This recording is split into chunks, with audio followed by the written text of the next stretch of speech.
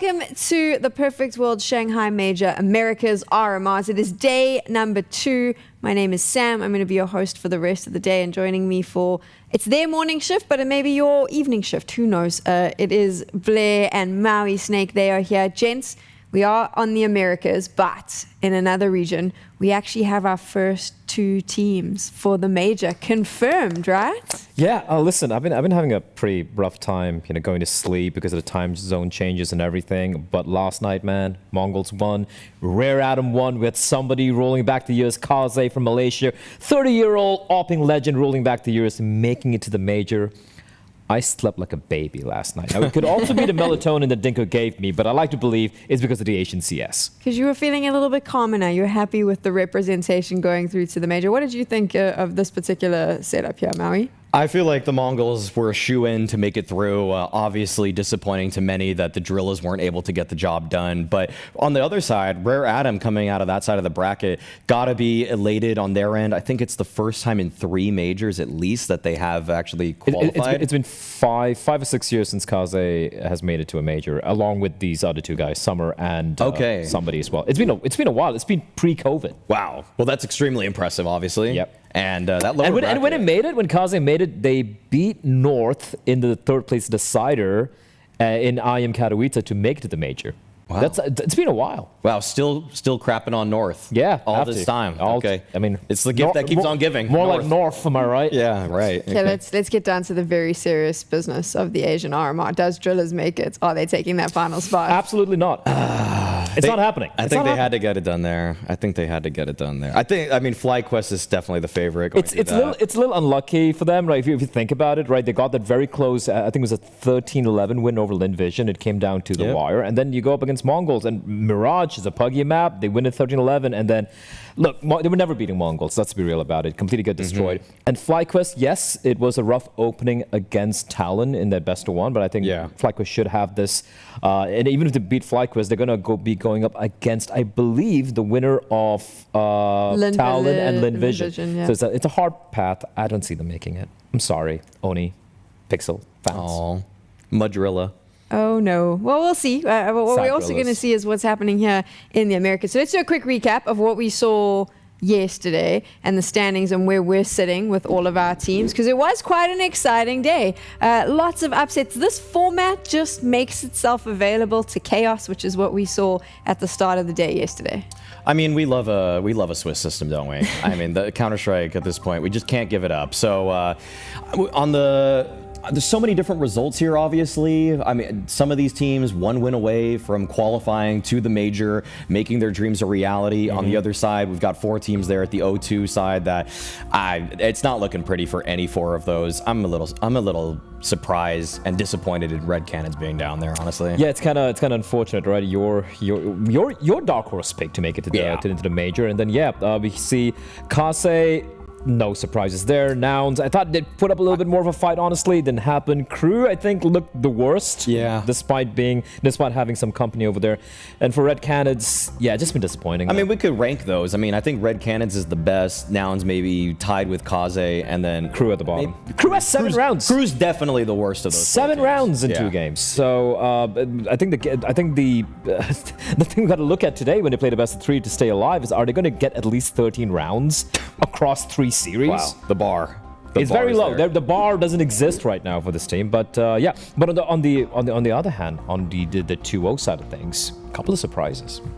A couple of surprises? A couple of big surprises. Holy hell, guys. Wildcard is 1 game away from making the major. That is insane to me. Let's see if they get the job done. I've liked some of what I've seen from that team, but in the stead of Liquid, in the stead of Furia, to not see them in that sort of 2-0 position, that's what's surprising to me. I do feel like Wildcard definitely impressed a couple people. This victory against Liquid, the massive comeback that they pulled off. Like, I gotta say, like, this team, I mean, I think that it's actually, some of the IGL, some of the interviews have talked about the importance of good in-game leaders in these kind of BO1 formats, to have someone that is going to actually instill confidence in the troops. Stanislaw did that. He absolutely did that. There were excellent plans in this game for Wildcard, and they made Liquid look like chumps. They made them look like a disorganized group of ragtag players that just formed from an FPL lobby, and if you look at their flags, you probably think that, but it was actually Wildcard who looked more synergistic as the game progressed. Yeah, absolutely. And I do want to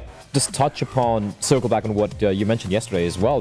Looking at the way the RMRs are being played, they are playing from the hotel rooms, so despite it being on land, doesn't really have that face-to-face land feel. And this is something they actually touched upon in the interview as well. I think it was it Stan or whoever, I think it was Sonic who mentioned it. They were just joking, telling JBS like, hey man, you're playing like you're playing online again. I think there's absolutely a factor being played into the way they performed yesterday. But that being said, they're playing the cards that's been dealt, and they're doing a fucking great job in it. Sorry for the F-bomb, but I had to drop it right there. I think for me, the wild card conversation is the fact that they have got these 2 victories, but it wasn't against easy opponents. They got victories against 2 of the favorites coming into this, Liquid and Pain, which is where I start going, well, damn, if you can do that, 9Z is the only thing holding you back. I honestly think if they continue to play the way that they are, there is potential for them to do that upset and to beat 9Z. There is, but also, there is also the caveat that when it comes down to these 2-0 matchups, I've seen so many times these big underdog teams when it comes to RMRs, even when it comes to the opening stage of the major, for example, they go 2-0, then the best of 3s come up, and they're like, all right, we have at least 2 chances to make this happen, right? And then pressure starts mounting because you just need one more win. And that's when I feel like someone like Stan needs to lay down the law for this team. Well put. Now, I feel like when it comes to what their chances are right now for Wildcard, just by being in the 2-0 position, I would say that there's easily like a 75% chance they make it through at this point. Like, that's way better than I thought going into this. When we made our predictions on day 1 there, we did not have Wildcard in our top 7. I wouldn't even have put them in my top 8 necessarily. Maybe a cheeky 10th or something like that. So they are already exceeding expectations by a huge margin. It's mental. Who else surprised you yesterday, though? Because there were quite a few surprises. Legacy. For me, I think that FURIA game, for at least for amongst all the opening matchups, was the most exciting Counter-Strike we saw being played there. And despite some BS from some of the FURIA players, like your K-Starter getting kills through the smoke without seeing anyone, Cello with 4K, we saw some crazy rounds against the K-Starter over here, sticking the bomb. They were just stealing rounds away from Legacy, rounds that had no business winning. And despite that, Legacy taking it to overtime, and they called a better T-side, they called a better game of Counter-Strike than Fallen did in that game. It did feel like FURIA were panicking, and just looking at their in-game body language. You could see Fallen, for example, trying to take unnecessary risks. And I'm sorry, Fallen, buddy, you're one of the best of all time, but just don't, you don't necessarily have the reflexes or the sharpness to hit some of the shots which you need to if you're going to go for plays like that. On the flip side, for Legacy, when it was crunch time, when it came down to overtime, they didn't crack. And that's where I thought they would crack. That's where I thought FURIA would potentially pull ahead and get the win. Didn't happen. I'm just going to bring up once again, I feel like one of the main themes I've identified in this whole RMR system is just again the hotel room aspect of this. If Legacy's playing in front of FURIA, they would have crumbled. I don't think they would have won this game, but they're not. And so they are going to just be able to create plans quickly, on the fly, reactive, proactive, it doesn't matter. They're always going to be a little bit sharper and a little bit quicker than if the fear of God, which is Fallen, is right there opping them from close range. If he gets away with one of those kinds of movements, one of those kinds of plays, then all of Legacy's structure and fundamentals crumble under the pressure that is one of the greatest godfather figures in Brazilian Counter-Strike. Doesn't Legacy have a consistency problem, though? Because we saw them here against FURIA, sticking together, holding their own. But then they go against 9Z and they just fall apart. Only 3 rounds. They look like a completely different team.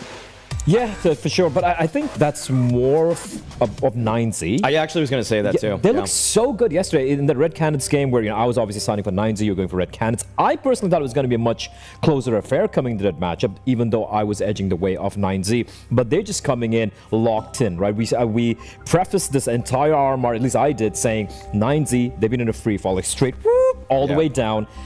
at some point it needs to click, right? And they've been losing against European opposition, good teams, decent teams, so to speak. Coming to America's RMR, you've been through the grinder, you've been struggling quite a bit, but this should be just a cakewalk for them, and that's what they're showing in the server right here. So I don't want to harp on Legacy's performance too much there. I just feel 9Z completely outclassed them. This way gets a bit difficult for Wildcard, right? So Wildcard set themselves up that this is their easiest way to the major. But if they don't win against 9Z later today, then it becomes a little bit difficult because the level of opposition becomes quite tough. But you are going up against, like you said, 9Z, who looks extremely strong. And I'm hyping up Wildcard because it's the fun Cinderella story. But on the other side, 9Z looks like the team that might just cruise all the way to that spot. 9Z are coming into this tournament with a completely, I wouldn't even say new face, it's like a reinvigorated face. The face that we saw from them at IEM Dallas earlier this year caught everyone by surprise. They slingshotted themselves into top 12 in the world rankings, and they have precipitously fell off from that point. And coming into the RMR, like we said, I mean, they've been losing a lot, but it has been primarily to European opposition. And what better way to actually harden yourself by going through that sort of fire when you're coming back to an America's RMR that is considerably weaker. Like, let's just be honest, it is weaker than the European RMR.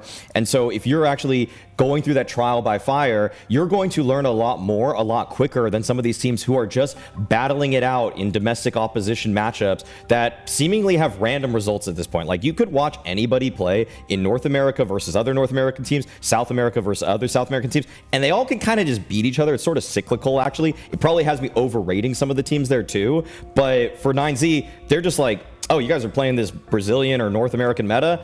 Like, we're not playing the best European CS, but we're playing it nonetheless. For all the weebs out there, it's like Krillin coming into Pokemon and just like beating up all the Pokemons out there. It should be easy, honestly. And that's what they're showing the server.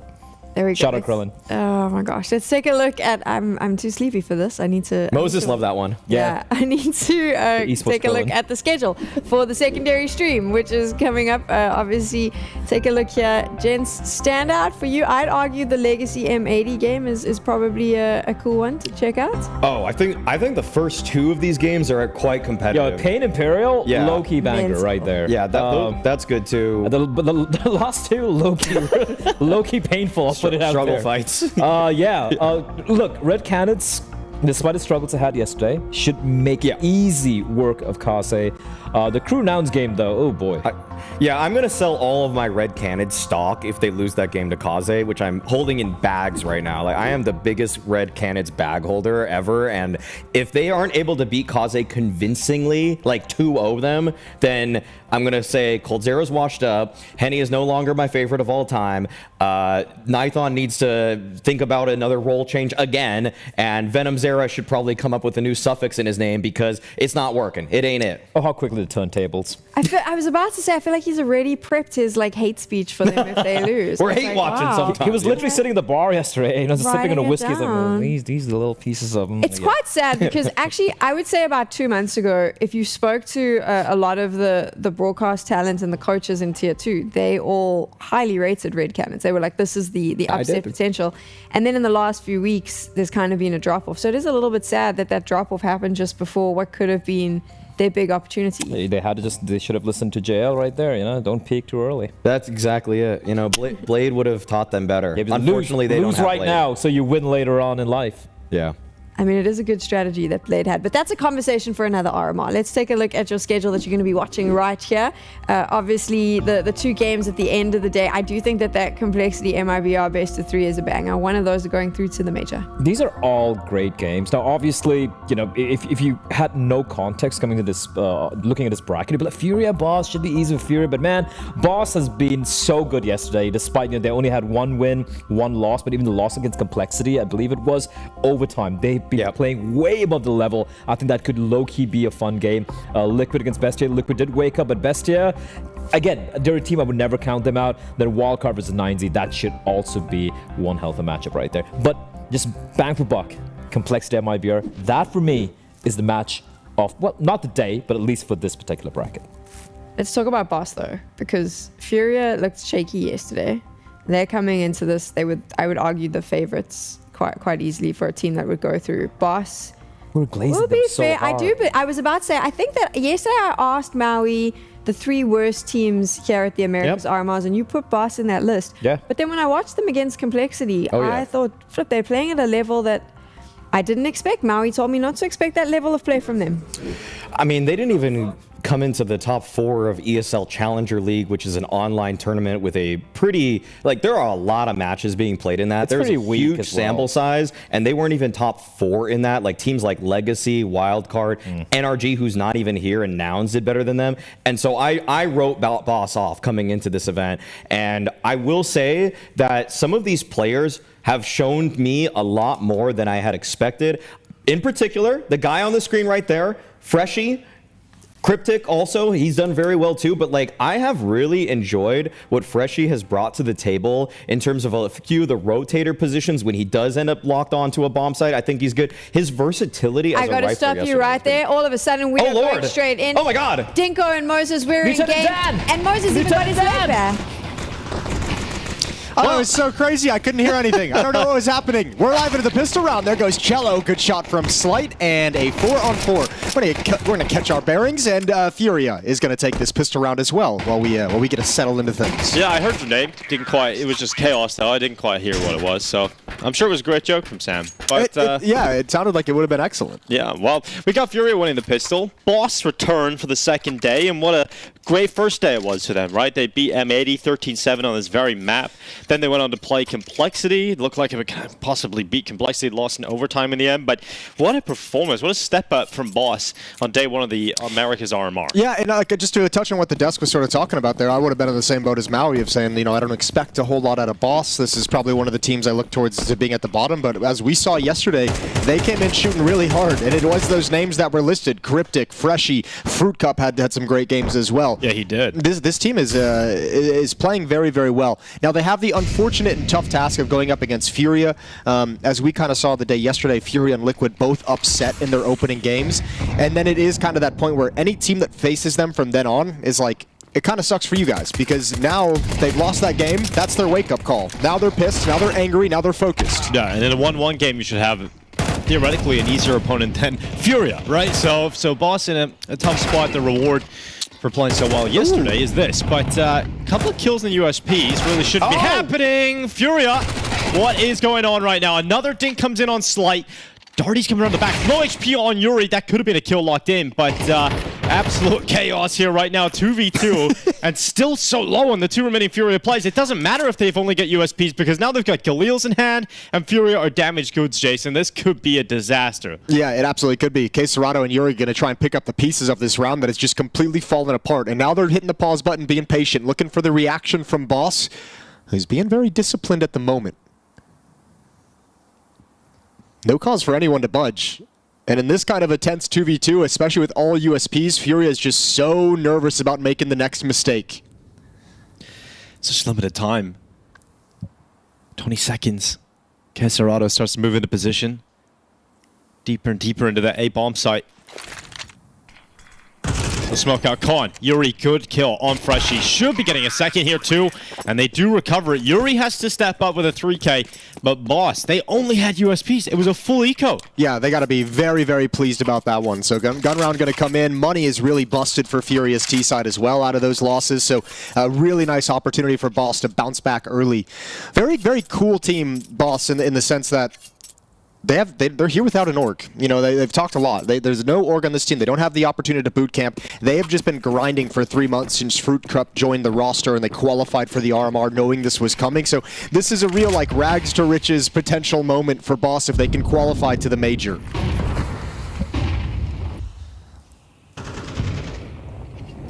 Yeah, without the support of an organization qualifying to the major, getting that sticker money allows you to live the dream a little bit longer, but right now, finally a buyout, Slight onto the AWP. Furia yesterday played Vertigo against Kase. They beat them 13-5. Hard to read into that result too much.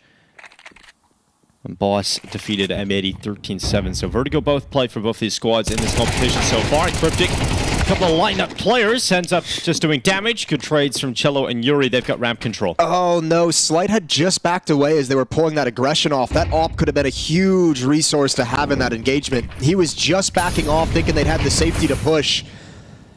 One up peak to take down one of those players might have allowed that to have more impact. So now it's a struggle and a missed shot. Well, the AWP really had a tough time in that round, didn't it? It's completely gone now. We're going to update every single client really quick for you. Yeah, that's CS always drop an update in the middle of nowhere, don't they?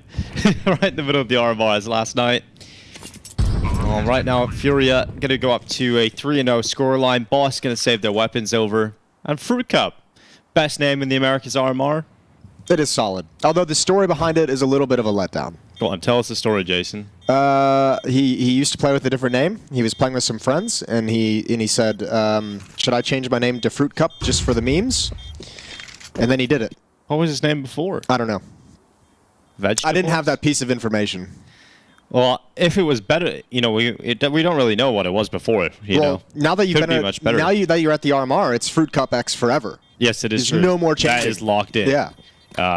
So if he does make it to the major, we'll have Fruit Cup stickers. That's pretty cool, actually. Now that I think about it. Yeah, and you can do whatever you want with the Fruit Cup. Great stuff from FURIA. It's not the greatest road to 3-0.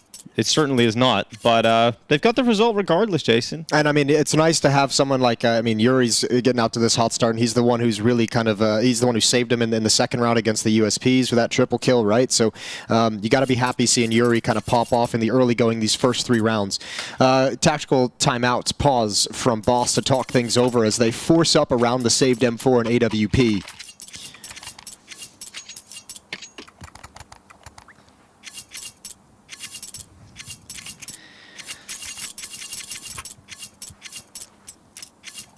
Slightly fresh Fruit Cups in this cryptic message. Darty. I was wondering. I was like, how's he going to do Darty? You can't tie Darty into You can't do Darty. You can't. You cannot.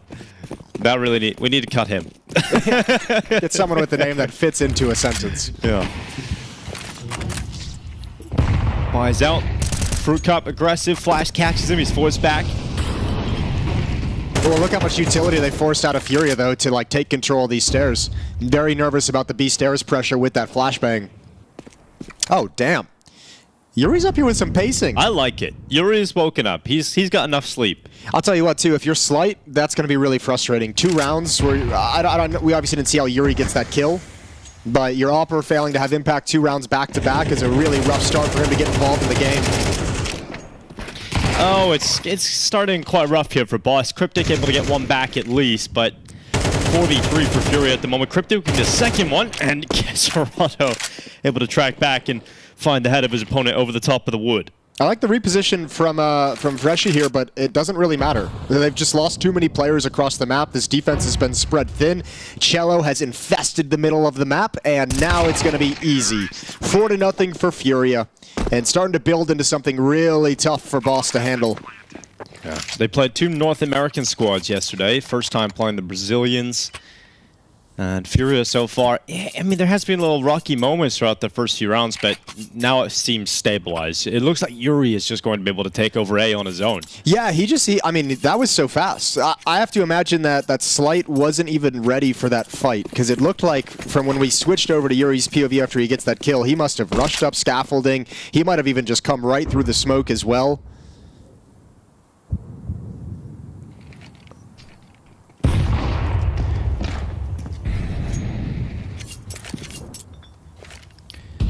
Down to upgraded pistols for Boss. They'll save most of their cash to the next round for that buy, but here goes FURIA again through that bottom B smoke. They've got bottom B control. Yeah, just going through the details. Clearing boards, and they won't take this round lightly considering the second was such a close affair against USPs. They know it's going to be a force buy, so very far back, looking for pushes, looking for what Boss, gathering information.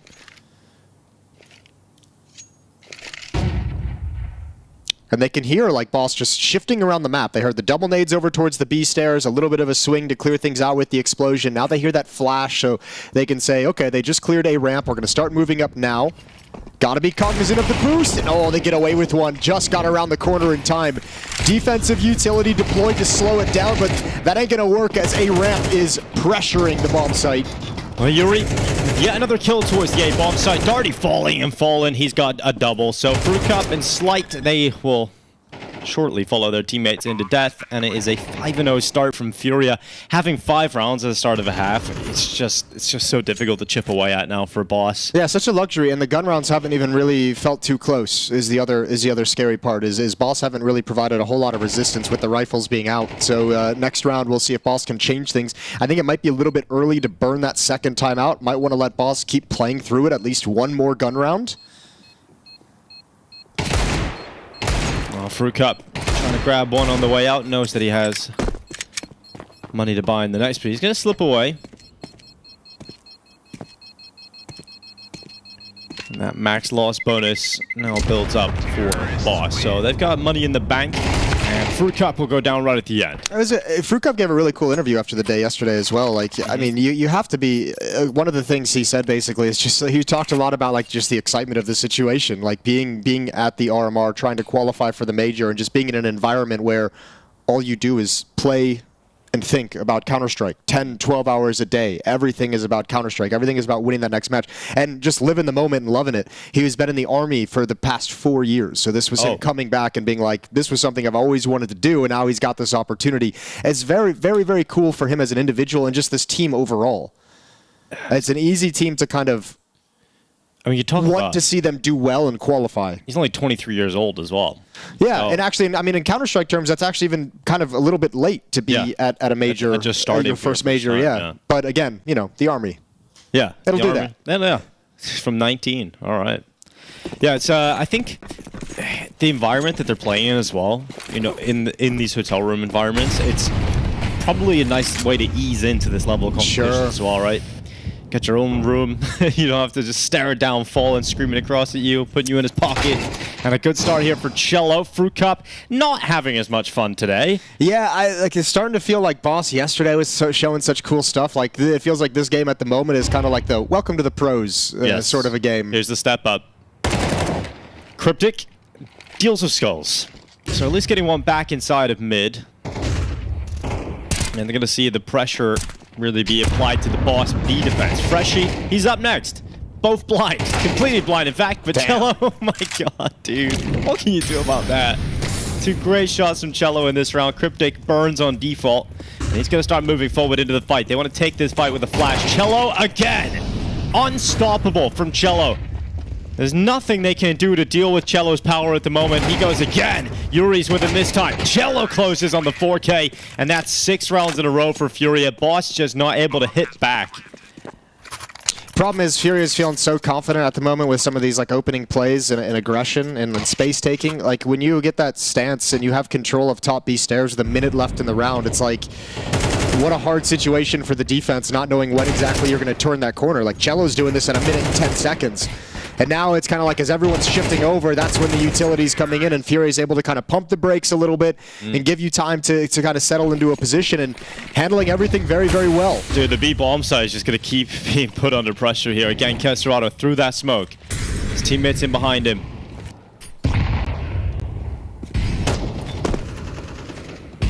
Utility being put in place to disrupt Boss's positioning. They're forced into the open, they're forced into these fights, and they're losing them every time.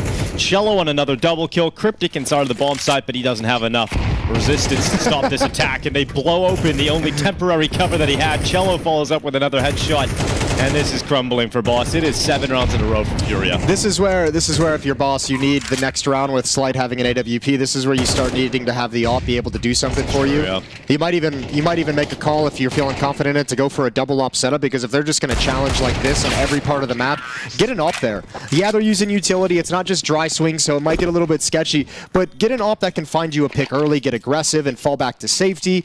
Maybe he gets a kill if someone trying to take a fight at stairs, and just make him a little bit more nervous about peeking into some of these bomb sites. But we've already seen the 2 rounds that Slights had the AWP. He has not been effective. Tough match at the moment for Boss to try and handle. I think it's just with the pace that FURIA are throwing at them as well. They know when they've got you in the corner, they're just going to keep hitting you over and over again. With some of the speed, Boss just not able to handle it at the moment. Here goes Slight. This AWP, you mentioned it, needs impact. And Slight opens up the affairs with a kill in mid.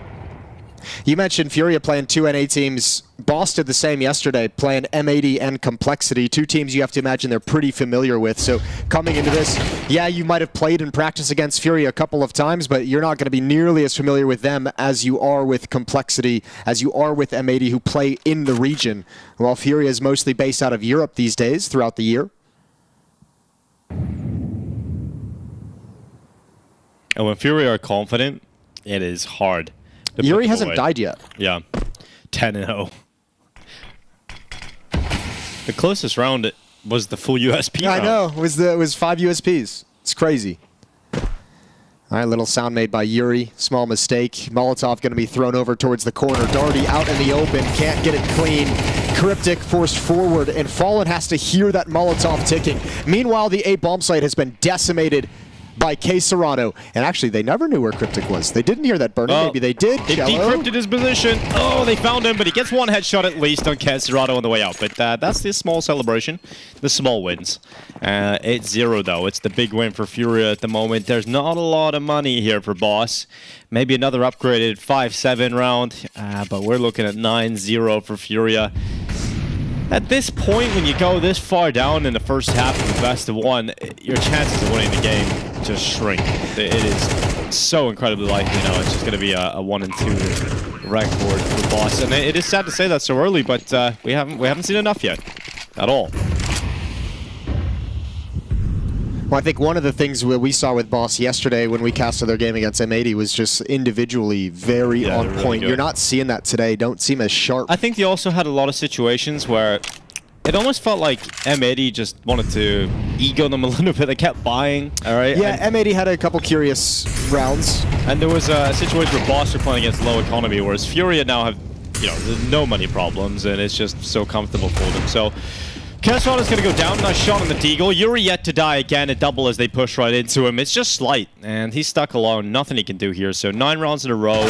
The buy comes back for Boss now. And the best case scenario is they win the last 3 rounds in a row. Best case scenario, that is. I'd like to see them almost, I don't even know. I was going to say I'd like to see... round?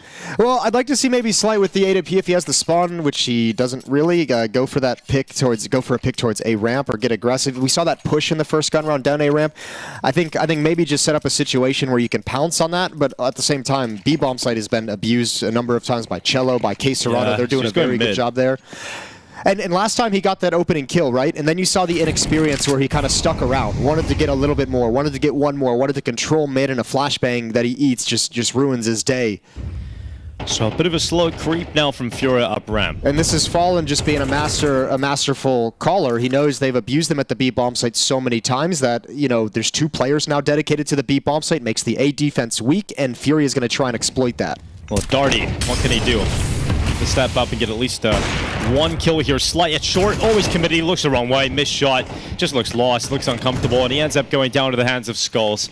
And Furia just overwhelmed the A defense. Darty's forced back in behind cover, and Furia have the bomb site to play with. Now Yuri's going to move forward. Remember, he is the immortal in this half, and it's his 13th kill. Will be unlucky for him on the next 2 final, we'll find out. But Kesserato's got that flank backside. Krukop's about to walk into Fallen. And Cryptic goes down to the hands of Yuri, who now increases to 14. It is 10-0 for Furia. They've come to play on day 2. 3 players have 16K starting into this round. Yuri, Skulls, and Fallen just have not been dying in recent rounds. Well, 3rd timeout for Boss. Well, what can you do at this point, right? There's no point in saving that last one. No, you need the rounds. The big second half comeback. Yeah, now it's like, all right, boys, we're not really playing for the win at the moment. We're playing to get off the goose egg. Playing for pride. All of Boss have the same amount of kills as Yuri. 7, 8, 10, 14. Yeah. You nailed it. Well done. Thank you. That's that. I can count to 14. Yeah, you're great. I know it's surprising, but I can 15, do it. On the other hand, a little weird. That's where it ends up going wrong. But unlikely we see 15 kills from Boss. So we're going to have to just wait and see how this goes down. 10-0 for Furia. Well, if you're Brazilian, you're loving this. And it's it's really kind of tickling me right now, Dinko. What's tickling you? Sam brought up that Maui said Boss were one of the lesser teams at this event, and then they looked good yesterday. And then he had to go back on it. And then he was kind of like, yeah, they played really good yesterday, and now here we are, and It's back to where he probably originally And thought he was like, oh, Freshie, man. I know. He's my Even said, favorite. Freshie played great. He's got 1 kill today. How does that Cryptic feel, was Maui? awesome. He's got 4 kills right now. It's just... Well done, Maui. How does it feel to ruin your own countryman's day? This is America's team, Maui. America's team, Jason. Playing real American Counter-Strike at the moment, that's for sure. Well, you know, even if they go 1-2, they still got another game. And it's best of 3s from that, Jason. Some positives at the end of the tunnel. Yeah, I guess. Nice flashbang. Goes to the peak into middle. And Skulls will take some damage off the top. Look at Cello. Oh, that could have been a very cool play, sneaking through the smoke, but no one's even at the bomb site. Everyone was very, very passive, shifting over. They tried to set up a little bit of a trap at A ramp, and then everyone kind of moved as a pack. So at least a 5-on-4, a man advantage that they need to capitalize on. And still staying at this B bomb site because there is deep information. Important for Yuri to push him back. And now there's a world. If Furia just stay patient, I know the clock's going to start running down. They're going to force the rotation. Oh, God. Yeah, it's perfect. They're just outplaying them so much. And this is just Yuri. Yuri has just sold this fake against 5 players. Yeah, that's what he's been doing all half long. Like the first few rounds, you could just send Yuri on his own. The A bomb site would fall at his hands. Kesserado into B. Skulls are going to go down. Kesserado actually falls as well. And somehow the Cavalry's got back with 9 seconds left. It all has to be Yuri, and it won't be. Out of nowhere, they made the perfect round. They just didn't go B. They didn't pounce on the opportunity created. Well, you got to give some credit over to Darty. He had a nice hold in that 5v4 as they kind of come in. And that's something that Boss has struggled to win in those sorts of situations throughout this half, is those initial peaks from the Furia players.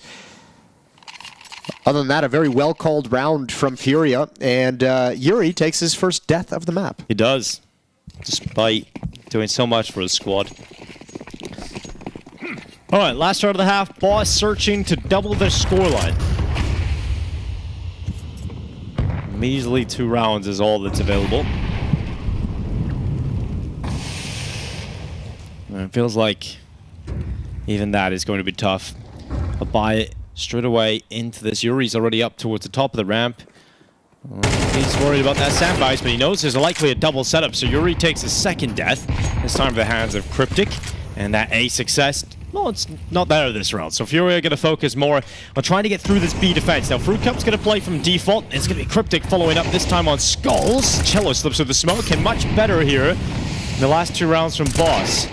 Kesserado doing a decent job in terms of taking Fruit Cup out of there. Cryptic also falling. Slight goes through the smoke. A risky play, stopped by Kesserado, and suddenly just Darty. This round looked good for Boss, but it's gone back into the hands of Furia. And Darty wants the second round here for his team. He wins these. He wins these for sure. Darty. All right, that's unfortunate. Next time he will. Nice he will shot. win it. 11-1, Kesserado flips that one back with a 3K, and Fury can be very happy about the half of Counter-Strike they just played. Yeah, this is like it's like breakfast for them. It's like they're just waking up, feasting on a North American breakfast. You know, gravy biscuits, Jason. Nice southern breakfast. Yeah, that is amazing. It is a delicious artery clogging. Clogging. It is. It'll make you a little sluggish in the afternoon. It'll give you a little heartburn, but it's very worth it. It is definitely worth it. For anybody who is not American, biscuits are like scones, you know, or scones. They're not real biscuits, I guess. It's not really how I would describe it. I'm not going to lie to you. They are very similar to scones. They are, man. Okay. They just taste more chemical. I'll give it to you. This tastes like more chemicals. It's a scone, a chemical flavored scone. Really. It is. That's exactly what it is.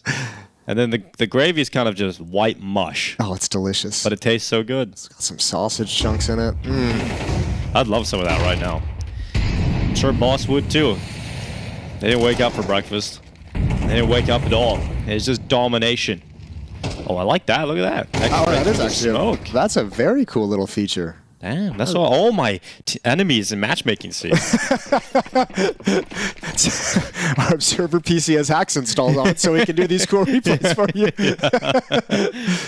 Well, Fallen, he's ready to go inside the middle, and he spots out 1 or 2, but he's not going back for some reason. Well, the flash wasn't as effective as well. It was. I mean, Freshie was blinded. He just still nails the headshot. So Fallen, not exactly the play he had in mind.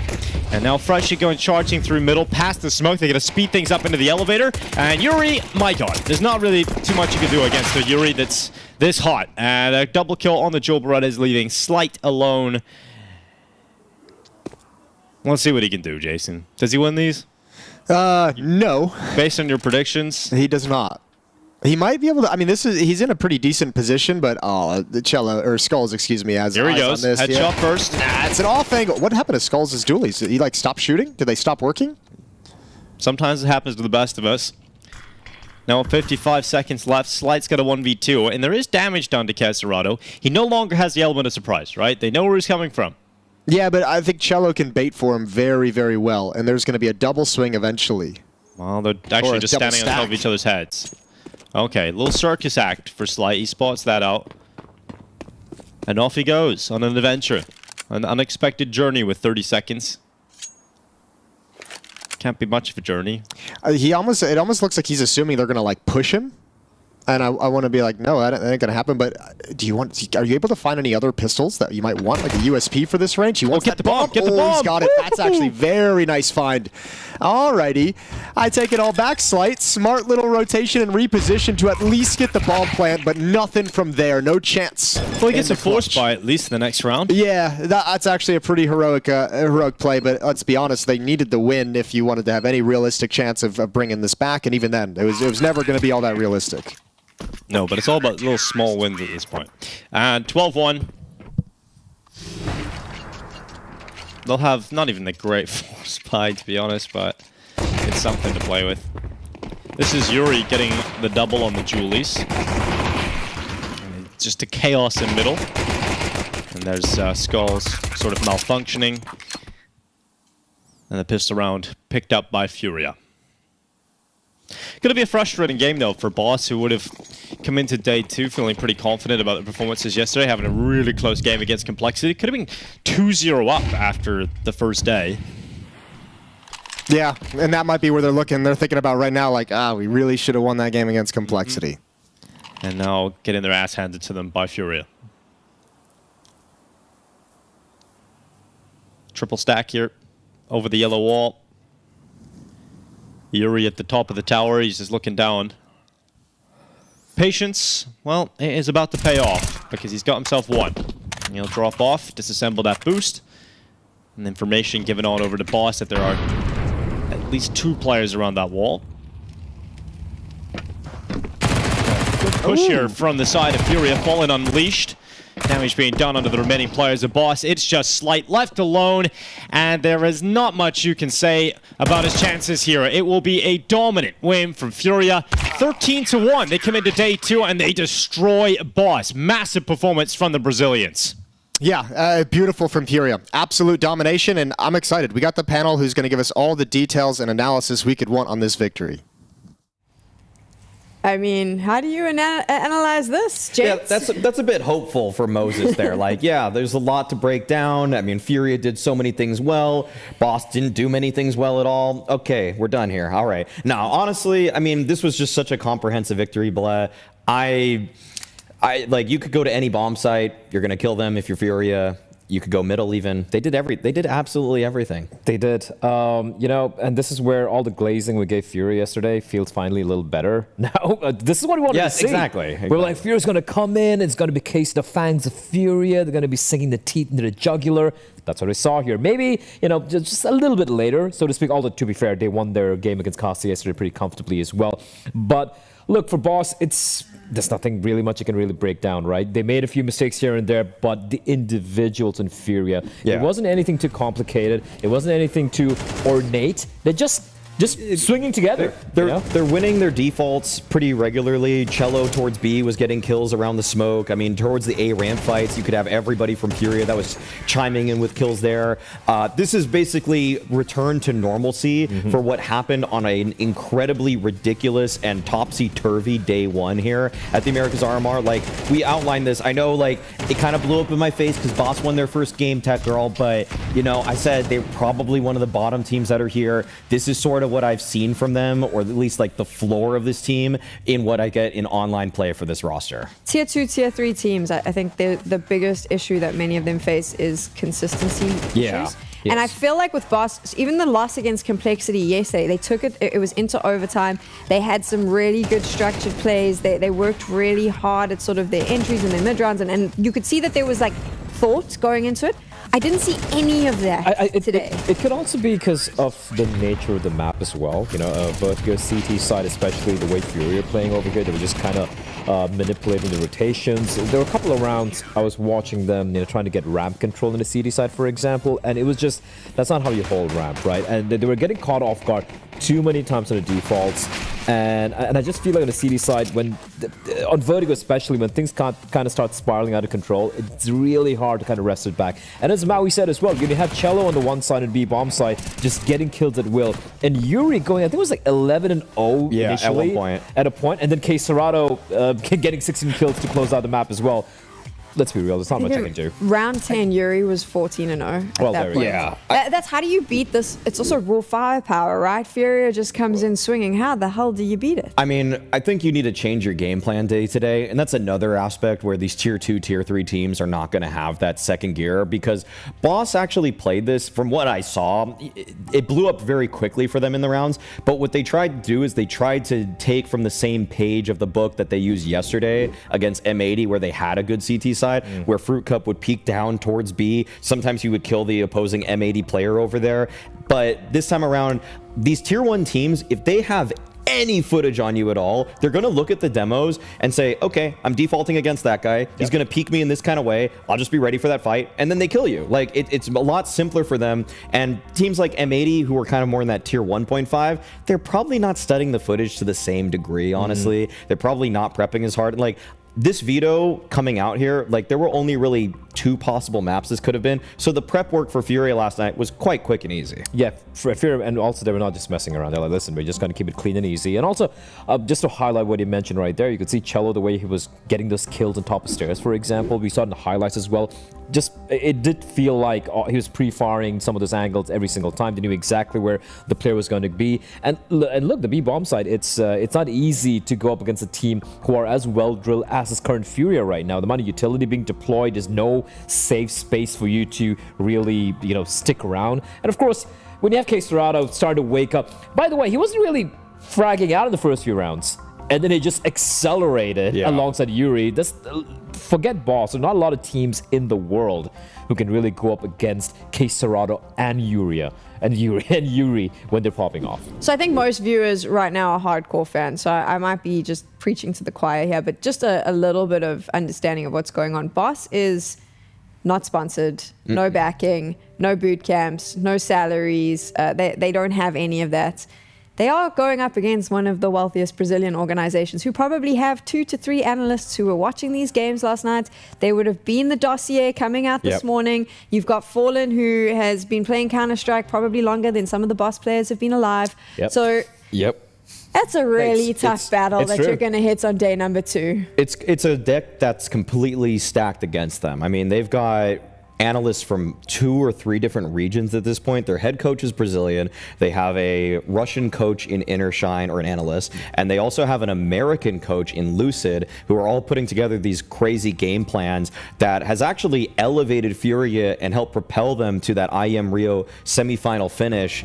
And a lot of that's due to the fact that they've added a lot of structure. They are clearly studying their opponents. They're not just one tricks anymore that was just founded on Art's ridiculous, wacky antics. Like, they have layering to their structures now, and that's why we favored them so much going into this one. And it's why, in my eyes, like, FURIA's, they fell off pretty hard a couple months ahead, like maybe 6 months ago or so, when they were kind of like the changing of guard for the players, and like, are we getting Kai? Oh, we got Skulls now. Like, they had to fix a lot of things, but now they're in a much more stable position where they can just build on a very steady foundation. Yeah, and I feel like every interview Fallen's given as well after the break, right, once they got Skulls in as well, every result they've had has been incrementally better every single time. And I think for them, the entire game plan is, listen, like, getting to the major, I think, should be just an assumption for them. They're like, yeah, we're making to the major. It's not even going to be them really breaking a sweat, despite the loss they had yesterday in the first match against Legacy. I think for them, it's about peaking at the major.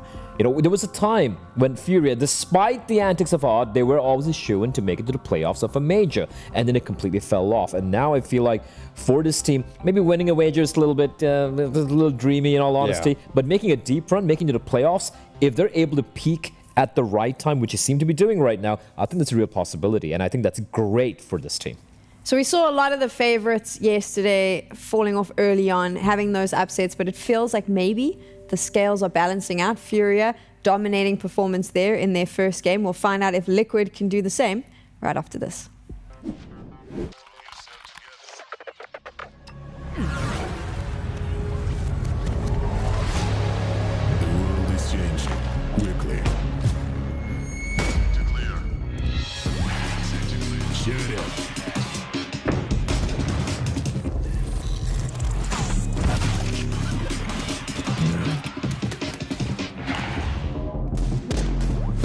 Is changing, but one thing remains the same: victories with 1xBet.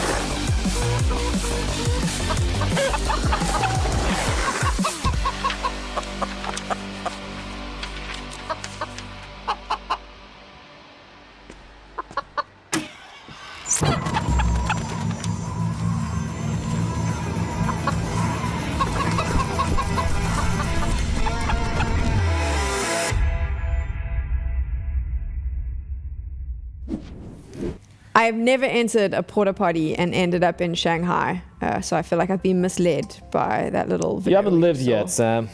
I haven't lived yet. There we go. Also, how much cooler is everything when you add RGB? I also want to skateboard with RGB wheels. I mean, I love everything that guy does. Like, Yeah. I actually feel like half of the budget of this event went into that guy. Like, in And I'm fact, okay with he that. might be the biggest star here, actually. He's bigger than the game. He's bigger than us. That's Literally bigger than us, right here, right behind us, right there, high. And He's massive. everywhere. He's everywhere. Love it. And Big high. I just love how we're getting new lore every day. It's like just like we're starting to find out more. We saw you saw one of the teas as well called Bye, I guess. Yeah. It's We amazing. think. We think hi bye. High and by. Yeah, we're learning more every single time. Getting so cultured right now. There we go. I had so many jokes when you said he's bigger than us about height, but I like you guys too much, so we're not going to go into that. Let's go into what is about to happen now, which is Liquid is going to be going up against Bestia.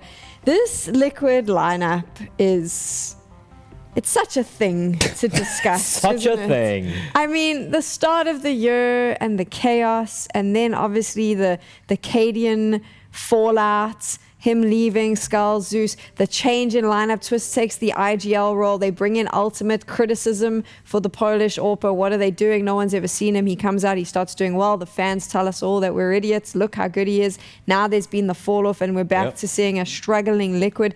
So many highs and lows. Yesterday, first game, big upset, loss.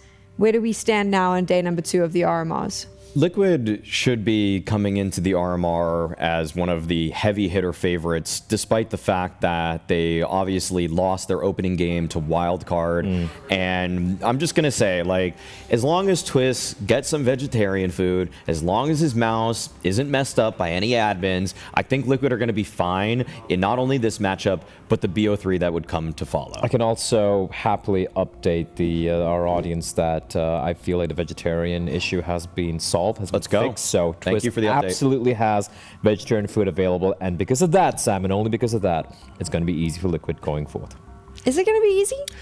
Actually, I'm not sure. I'm not sure at Bestia. Let's. I mean, we could flip it. We could flip it here. We could talk about Bestia and what they really are as a team. I think that when it again, like Liquid themselves, they're a team that really has only lost to some of the elite competition in the world. And Bestia is a team that's catching a few people's eyes because they're making some waves in the LATAM region in general, mostly off the back of 2 of their star players, Luchov, Thomason. Them 2 in particular are clearly standouts on this roster, and they could pave the way for Argentinian, Uruguayan Counter-Strike. They could move forward and put that region on the map, because they are getting on the map. PGL is going to have an event in Buenos Aires next year. Hell yeah. And it feels like teams like Bestia, teams like Nouns are a big reason for that. I feel like even for Bestia watching yesterday's game, sure, they got kind of curb stomped by Complexity and Anubis. I did say, Anubis maybe not a map you want to go up against Complexity on, in all honesty, but then they were able to wake back up and dismantle Nouns in a very convincing fashion. So despite the fact that we might be losing Red Canids today itself from the Americas RMR, I feel like Bestia are going to potentially take the spot. I think they can be very competitive. I think they could potentially be a dark horse here amongst all the teams to make it out. And also, like, they really haven't played each other in a while. They did play in the Copenhagen Major, the RMRs, and it was a very close affair on Inferno. Anubis being allowed again by Bestia.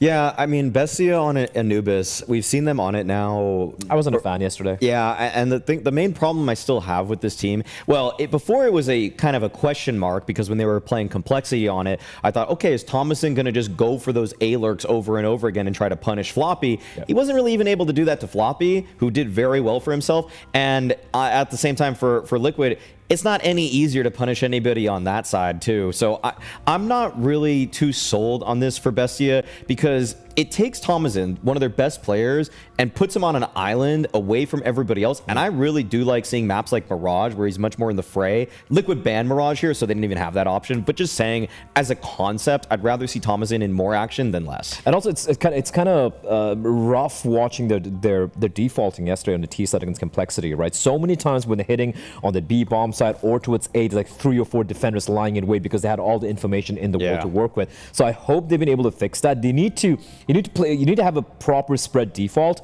or else you're going to get eaten alive by Liquid.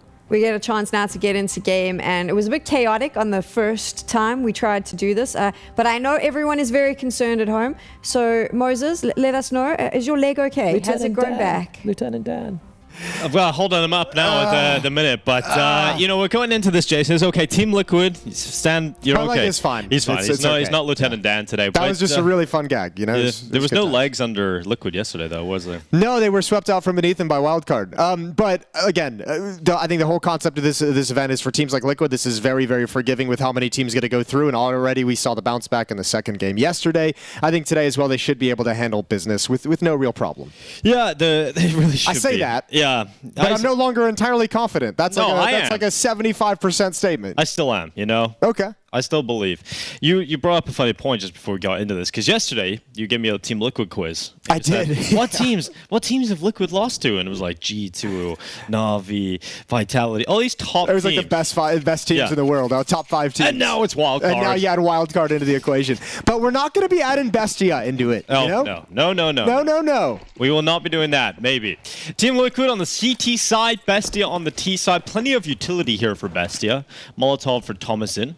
Noxy has a plentiful of utility, and JKS is just watching in towards main. So just eyes on A, sees utility coming in, Fountain mollied out, and JKS knows at least one player outside of A at the moment. A very mid-centric defense from Liquid, so they can be pretty quick and reactive to both of the bomb sites. I think the hardest thing to figure out is when does Naf, who's playing solo at the B bomb site, if they end up going to that map, when does he get that information? Will it actually allow them to beat the rotation?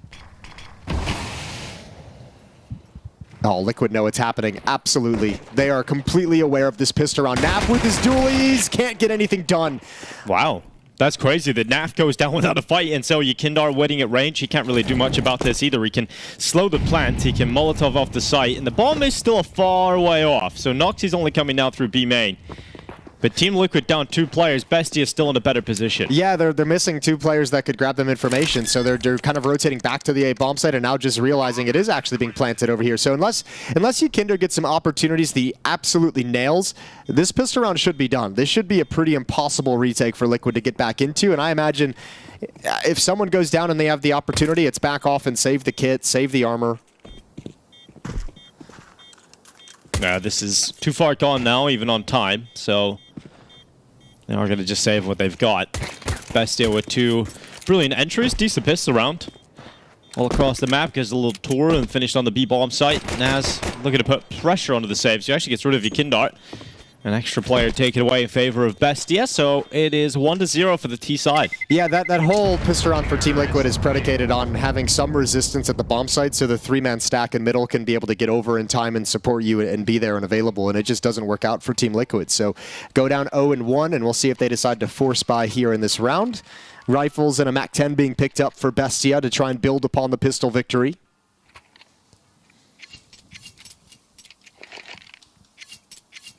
Bestia, one of the Argentinian teams here in attendance. They've got Uruguayan in the form of Zoc as well. Bestia defeated Nouns yesterday, lost 13-7 on Anubis to Complexity.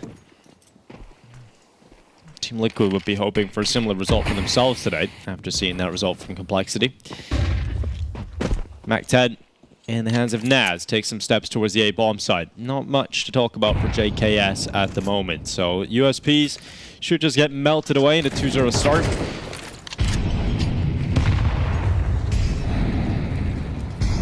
Here's the full set piece. Nice and easy for Bestia. All the utility dumped and deployed, and Liquid have nothing to fight back with. So yeah, it will indeed be a 2-0. Nice and simple, and Liquid not giving them a whole lot of chance for frags in this round as everyone backs away. Yesterday, Ultimate gave an interview of VHL TV, and I think it has got a little bit of a conversation going, because there was one of the statements he put into the interview was something about maybe his practice intensity has dropped off just a little bit individually when it comes into the Team Liquid roster. I don't know if you caught it yesterday, Jason. I did, and my opinion on this is, like, I don't make a big deal out of it. Obviously, it's a very, very bad quote in isolation. Yes. To read, but I attribute it more. Actually, Liquid does a pretty good job here at the end of the day of taking a lot of kills. I attribute it more to I think a lack of media experience. That's obviously a sentence that you should probably never utter and maybe in an not interview. being maybe English obviously is a second language That as well. too. So being able to put into words your thoughts on the matter is sometimes maybe doesn't come across as clearly as you want as well. So there's a few things in that. I mean, I think also, I mean, in his mind, it might even have just been like a kind of a throwaway kind of comment that he made, and I think too, it's an inexperienced player kind of probably having to go through the process of searching for reasons of why he's hitting this downturn in his performance, and I think it's just something he said that probably is a learning experience when he looks back and reflects. Yeah, probably got told. Yeah, maybe don't say that. Maybe even if They're gonna run with that. Yeah. But he'll have learned now. Because I mean, remember too, all the reports out of the Team Liquid camp of his first 5 months or so in this roster was hard worker. He's doing everything he needs to do. Obviously, was a very effective player in the early going.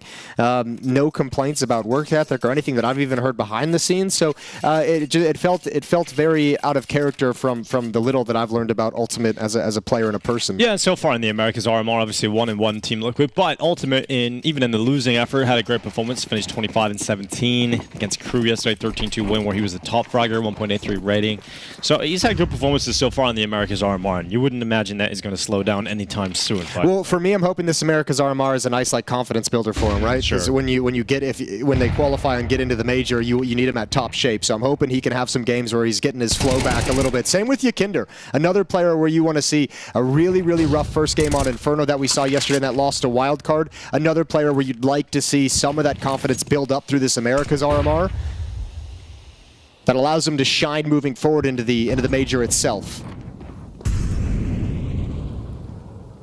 And Yakinder is the man to kick off this round with the opening kill on Thomasin, a player that the desk has highlighted as one to watch for Bestia.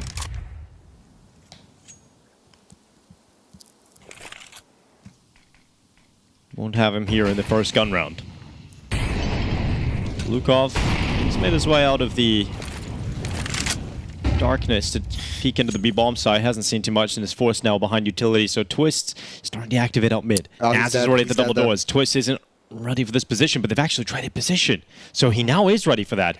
He tracks into the smoke. He knows there's a possibility. He's going to clear it. Dang. And Twist is going to check for Naz. He got his scent. Yeah, really nice heads up from Twist as that smoke clears. Yakinder hiding inside the bomb site can bide his time, can lure them closer. He's got teammates to take some attention away. Here's the peek. Yakinder's got one, and now there's nothing to do. 1v3. Gotta clear out the bomb site. Wow. It's Yakinder again. Yeah, great round from Yakinder. First gun round, 3 kills. Started off towards A main, just gradually dropped back into the bomb site and places his position at cake perfectly for the final 2. No bomb plant for Bestia. Puts him in a weird position economically. Probably going to have to go for the force here. You can get an AK out on a couple of players. Tech 9's on the rest. And I think Yakinder, great talking point you raised earlier. It's just, I think he has been catching a lot of criticism in the team, and I don't think it's been necessarily fully unwarranted. Yeah, no, it's rightfully so, and I'm someone who's been on kind of the train of Yakinder is going to come back and get into shape, and it's just taken longer than I actually ever expected it to. And as I said, I think this major in this tournament is going to be the big indication and the big read of whether this Liquid roster can continue moving forward as constituted. I think when I watch Yakinder, I think what I see is I'm not so much worried about seeing some missed shots. It just feels like when I'm watching him make decisions, he doesn't have a whole lot of comfort in the decisions that he's making. It's almost like he's split between two minds of what he's supposed to do. So I think he's really struggling to find comfort within his game at the moment. And that's limiting how much impact he can have as an individual. There were moments yesterday, JKS looked incredibly comfortable, and he's going to be one of the players tested over towards the say bomb site. So nice boost up on the table, but they fell off of it. And JKS isn't exposed anyway. Yeah, but that's a perfect shot with that boost up for a little jiggle peek from JKS, which he's going to be doing from time to time. So there is an element of danger, and here comes the ult peeking in. Oh, excuse me, the scout, and just drills it. He takes a dink, but nails the head of JKS in return. Yeah, Twist is waiting though, still at heaven. Still could be a problem because they're distracted about the camera fights, and so Twist snaps their heads off. And it's just Zoc alongside Naz, and Twist is going to spot one. Zoc is covered off at camera. And this force buy does not work out for Bestia. So down to the full eco. Should now be Team Liquid taking the lead 3-2. And as soon as the guns have come out, I mean, you are getting the expected result, which is Team Liquid looking like the better squad. Best chances to get going were off the back of the pistol for Bestia, and they didn't win the first gun round. Now they're going to have to deal with the uphill battle for the rest of this half, it feels like. Right, now if you're Bestia, you have to grind this economy down, and you have to imagine at some point soon, you know, as soon as someone goes down, maybe in this, if someone on Liquid dies, you imagine Ultimate drops the AK-47, picks up an AWP, and then you have a whole new angle to the defense that Bestia is going to have to worry about. So we'll see what they can do. Good information from Yukinda with that quick peek, and all the footsteps are going to let him know and confirm the rush is coming. Oh, well, it is stopped by Yukindar and Naf perfectly. So deal with that eco, 3-2 scoreline for Team Liquid. We'll get the buyback for Bestia. And no AWP will be spotted, so AKs across all 5 here for Bestia. Probably a Khalil on Naz, you'd imagine, as well, with 3,400 in the bank. Ooh, he's gone for it. He'd already had armor. 3-2.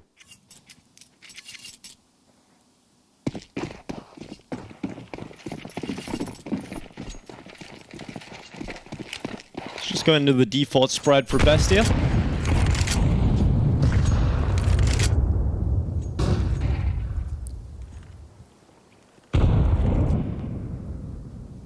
Not the only game on at the moment. Of course, you're currently watching the A stream.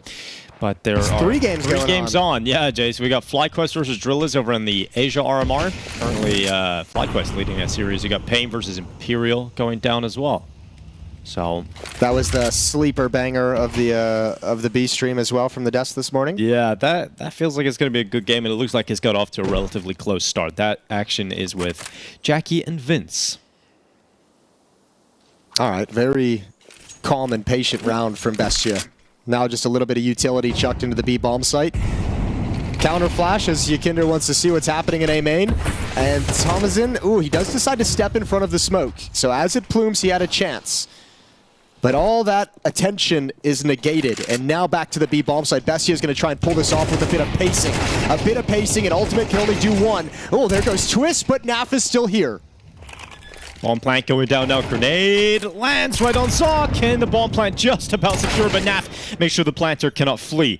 But Naf goes down immediately after, and Thomasin and Noxy now looking to close out a 3rd round win here for Bestia. But off the back of the platform, that's such an important fight, but you can see the sharpness of Thomasin. A great shot under JKS, and it's suddenly only Yukindar, who has no kit nor any utility on his back. The problem with the kit has been picked up. He's got one on his back again as he walked through the temple, but the time is still ticking on. And Yukindar is now closer to the site and being watched. That exit is covered off. Thomasin would need to go down immediately, and that's certainly there, but Yukindar does not have the time any longer to get the round win. So he'll flee, he'll drop back onto the beach, and Bestia able to tie up the game 3-3. Yeah, he used his smoke over at the A bomb site when that initial thrust was coming in from Bestia, that initial fake of utility. And if he had had that smoke in this situation, maybe he goes for the desperate defuse inside of it, but not enough resources in the 1v1. So good round from Bestia. Well done from Thomasin. It's a nice kill on the planter from Naf, but you could see the amount of which he had to overextend to find that frag. It just left him way too exposed to get anything done. And now you have the op out from Ultimate, so let's see how that changes this defense.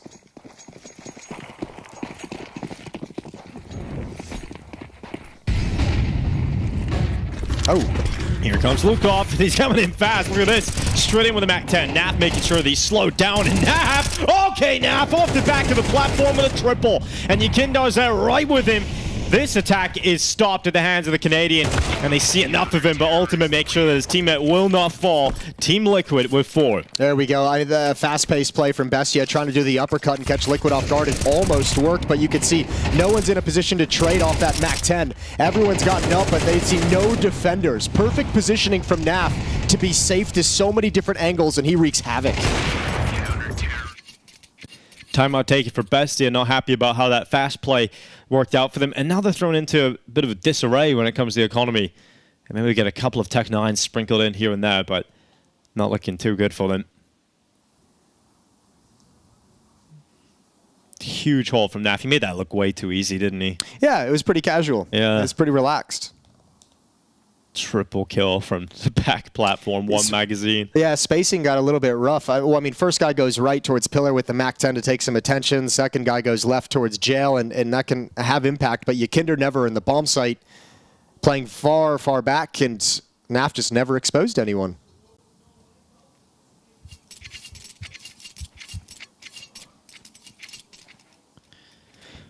So this is the buy they've gone with. So Hero AK for Lutrov and nothing else really around it. So let's see what Lutrov can do. One of the players that was highlighted also by Maui before this game started. Hey, Naf's going to get a little bit more love. Both Just playing, feed the beast. Both playing in dark, though. Ooh, yeah, you got to back away from that. Good flashbang.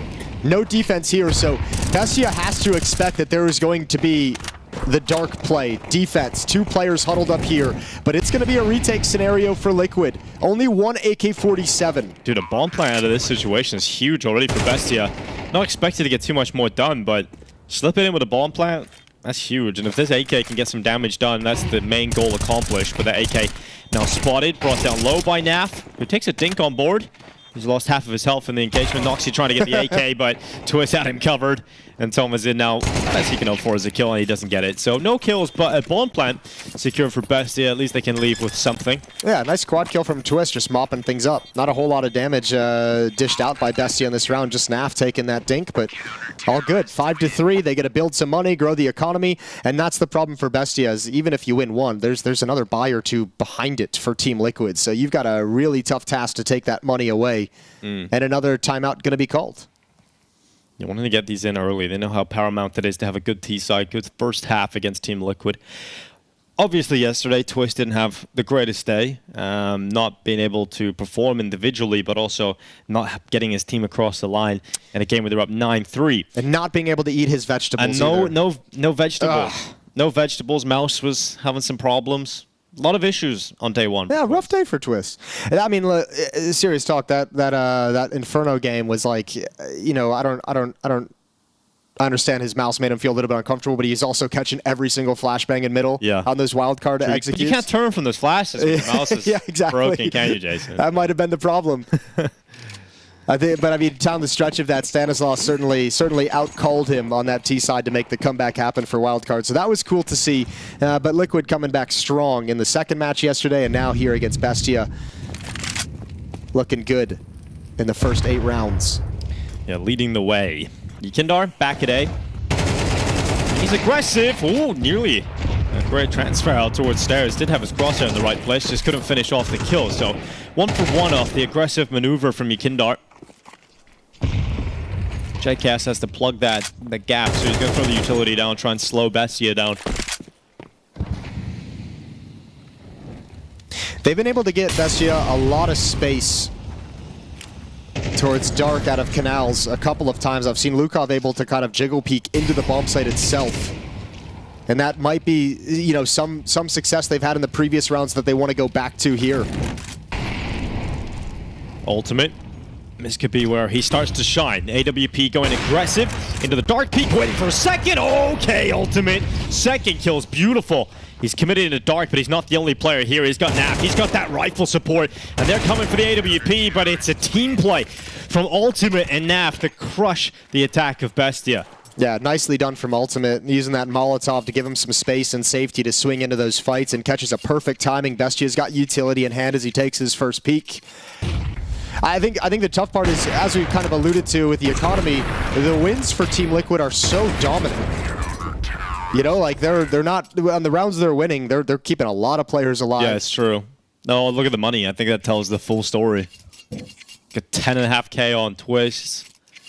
Nearly $10,000 in Ultimate and JKS. Yeah, they got money for a lot of buys, and this is the last timeout being used for Bestia. Yeah, which just goes to show how desperate they feel at the moment, feeling like they need way more rounds, or maybe the coach is just sitting there and he's like, okay, environment in the team is pretty dog right now. Like, we need to get some energy in here. We need to get somebody who feels like we can actually bring this back. This match is still very much in their hands. They can still come back and salvage a couple rounds and go into the second half with an opportunity. That's the thing. That's why these timeouts are being burned, right? Is like you know you cannot let these last 3 rounds entirely slip away.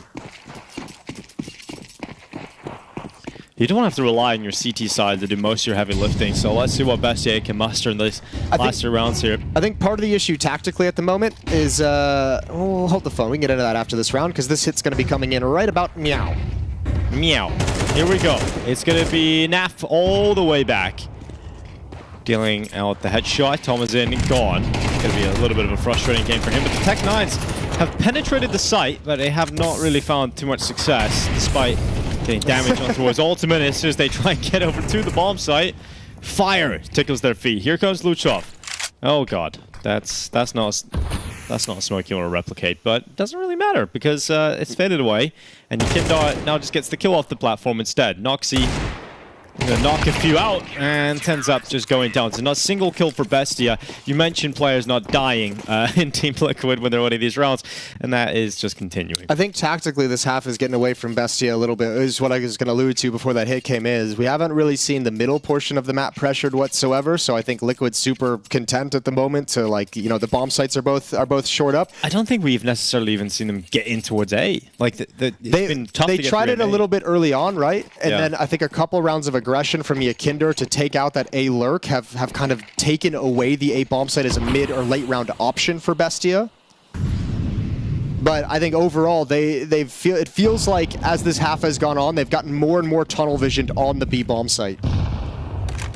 Well, if Ultimate stays committed to this, it does feel like he's going to die. If he doesn't just nip behind that corner, which he does very well. There's no peek coming in from Noxy. So now he's lost the angle. So we can't re-peek into that. That A fight, again, goes the way of Team Liquid. JKS is like, I finally get a chance for a second kill. I'm going to deliver.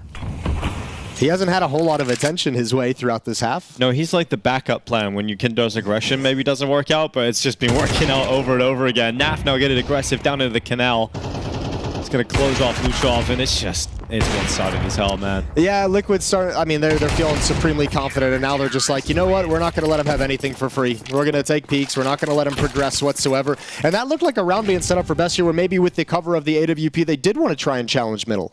I think outside of maybe this round, only one I can really think of is that little, like, kind of lurk in the door smoke that Twist was able to find out. That was back in, like, round 4 or 5.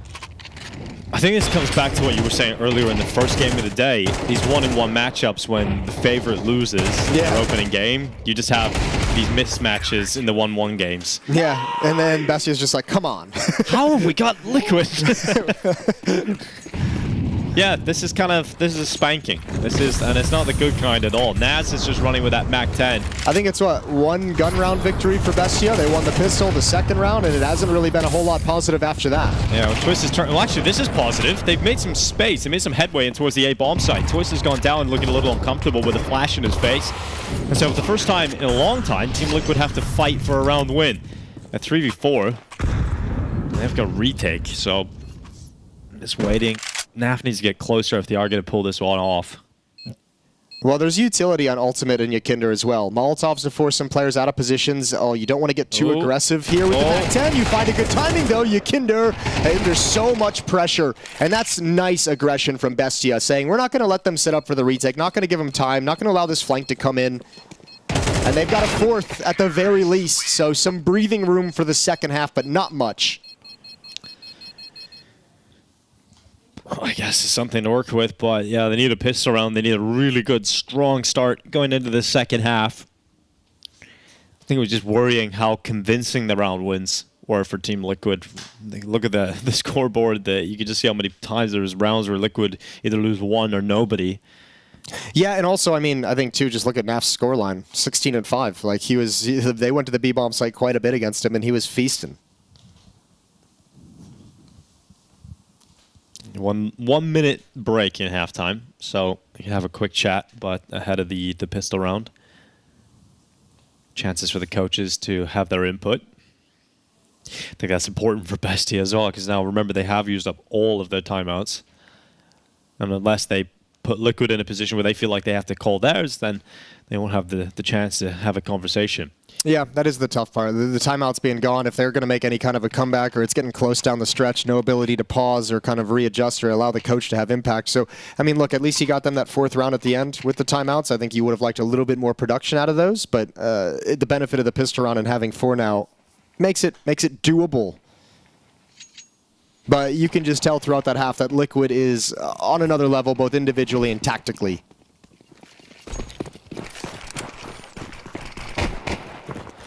Quick here from Twists, all the way through middle.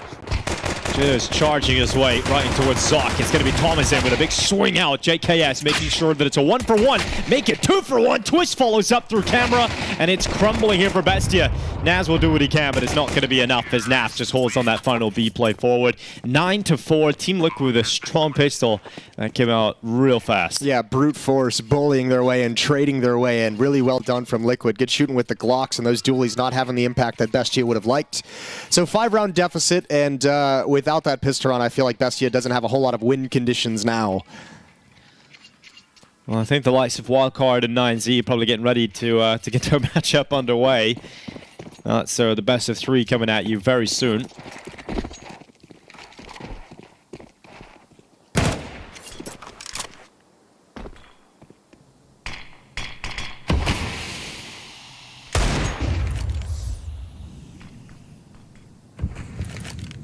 Force for Bestia. I see a lot rides on this. Lose the force buy, down to the eco, 11 rounds for Team Liquid. Game feels over. So let's see what they can do with it. Luchov holding with the D-Eagle. He's got eyes on Dark. Kindar eventually will round that corner with a MAC-10. But not anytime soon with that smoke going down. Yeah, plenty of time to be patient. Liquid obviously approaching this as a full gun round, knowing that Bestia have to go for the force buy. It'll turn into a B split. JKS still far back, looking towards window and middle to look for aggression, looking for someone peeking the A bomb site. Now a little bit of information for Luchov.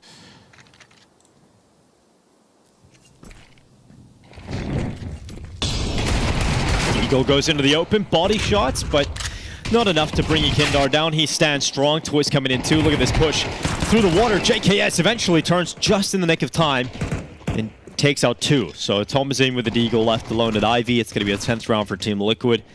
And not only does this force buy not work, but it doesn't even get a single kill. So it's a 10th round for Liquid picked up in convincing fashion. Yeah, the patience of Team Liquid. I think Bestia was like forced to be aggressive. They were running out of utility. Yeah. Well then, okay. That does feel like the map almost. You got one gun round out of Bestia, but it does indeed, yeah. Anyway, that best of 3 coming up soon. It's going to be Wildcard 9Z for a spot at the Major. One of those teams is confirmed to spot Jason. That's going to be wild. Who was I saw the interview. Who was it that said it was one of the North American players who was like he's like, I think it's very doable that all 4 North American teams can actually qualify for the Major. Now the level we saw at a boss to start the day is that's maybe throwing that into question. That was an interview that was given after yesterday's games where it did seem like that was going to be possible. Today it seems a little bit further out of reach, but it's quite easy to get baited in on day 1 of an RMR, isn't it? It's like you said, I think you were giving us a nice reality check yesterday, Jason. It's like the format, sure, allows a lot of upsets to happen, but it's also very forgiving for the favorite teams with a high seed. Yeah. You just have so many teams going through the Americas, where in the previous RMRs it's been like pretty limited, but there's just so many more now that get a qualify. You more have to, when you're coming into the RMRs, you have to think sort of long term rather than these short term results. Bestia, not a whole lot to play with in this round, so this is where that 11th round is almost guaranteed to be locked in by Team Liquid. And you'll get one last hurrah. You'll get one bye in the next. That's got to be bloody perfect. You can see the difference when Liquid know they're going up against, you know, unarmored opponents. Kinder gets put down. Just annihilated. Nice and quick, but this is a very aggressive round where Liquid's just like, we know we have all the advantages in the world. We know you can't invest a whole lot because you need to save it for the gun round. So we're just going to get in and get this one done with and get you towards that gun round. 11-4, the scoreline as Liquid control the B-bomb site.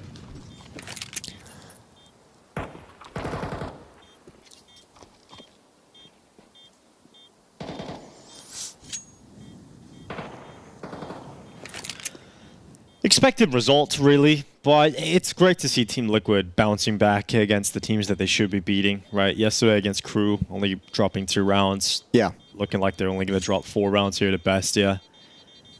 So, it's nice to see them come back with this kind of form.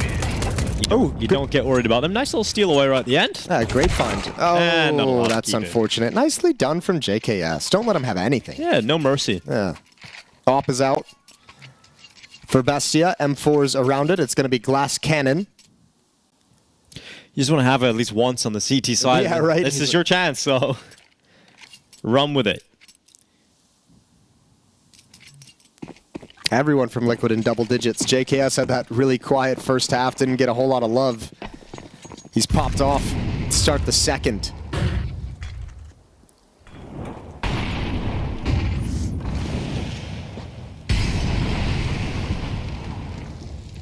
That CT op is positioned at jail, looking into B main. Or actually, it's just further back in the obelisk. So there's an angle here for Noxy to work with, and no one's getting too aggressive just yet. But eventually, this pack of 3 players is about to move into his crosshair, and he'll have an opportunity. Problem is, he's going to get smoked off, blinded, maybe Molotov, spam through the smoke. There's not going to be a whole lot of opportunities once the utility's deployed for Liquid for this op to have impact. Or are they going to dry peek him? It looks like they're going to go dry, Jason. There we go. Somehow, some way, he gets away with the dry peek, but he goes into the open again, and Ultimate's ready to punish that. So that's the AWP gone here for Bestia. Oh, shot lands. Not enough damage to bring down Luchov. So the utility going in instead. Ultimate actually got away with that wallbang back. Twists in middle, removing Zock's life, and it is just Thomas and Naz left alone. Both over towards B. Oh, don't leave the op there, bro. Just leave it right in the open. Yeah, The poison chalice. He's traded that for a Galil. It's like a little, yeah, it's tempting. He's like, come get that op. I want it. I want you guys to come have it. And it's all cleaned up. Doesn't really matter. They can grab that ult back right now, and they have. Naf will pick it up. 12 rounds to 4. Team Liquid map point. I thought he was switching out to like get aggressive. He like dropped it and ran away. He's like, you just have that right there. Naf's like, what are you doing, bro?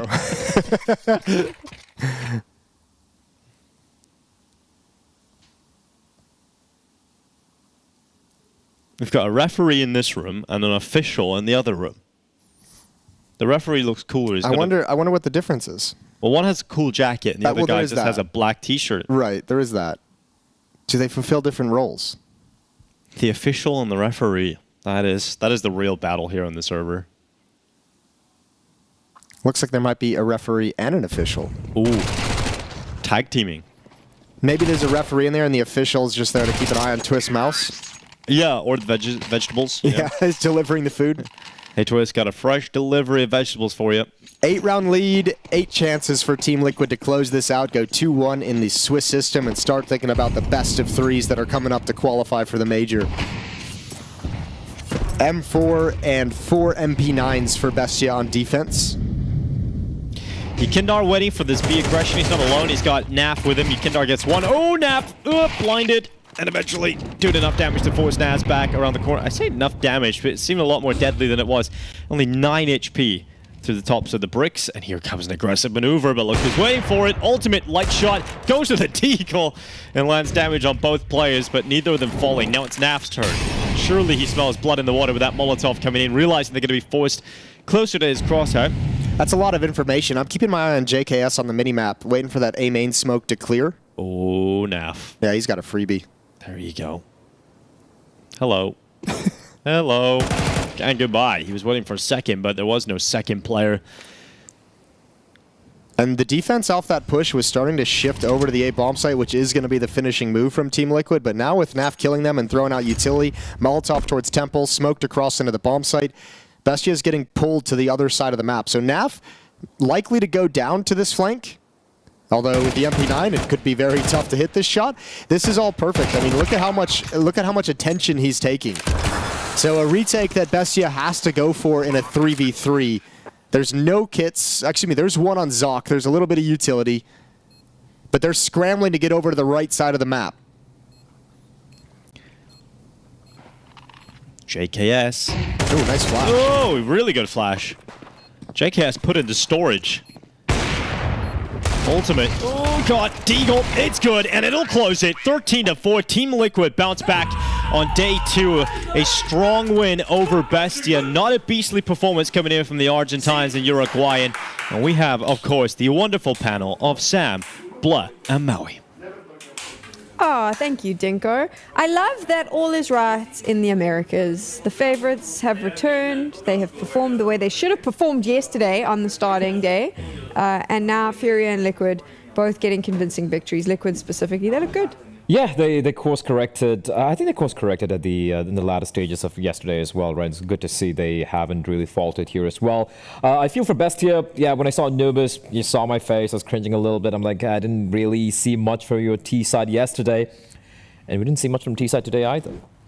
No, but that's due to Liquid actually just playing so well in these actually new positions. Yes. I think that's the main thing that I take away from this game is that the Liquid have actually switched their spots on this map, and that's something that we didn't expect going into this one. They didn't play Anubis yesterday, and so the key difference in Liquid today is we're seeing all these NAF highlights right now. He's playing the E-Box, Dark, Con, whatever you want to call that, and Yakindar has actually made his way on over to the other side of the map, Blah. Yeah, indeed, and which is a bit of a surprise. That being said, it's also interesting because every time he's playing towards A main, you know, where you'd expect JKs to be playing, he is playing a more aggro role, so to speak, right? He's being aggressive. He's getting so many opening duels, especially on the CT side. And even if he falls, JKs there to trade immediately. So it's every time Bestia were trying to forget pressuring A, just trying to default outside of A. It was Yakindar getting an opening kill, then it's a 4v4 or a 4v5 favoring Liquid, and then they're forced back towards the B bomb side where you have Naf inside a dock, and they have Ultimate who seems to put in the hours, Maui, because in an interview he said earlier, maybe I'm slacking off a little bit. He wasn't slacking off here today. Was he? I mean, he wasn't slacking off. I felt like that interview, he got a lot of unnecessary negative feedback from what he said. I think it's just natural for a player to, and for practically anybody, you know, you enter a new environment and you're going to bring your A game 100%. It's like, you know, you're entering a new relationship. You're just going to start bringing absolutely all the bells and whistles out to try to impress somebody. And that's what Ultimate did. You know, he had to make the big jump up to Tier 1 Counter-Strike. He's probably grinding 120 hours in the past 2 weeks. It's natural that once you start to feel that you are actually, you belong there, or you feel like you belong there, you're going to tone it down a bit. I don't think that's necessarily the most reflective in that individual statement there about like why he's not doing well against the best opposition in the world. I think he needs to change more of his playbook. It's not just hitting all the shots. It's about varying it what you're doing round to round. But that's exactly what Liquid did. I mean, they varied their stuff up. Like that, to me, right now, Liquid are looking at Yakindar and they're saying, we have a problem on our team. We have a star player who is not performing up to his billing, and so we need to find a way to course correct and fix this.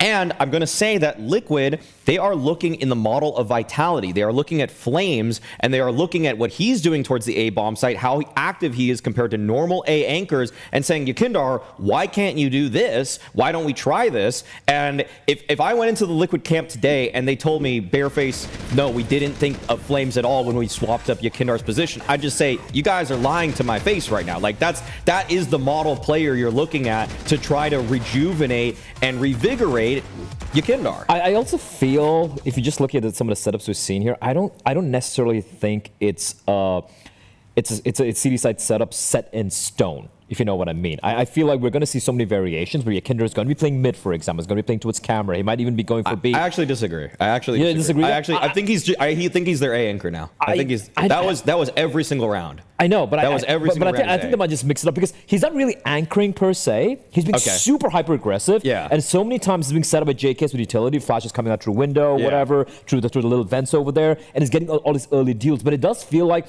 Yakindar, we're going to set you up, get an early kill, come back down. And then I saw a couple of rounds maybe where JKs him started swapping spots and Yakindar started rotating back towards B. I think 1 or 2 rounds thereabout. I feel like this is a game where they're like, we're going to just mix things up a little bit with a better team, easily with Bestia. But even if they, go back or they mix things up, I think it's really cool that they have the variation available. I'm going to disagree with you here because I feel it just, when they go up against a better team, for example, they might throw this in for like half of the rounds perhaps, and then JKS is the anchor most of the times. Time will tell, obviously. Yeah. But it's still cool to see, man. Like a little bit of variation coming out against a team where, even though it's a best of one, they're like, listen, we don't care. We're a better team. If you move Yakindar around, does it help revitalize him a bit? Do you think that could maybe be the play? It looked like that over there on the map. Yeah, I mean, he looked way better. And Bestia, they're not necessarily the sickest team, but Thomas in the lurker for them is their best player. So for Yekindar to continuously get into his face, find entries again and again, sure, there's some setup there, but sometimes he was just swinging, trying to go for a second kill.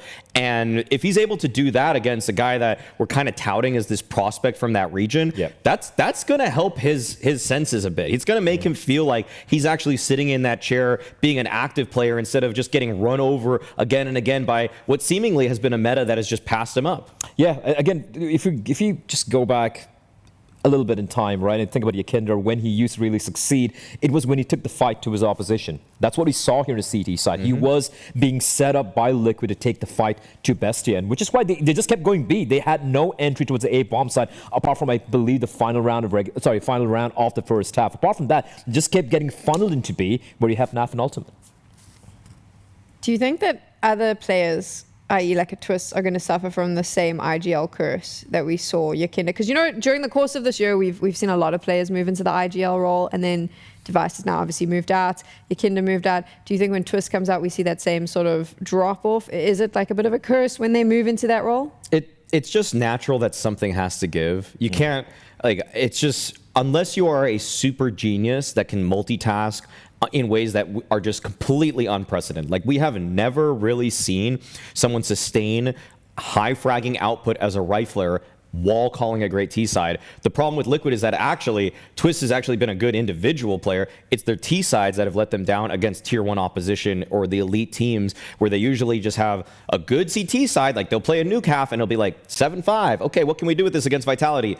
Okay, we switched to the T side, we got 0 rounds. Like, that just happens sometimes. They get 1 round in an entire half, and that's while Twist is fragging, but clearly the system is not actually helping anybody else. Also got to remember, when you're talking about an IGL hard fragger, it's not just about the calling, it's also about, you know, being the sort of the bastion of, you know, mental strength and just kind of raising the morale of the team altogether. And listen, Twist can do that. We've seen how he's calmed in phase. We've seen how we've heard of what Karrigan has spoken about him as well.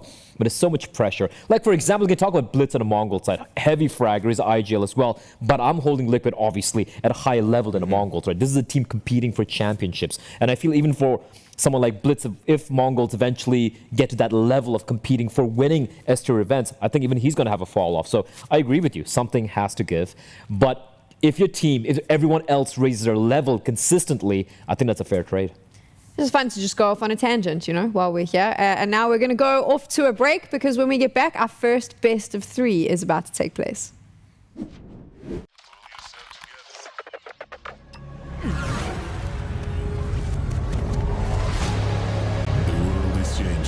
Quickly. Shoot it.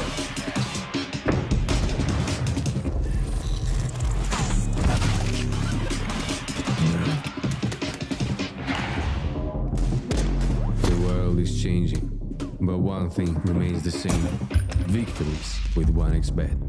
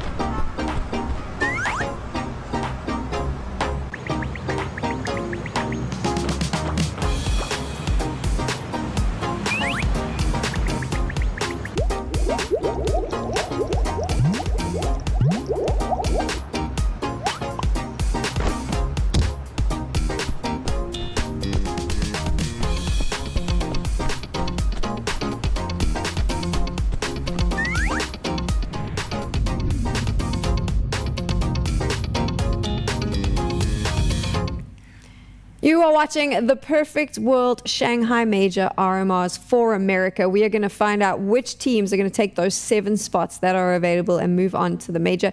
2 Asian teams have already claimed their spots, and today we will find out which Americans have the opportunity to do so. The first game you're about to watch will actually decide that. Can you believe it? Wildcard going up against Nouns in a best of 3. The winner of this match is going to the major. Nouns, no surprise, a lot of people expecting that. But Wildcard, that was a little bit of a wild decision here. Yeah, just living up to the name, right? Just a wild card performance, and I've been very impressed, honestly. Also, firstly, they're playing with the full lineup actually for a change, so that's great. But even with that, I'm like, I doubt they're gonna make it. Look at some of the teams they have to go up against, but they have just absolutely blown my expectations out of the water so far. They've done a really good job against difficult opposition, but those aren't best of ones. Everything changes when we hit the best of 3. Right. That's obviously given Wildcard some difficulty in a variety of just circumstances, tournaments in general. Even in the ESL Challenger League itself, it's not like they ran away and started winning everything once the BO3 format hit in the playoffs of that. So there's a lot of work cut out for them. They obviously, just kind of thinking about the team as a whole here, they have one of the best and most tenured in-game leaders of the entire RMR in Stanislaw. This is one of the only guys that's playing at this whole event, with the exception of people like Fallen, essentially, who have won 7-digit tournaments. That's a huge win for him, and a feather in his cap that's going to help lead some of these less experienced players on his team who have been catching our eye. Like Fozy's been incredible as an import from Europe, Sonic from South Africa. I mean, I didn't think that the first South African that might qualify for the major would be Sonic and not JT, for example. I'm just shocked because Sonic has announced his retirement 3 times. I know. It's like Richard Lewis. Yeah. And just back again, back in the game. It's Richard back Lewis at of it. riflers, huh? Every time a major comes around, Sonic is back in the game, as is Richard Lewis.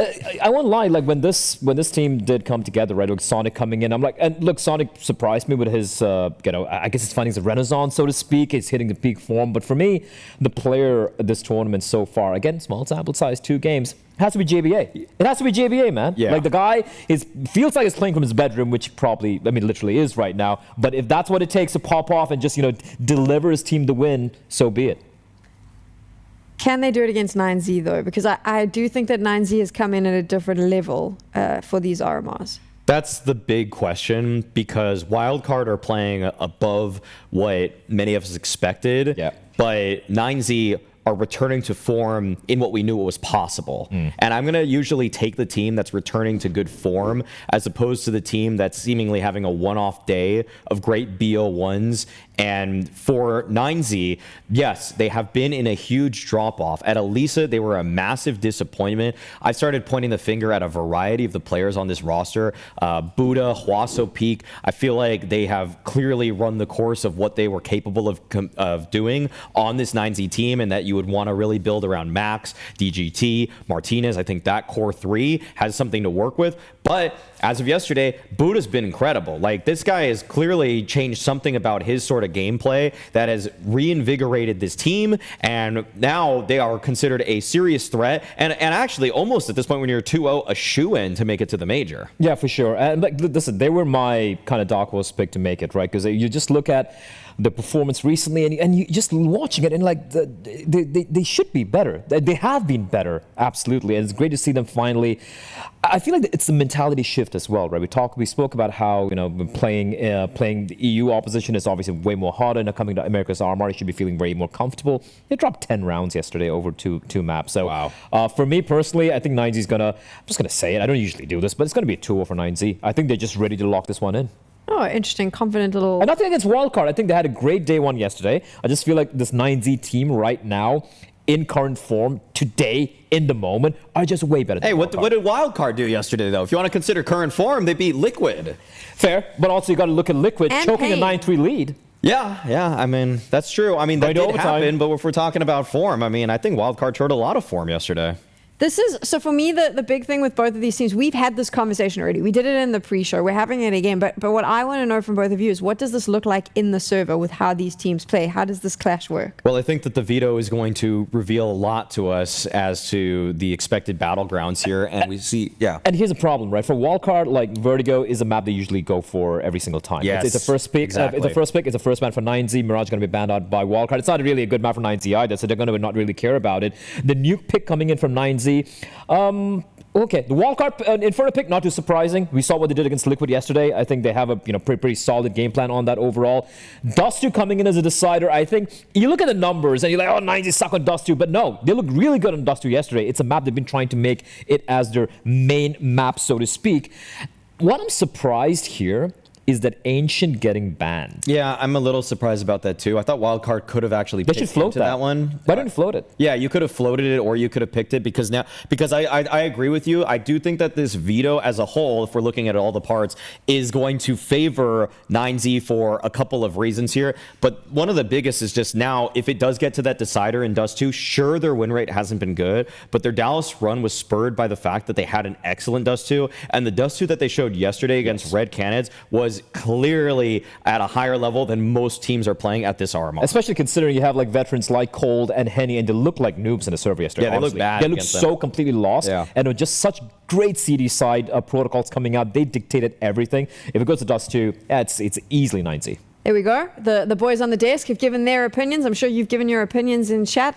No more opinions. Now we find out who is going to the major. Will it be 9Z or Wildcard? Yeah, you're I right, have Sam. opinions. No opinions here, Jason. You're not allowed one. You're a caster now. That's You're true. Not allowed an opinion anymore, That's Jason. a good point. Yeah, I think, but what is your opinion? Funny enough, like, who is going to go through in your opinion, Jason? I don't know, actually, to be honest with you. I think Wildcard surprised me yesterday, and if Stanislaw can have another sequence of great calling like he did to come back, like you can frame that in two ways. The way Bled did, where it's like Liquid choked that 9-3 lead, which there's an element of that, but also you have to give a lot of credit to Stanislaw for calling them back into that game in the late stages. And also, in this matchup as well, he's the most experienced when it comes to the majors. He's been to 6 of them. He's the only one on his team who's actually been to majors. This would be an absolute beautiful win for Wildcard to get the 4 players into their first major. You go to 9Z. Buddha's been to 1 major. DGT's been to 2. Max has been to 2. Martinez and Huaso Peak yet to get to 1. So a lot on the line for all these players and teams in this series. Well, it's underway now. Wildcard on the CT side, 9Z on the T side of Nuke to kick things off. And we've known over the years that 9Z, when they're playing well, are a very capable team on this map in particular. We've got Max, who yesterday had a pop-off game, as he often can out of nowhere. Ramp Room taking over here for 9Z. Look at Wildcard. 4 players downstairs. Huaso Peak makes it 3. Swing comes in, not expecting the second play from the same position. JBA making quick work of him. And 9Z in 2 minds about what they want to do now. They don't want to commit that bomb down lower after seeing 2 players already down there. Up the vent, though. Oh! Max gets knocked out from behind. JBA comes up through Secret. Max thought he had a kill on that vent rotator. It's really cool that Wildcard has been able to gather information and keep track of this with so many players downstairs. Sonic had a beautiful game yesterday. Can't step up in the pistol. Lower bomb site being attacked. JBA to defend. 1 player going control side. Fuzi's taken out. Not going to work out for him, but 2v3 still competitive here as JBA swings that decon door open, needs a shot to land, and he's not able to get a headshot. He's now alone what a weird down at the round. door, but his teammate Susp stepping up, and yeah, it is a weird pistol round. We've been all over the show. We've got to see lower, upper, Jason. Lower, upper, lower, now upper again, and this is the final play. Need that kill, and he's got it. Now Martinez climbs up on top of Hut. Now the Spaniard looks to take 2 down with the Joel Berettas. Descends down and 2 running at him. Susp able to take him out with that headshot. And eventually, that weird pistol round comes to a close. Yo, but that's a sick pistol round for Susp. Those are beautiful shots for him as he cleans this up and brings them back into the pistol. Absolutely wonderful. And that could have been a very difficult round for Wildcard to manage with how back and forth and up and down it was to different locations. And they were able to track things with all those resources downstairs. They were still able to keep track of where exactly 9Z was going. So Plant is going to give the opportunity for a force buy if they want it. It looks like we are going to get either a pause in the game as 9Z want to talk things over. Yeah, you're right. That was a great pistol round from Susp. Yeah, the shots he was landing. Every single shot was like a 1 or 2 bullet headshot. It was beautiful. And you get the boys hyped up right out of the gate. Yeah, that's true.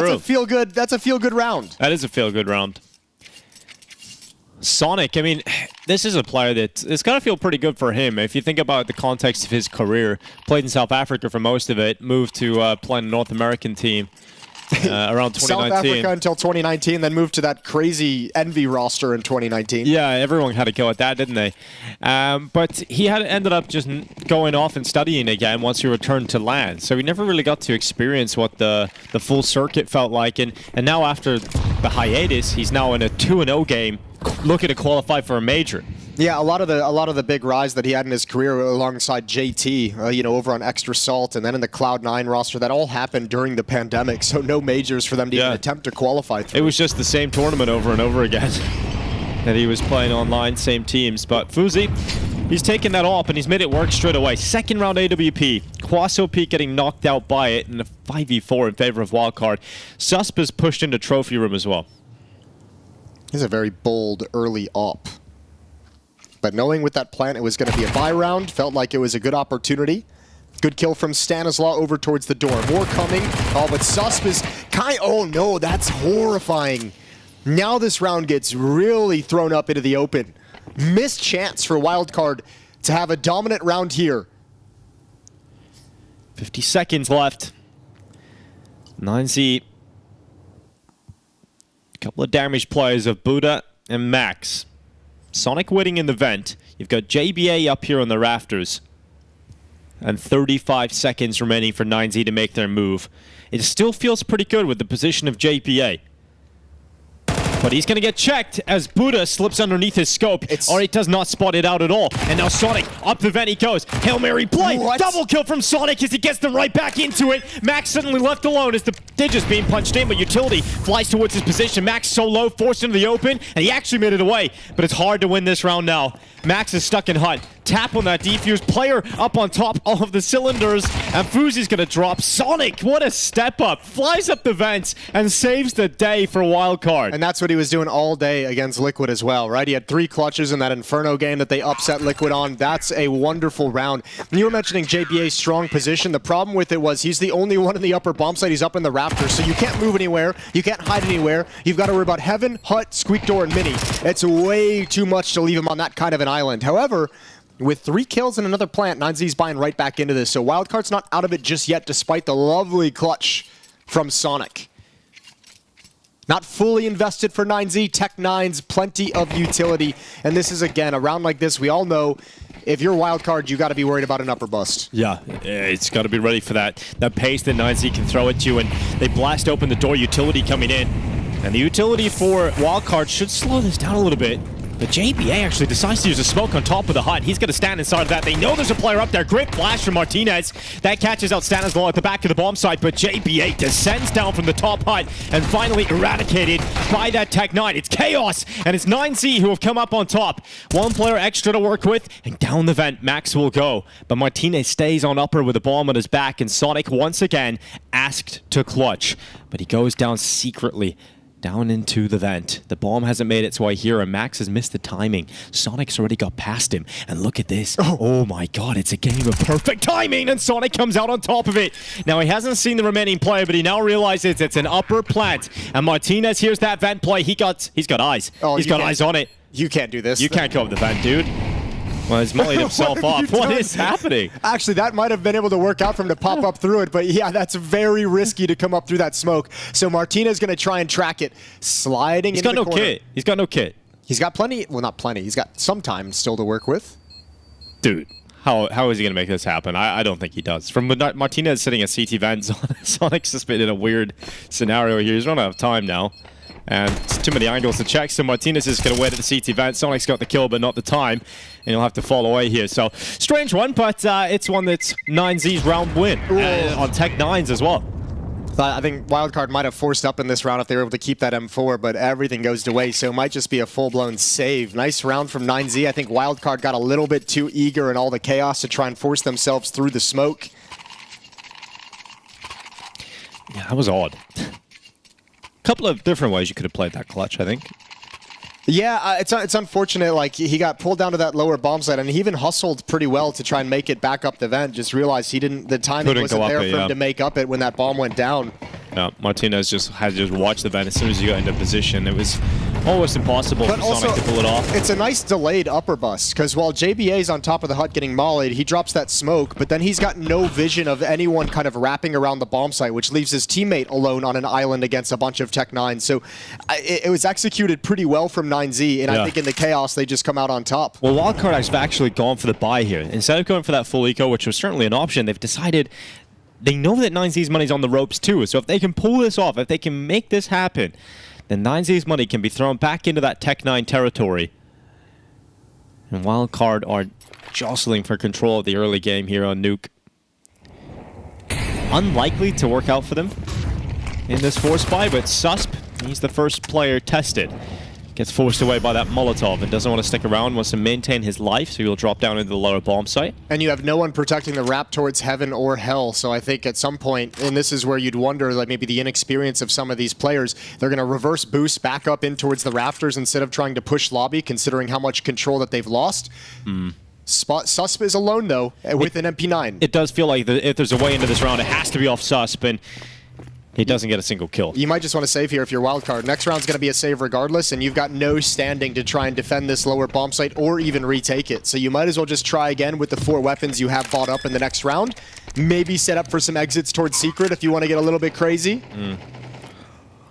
Well, the decision to buy does not work out this time for Wildcard. So scoreline is tied up 2-2. And speaking of 2-2s, last time 9Z were at the Major was in IM Rio 2022. So it's quite some time since we've seen 9Z there. And I think they'd be ecstatic to make their way back to the Major. It will be their first time in CS2. Challengers there as well, exit. They didn't make it into the playoffs, obviously. Yeah. There's been a weird year for 9Z where I think they've hit heights that no one expected in Dallas, made it to the playoffs. And then have moments where they don't make it to the playoffs of challengers or get through to the Major. That's why I think this whole like South American like scene has just been a little bit crazy in terms of like watching some of these teams go to different events and you know, beat each other at various events. And when you feel like one team's kind of gained control, like they just kind of get dropped by someone else. And I know, like, I say South America, I know a bunch of them are from Central America, but let's just make things easy. Yeah, Central America is not a continent, though. So I think you're fine. There's that as well. Well, obviously, I think the move for Martinez was great too. I think when you lose, when we see Martinez leave his Spanish squad of Movistar, I was wondering, what are you gonna do? Like, what's gonna? And then this move just kind of made sense when 9Z actually moved to Europe, man. If you forget about that, like they were playing in Madrid most of the time, so they're getting practice against these EU teams. It's not like they're practicing out of South America. Had this conversation with Maui yesterday. I think the best player on the team is Martinez, like on a consistent basis, but it does feel like the heights of the team. I think Max has just some outlandish performances. Sure. Like when you see some of the results, when they get wins, he's generally near the top with some crazy performances. Yeah, they have some really cool pieces on this team, and Martinez is obviously one of them where I think his peak can be the highest of all of them. Stanislaw pushing up. Oh, great timing. Sees the utility out. Now towards the upper bomb site. Tag with the scout. Unfortunately, Fuzi and JBA both go down, so Susp is alone with this USP. And yeah, there's that tagged up player with the scout, but it's just not the weapon you need. Hwasopik and Buddha crushing the defensive wildcard. And Stanislaw with the AK-47, he's just going to try and slink away. And AK wouldn't be a bad save here for Stanislaw if he can somehow hang on to it. But remember, DGT's already down lower. And so he's got that secret fall down. So if Stanislaw walks that way, he's not likely to keep on to the AK-47. Yeah, it's all that timing of when he chooses to check this. Right now, DGT goes down. Good job from Stanislaw. And now he's got to find another escape route. Yeah, he's getting pushed from Silo as well. Needs to be careful here. Oh, yeah, just too many bodies coming at him, and eventually it is Buddha to take him down. So no AK save for Stanislaw. Money finally returns here for Wildcard. Fuzi has enough to get the AWP out, but no Kevlar, so it's going to be a glass cannon scenario for Fuzi. And this does allow 9Z to head into the lead, 3-2. We discovered yesterday, Jason, it's not pronounced, his name isn't pronounced Love. It's Louvet. Louvet. Louvet. Louvet. Louvet. So, I louve that, And let's get into this, Jason. Jesus, you really went for it.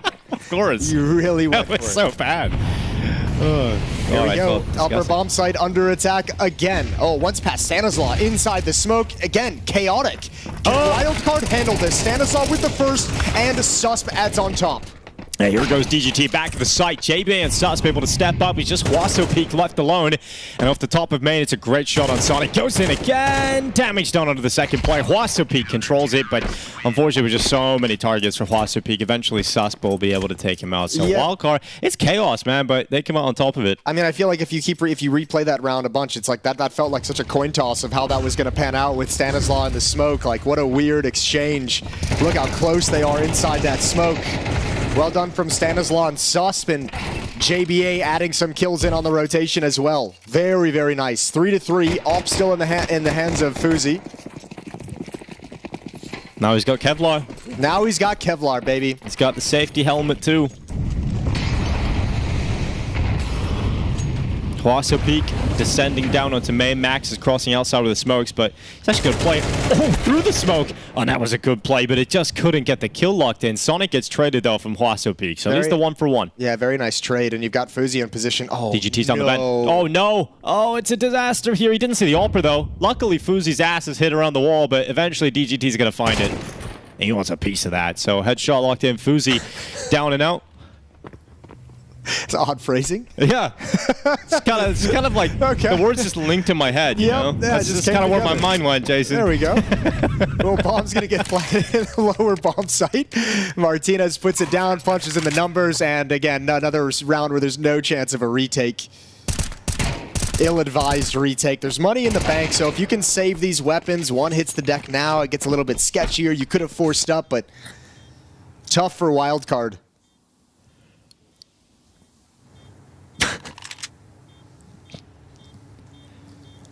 Yeah, you're right.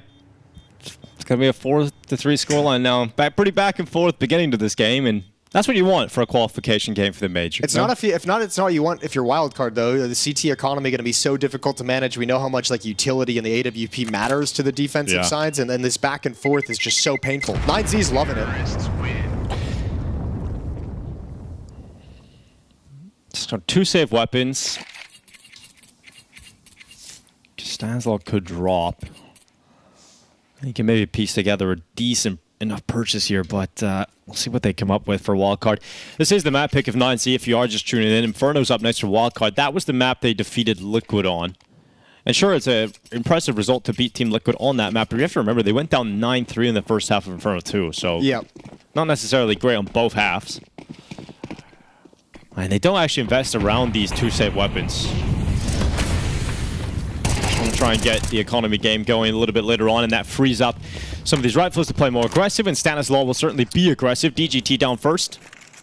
The problem is always going to be how much stopping power can you have across the team. I think Sonic is going to walk the line of these smokes. Yeah, perfect position to watch Mini. Going to sink back a little bit deeper in towards Garage. You've got an AK-47 recovered from that lobby push of Stanislaw. So 3 rifles now in the hands of Wildcard, and this round gets a lot more interesting.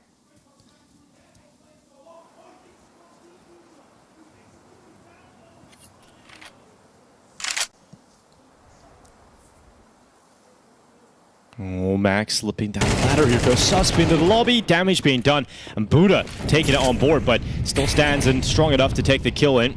Max moving into the bomb site. They still haven't checked the back of the site. And if Fuzi had a better weapon, you start to believe in a chance he can unravel this mess, but just a little USP. Eventually, with the distraction of his teammate, he has got a better weapon now. An AK-47 to play with at the back of the bomb site. The M4 making its way up heaven, but the lack of Kevlar, that grenade annihilated him.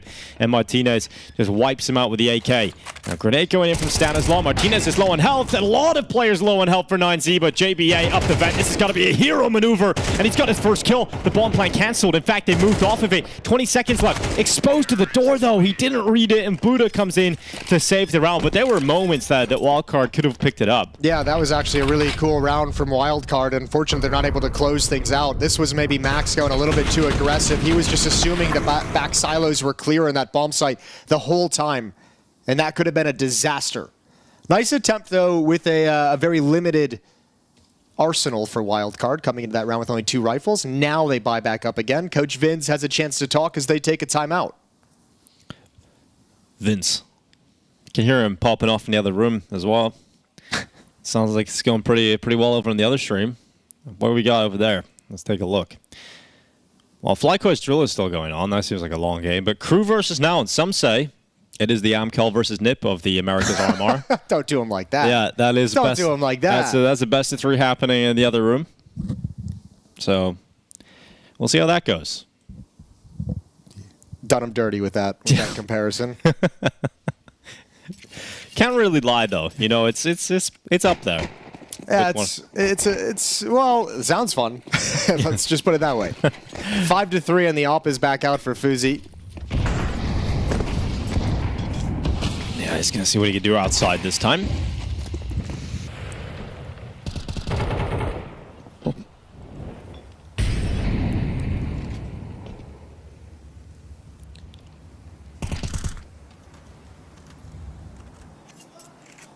Slower starting to round here for 9Z. Settling into it rather than some of the quicker upper busts we've seen out from them, or even fast outside takes.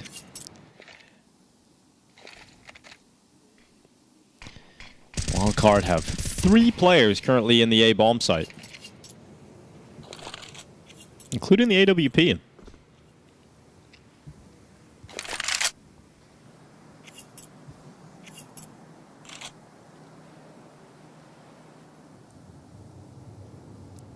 Under a minute left. Look at this. Set up for Fuzi. He's pushed in towards Hut. He's got Stanislaw alongside of him as that rifle support. I probably feel a little bit uncomfortable. This is one of the few rounds where there hasn't really been any action very, very deep into it. So Lobby kind of taken over. Sonic caught off guard. That's a great shot from Max. Outside is overrun. 30 seconds left, and at any point, DGT is going to have this kill. Just a simple slide out to the right, and it's a freebie on the opper. And this is a little bit crazy. This is a lost detail. Not really a lost detail. There was that lobby push, but door was never cleared. Stanislaw went right past it. Missed shot from Fuzi. Cost him his life. JBA getting caught. DGT turns, and Stanislaw and Sus trying to step up back into this. Susp has a double from Heaven. He's now alone and can't really get into this round now. He's taking too much damage on board, and he's about to be pushed as well. Nice, good read. In fact, now he starts to think about going back in on this because suddenly it's a 1v1. Martinez is going to sit back near the hut, and he just waits for him. He just waits for Sus to come back into that fight, and he'll celebrate it. 6-3, 9Z starting to build here. It starts to feel like they're grabbing control of this game. I mean, the problem is, we alluded to it a few rounds ago, the issue of money with Wildcard. The fact they've never been able to set it down and get anything behind them, any kind of cash flow going on. You know, it's like win, lose, and then you're always, they've been on the verge of like a buy or buying up around saved weapons a number of times, but it's never perfect. That might have been one of the best buys they've had in quite a few rounds, and that's taken away from them. So 9Z really starting to work this map well, showing different looks, pace changes, attacking outside, upper bus. They've gone ramp as well. They're really exploiting a bunch of different parts of this map, and it's making it very hard for Wildcard to read how to position the defense. Oh my god, out of nowhere, Wildcard with 3. 5-7s and Deagles combined, and suddenly 9Z down to just 2 players, and that's what can happen on Nuke. When you get some aggression in these pistols, you get into these close quarter fights in the lobby, it can get a little messy. Hwaso Peak is going to walk right into Susp. If Susp is patient enough, he's got this kill. What a nice, miraculous round out of Wildcard. A little bit of ramp aggression. Couple players fall asleep at the wheel for 9Z. Perfect pounce. And that might be actually one of the few points of this map that Wildcard can point to and have success. You had the Stanislaw push in a squeak door to get a kill in lobby a few rounds back. Now you have this little bit of a crunch with the 5-7s. And a beautiful round. 4 players stay up. That's sick. It recovers the economy because now they've got 4 AKs carried over. It takes away all those economic issues we just talked about. Yeah, it's just gone in an instant. They needed that. They needed that desperately. Great chance for Wildcard to even up this scoreline going into the second half. Damn. Life comes at you fast.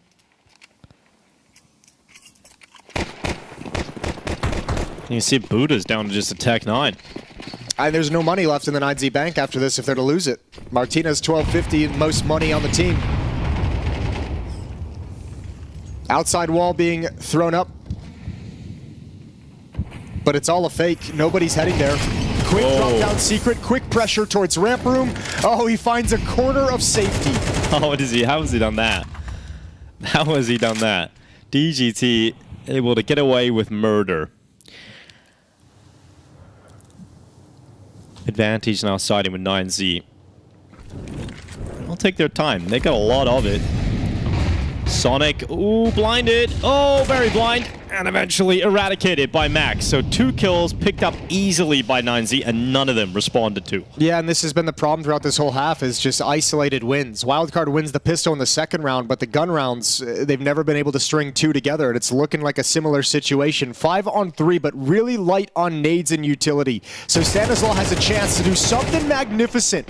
Gonna try and back down and get away. Oh! And wonderful to get 2. Cannot pull the pistol out in time, but Fuzi's here with the AWP. Oh, he sees the shadow, but he can't miss. He has to hit every shot that comes his way here. And nades are an issue. They only have 1 smoke. They cannot block off window. They cannot block off control doors. They cannot block off decon. So they're going, if they go back up, you've got JBA in lobby. So they could go heaven and try and drop down to the A bomb site via that avenue. But the time is limited, so they have to make the decision now. So that is the play. Up heaven and into the A bomb site.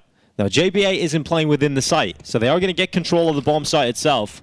But there's some utility left here for Wildcard. Heaps of it, in fact, on the backs of Fuzi. And he's going to have to come up the vent. JBA is making sure that no one's playing in front of the door, but he's still exposed to the bomb site. So JBA gets that pick on DGT. It frees up Fuzi to move into position. Now, there is still one in heaven here for Wildcard, and that post-plant position for 9Z, rather, is so powerful. Buddha's going to stay down on the bomb site, and Max can play off of him, and Buddha swings. They still haven't moved forward. Utility in place now at heaven, making things uncomfortable. Now for this post-plant of 9Z, but Max moves out into the open, finally traded, but time is ticking, and Buddha is still alive at the back of the site. Fuzi moves in on him, but time is the problem, and a missed shot. Buddha steps up. 9Z get their 7th round, and the golden ticket for Wildcard is shredded in front of their faces to break that economy right at the end of the half here for 9Z. That's a really nice 2v2 play as well, to come through that smoke, to swing and be the first player to take the attention of the retaking Wildcard players, so that your player inside the bomb site can play his 1v1, work his way around the silos. Nice from Wildcard. And a devastating way to start that round, because you could see how close it gets. Just a really rough beginning. 5 on 3, almost converted.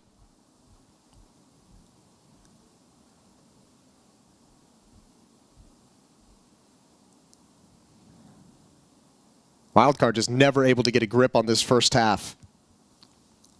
Despite having multiple chances. Yeah.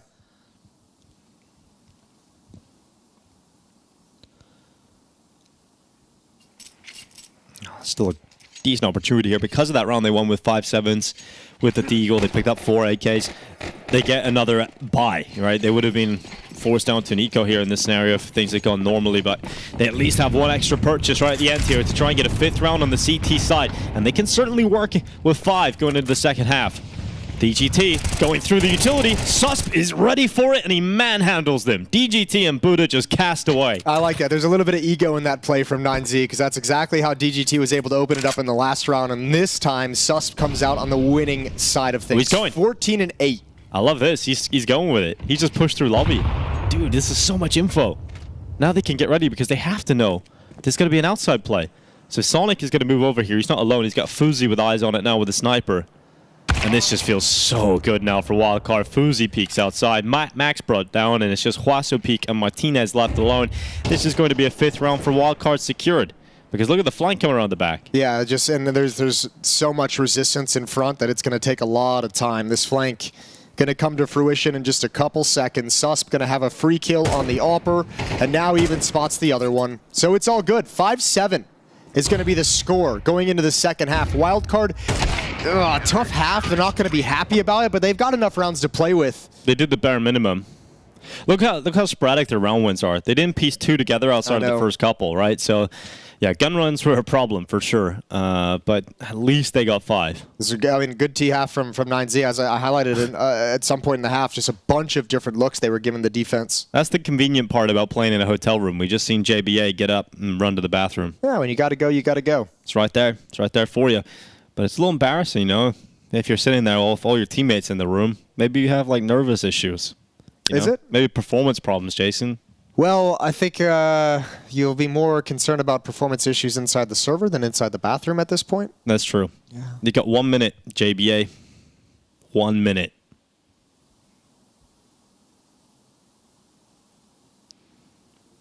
Pissed around, picked up, and a decent start to this half, and scoreline's tied up pretty quickly.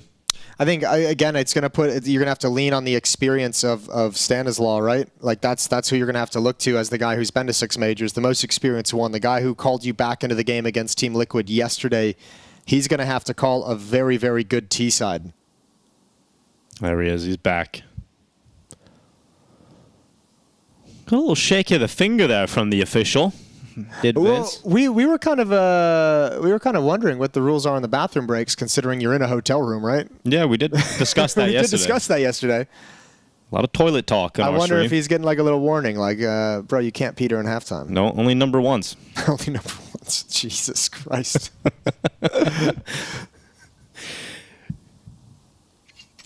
All right, so game is now live again. Wildcard's T side begins.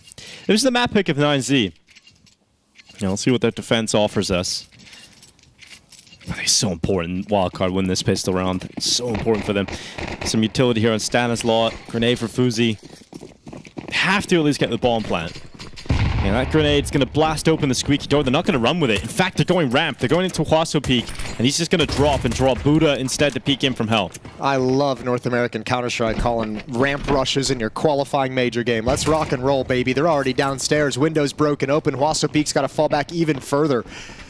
Wildcard need to make sure they secure a little bit of presence. What are they? They're leaving the bomb site?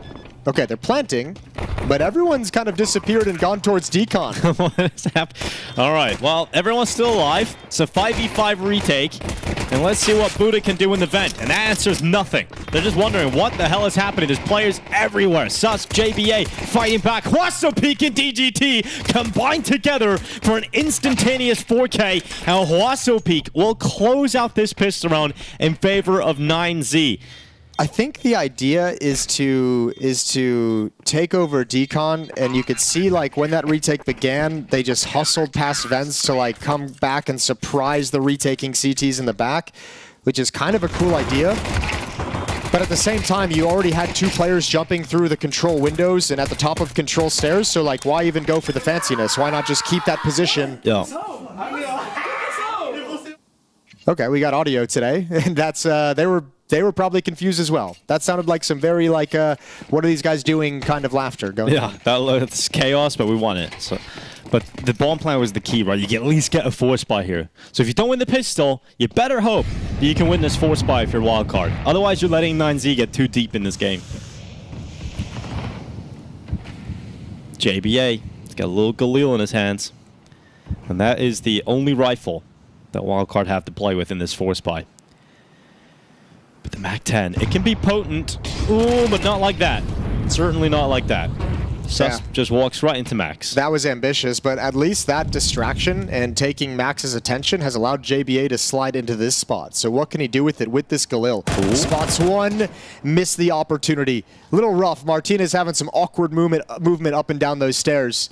But now your Galil is kind of isolated in garage, and he's got no utility to cross safely to Mini. So a little bit awkward having him out of the fight. Here comes Stanislaw, leading the charge out of Squeaky and to their demise. As this 4-spy gets nowhere, not a single kill. 9 rounds to 5. 9Z shatter the money of wildcard. So double figures is almost guaranteed. You can see why 9Z want to pick into Nuke. They're a solid Nuke team. Yeah. We see it play good nukes, even against some of the better teams in the world. So it's a tough opening map, but at least it's the best that's freeze now for wildcard. You can hopefully get back into this series on Inferno, but that first half, it gives you zero confidence in wildcard. The fact they couldn't get multiple gun rounds in a row. Right, a little bit brutal. And now you have a bad start on the T side. Yeah, it's not looking good.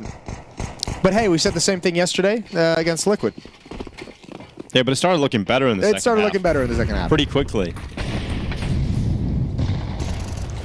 And DGT kicks things off with a kill on Stanislaw. And the Deagles descend to the ground, and they are now destroyed. Nice and quick. 9Z make these rounds really efficient. And that's what you like to see. 10 rounds now secured, money back, wildcard. Their first buy round of the second half. If wildcard managed to wrangle away Inferno, well, we have Dust 2 as the third and final map. And the desk was pretty adamant that if we make it to Dust 2, it's going to be a 9Z victory. That map is going to be firmly swaying towards them. Got to get there still. 10-5, and another gun round coming in for Wildcard. What are the guns going to have to do on this map now that they can bring them out? Stanislaw gets to open up the playbook.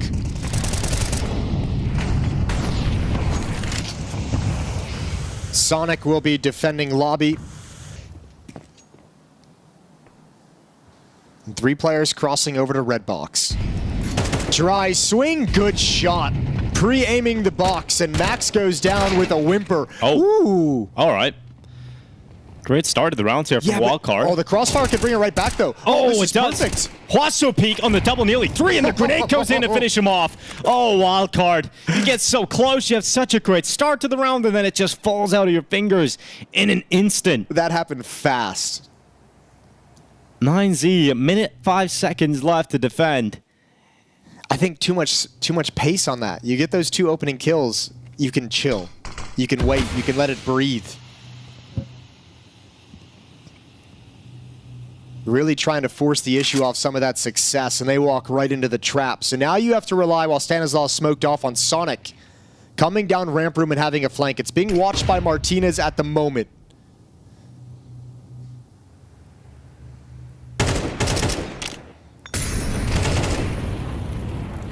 Good headshot from Stanislaw. That's going to draw the numbers to even odds for a split second before Martinez splits his head open. And now it's Sonic to come through the double doors. Swings them wide open. It's got to be a difficult clutch here with 19 seconds left. He's got to get a move on. And they can double peek him, make it impossible for Sonic to be able to win this one. 11 rounds to 5. Even when Wildcard have a pretty strong start in the round, it's just not enough for them. Yeah, again, like you get that, you're in that 5-on-3. You can get down secret. Let one person maybe peek or look for a fight, but you don't really have to commit everyone. You can wait. You can see if there's going to be a reaction, right? There's a minute and 20 seconds on the clock.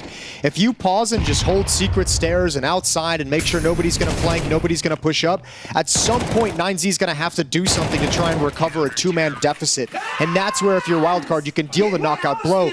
But you walked right into, when you get those 2 kills outside, it's like they're going secret. Like, we've just made the call. You're actually speeding up right into where their players are rotating and playing right into their hands. That's a brutal way for that round to turn out for Wildcard, considering the openings.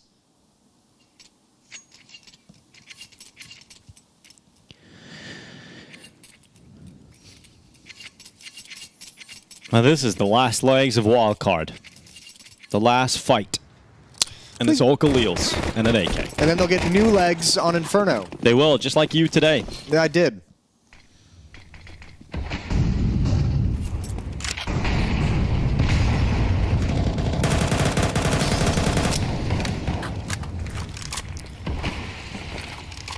Wildcard gonna blast open that ramp smoke and look to attack into Hwaso peek. Good damage from Hwaso peek, but no kill as Stanislaw annihilates him with a Galil. So they've got ramp room. 2 players down lower already for 9Z.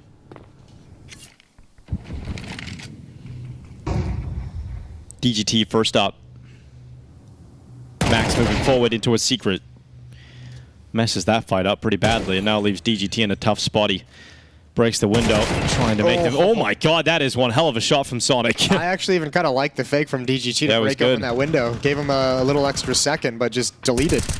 Good find from Buddha. Needs a little bit more. He's got it, and low HP on the next player. Stanislaw wisely doesn't take the fight, and it doesn't matter. That's just a couple of kills. 9Z, it doesn't look like they want to go for this. Buddha's backed off with low health, and Martinez ain't moving forward. So going to go for some exits to take these weapons away. So Wildcard get around here in the second half. Yeah, 2 great shots. One from Stanislaw to open up on Hwaso peek, and then we obviously had that Sonic shot on the DGT that was just beautiful. Hwaso peek. Hwaso peek. It's kind of a cool name, I'll be honest. It is. It's a lot of fun to say. It is. Hwaso. Martinez, he could still devastate the remaining members here. Uh-oh. He just kept Fuzi further back, so he darted the bomb. Yeah, like, what are you supposed to do if you're Fuzi? Like, Yeah. you know? But that does mess their economy up. Like, look at this buy now because of that. Oh, it's shockingly gross. Yeah. That's actually a really smart play from Martinez and 9Z to back off and go for the exits. Well done. Still got to play with Galil's. I mean, you won it in the last round with Galil's, but you don't get any reward. You don't get an upgrade.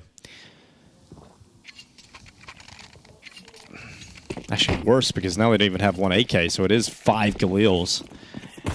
At least they have utility to play with, but 9Z still favored to get to 12 rounds here. They've got the better buy. Martinez this time plugs the gap into his ramp.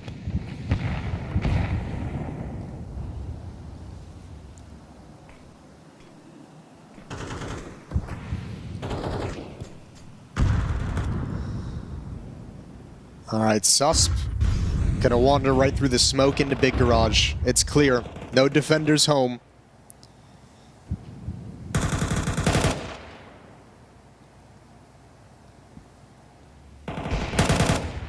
Oh, they're doing a great job. 9Z's missed some shots. JBA finds an opening. Martinez now has low HP with the op. Oh, beautiful from JBA. Missed shots from DGT. And with this busted buy out of a victory, Wildcard have a flawless win. Good job. Now you get an upgrade. You got an op, you got an AK. That kind of came out of nowhere. All right, when do we start to believe? Not yet. But 11-7. Odd scenario for 9C's money, so DGT have a lot more than the rest of the squad, so he's going to get an M4. Yeah, I don't want them to buy up, but DGT had like 7 grand, so like taking that hero M4, not the worst idea in the world, but with this kind of lead, just don't force yourself to get reset with an ill-advised force buy, so maximize your full buy rounds, and that's exactly what they're doing. Great chance for Wildcard to get to 8, but then the guns come back out for 9Z. And there's still a decent amount of stopping power in this round for the defense. Maybe not towards ramp, though. It's just the Deagle here and has a Huaso peek. Misses his first shot, drops down, plays his life. As he fakes it, wants to go back up. Huaso peek! Not yet. Not peeking yet. Now he gets involved in the fights. Martinez trying to soften them up, but Huaso peek has to go down into the lower B bomb site. I think he was coming back just to try and get some attention away from the scout, maybe. Okay, Wildcard get an opening towards ramp room. They show that they've taken control of it, that they can pressure the lower bomb site, and back towards lobby and upper we go. Meanwhile, 9Z trying to figure out this map, trying to clear things out outside. Max has just done that. Can they get enough bodies to this site to defend it?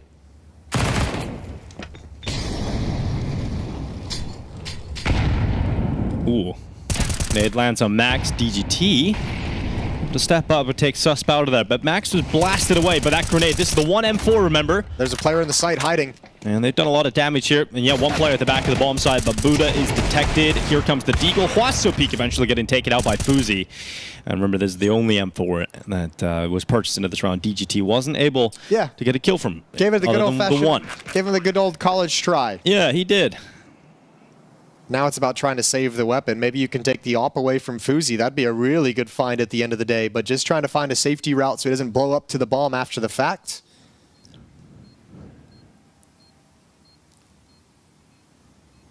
Any kind of exit kill from DGT would be very painful, and with Fuzi's positioning, you have to imagine he's going to be falling back towards T-spawn, so DGT's actually found a very, very good place for this. And the op is alone. This is a mistake that's going to have some consequences if they can't recover it. Oh, and there we go. Nicely done from Sonic, but he goes down. Alp is blown away. So that's a pretty important situation. Dang. Sucks for Wildcard.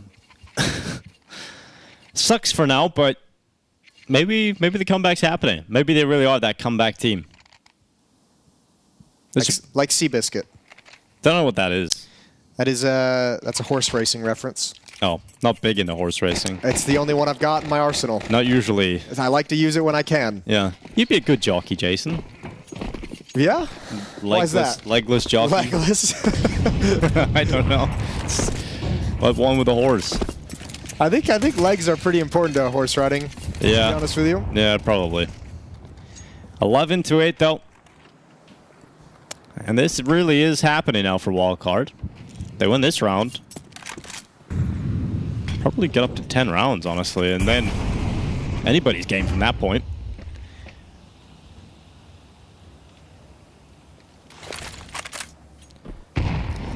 Well, you got to give credit over to Wildcard, putting in a good fight despite a really rough first half.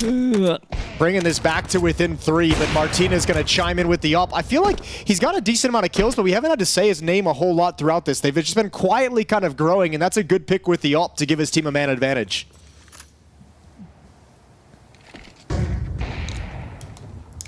So much damage done as well to the wildcard players. You know, Susp is down to 19. Stanislaw, half of his health gone. 45 seconds left.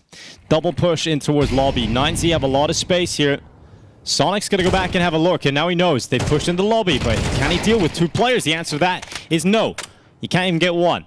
So Max got rid of him. Wildcard fall to 3, and this is looking rough now. This is looking like 12 all day long for Nouns. Max has got eyes on the Heaven Peak. And with Martinez covering Mini with the AWP, Max can have this kind of a very strong position. Flashbang doesn't go exactly where Stanislaw would have liked it. They drop down 14 seconds, and 2 players can slow this down. I don't think there's a chance in hell Wildcard get into this bomb site. They gotta throw caution out the window. And DGT just playing the time, luring Susp closer and closer. Nouns have 4 chances to close out this first map.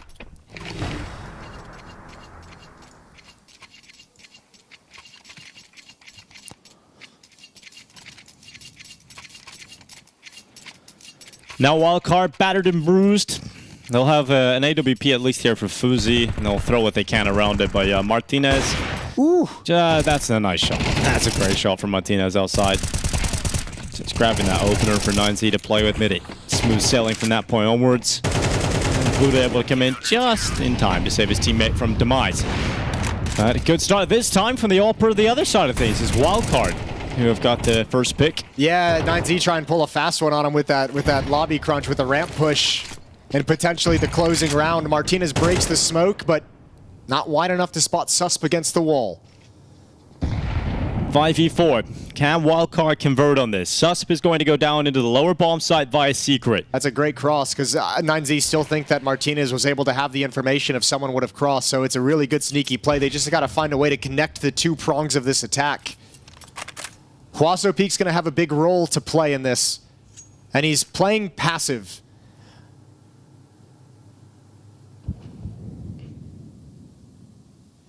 Now stepping forward into ramp room, just in time to get blinded. That's crazy. Huaso Peak fully blinded now, trying to get away, but Sonic had him pinned. And Sus being down here near the double doors is such a powerful position for Wildcard, especially now they're so far ahead. What? Buda, how has he got away with that? This is so ridiculous. Godlike from Buda as he spins around and gets a 3rd kill. That is divine. And now Susp having to fight his way back into this one. Finally activates from his early positioning, but can Martinez close this for Nouns? A 1v2 for the Spanish sniper to take the first map of this qualification game. And it's going to be a tough clutch with both players out to the double doors together. He's got a smoke, a kit, and a flashbang. Time will start to tick on a little too fast for Martinez's liking.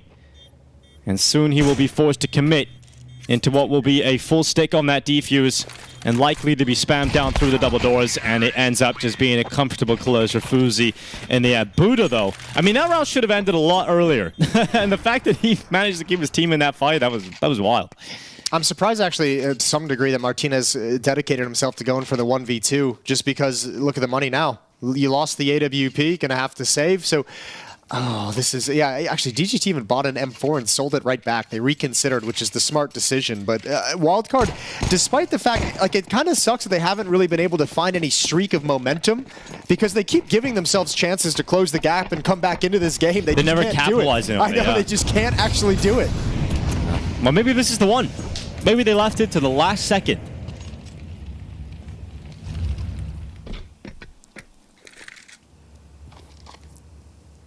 Buda will wait in the hut with a Zeus. Could be a pretty effective strategy.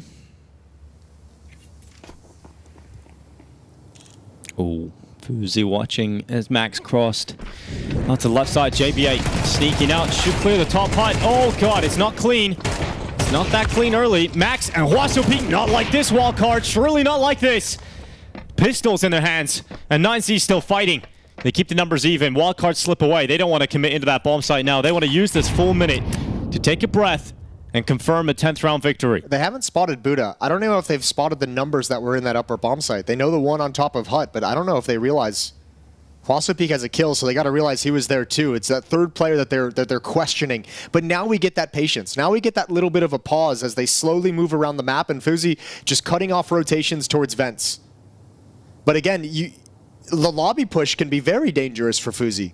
Yeah, and you can see him kind of thinking about that as well now. The cogs are turning, thinking about the possible Hut push, clearing his position. He's low in HP too, so even a USP to the head would bring him down. Yeah, but this decision, this adjustment is the winning play. Problem is this AWP is so alone and isolated. So when that bomb gets planted, these three players are probably going to end up salvaging the weapons, then you're going to spot the AWP, then you're going to lose the AWP. So that's a great find. They're going to... No, there's no reason to go for it. I was going to say. Yeah, like save the weapons. Yeah, it's low percentage. Keep the cash, keep the money, think the economy. Really good round from 9Z, even in a loss. But Wildcard's going to get the double digits, 2 more, and they can force overtime. Yeah, that felt scary for Wildcard, though. Like, if they continued to commit into the A bomb site, I don't know if it goes their way. So it was good that they managed to slip away and reset. And if 9Z had ever been able to salvage any of those weapons, I think probably they're a little bit more dynamic and they're a little bit more mobile to kind of try and recover and win the 3v3. 12-10. And these saved weapons give a lot of leeway to 9Z in these last 2 rounds. They would have had to spend all their money in this round, but now they essentially have 2 buys due to the weapons they salvaged. And their final timeout used to talk things over for 9Z.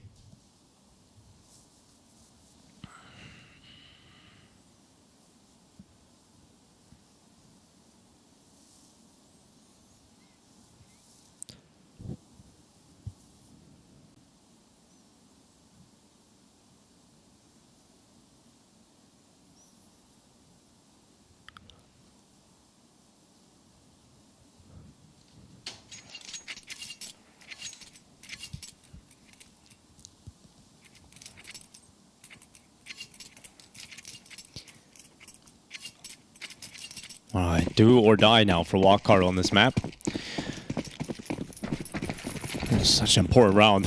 To win this, chance for overtime opens up.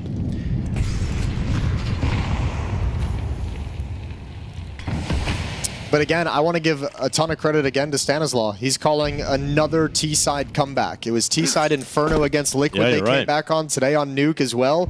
Now they're putting rounds up and making this very interesting down the stretch, despite the fact that they got pretty beat up and busted in the first half.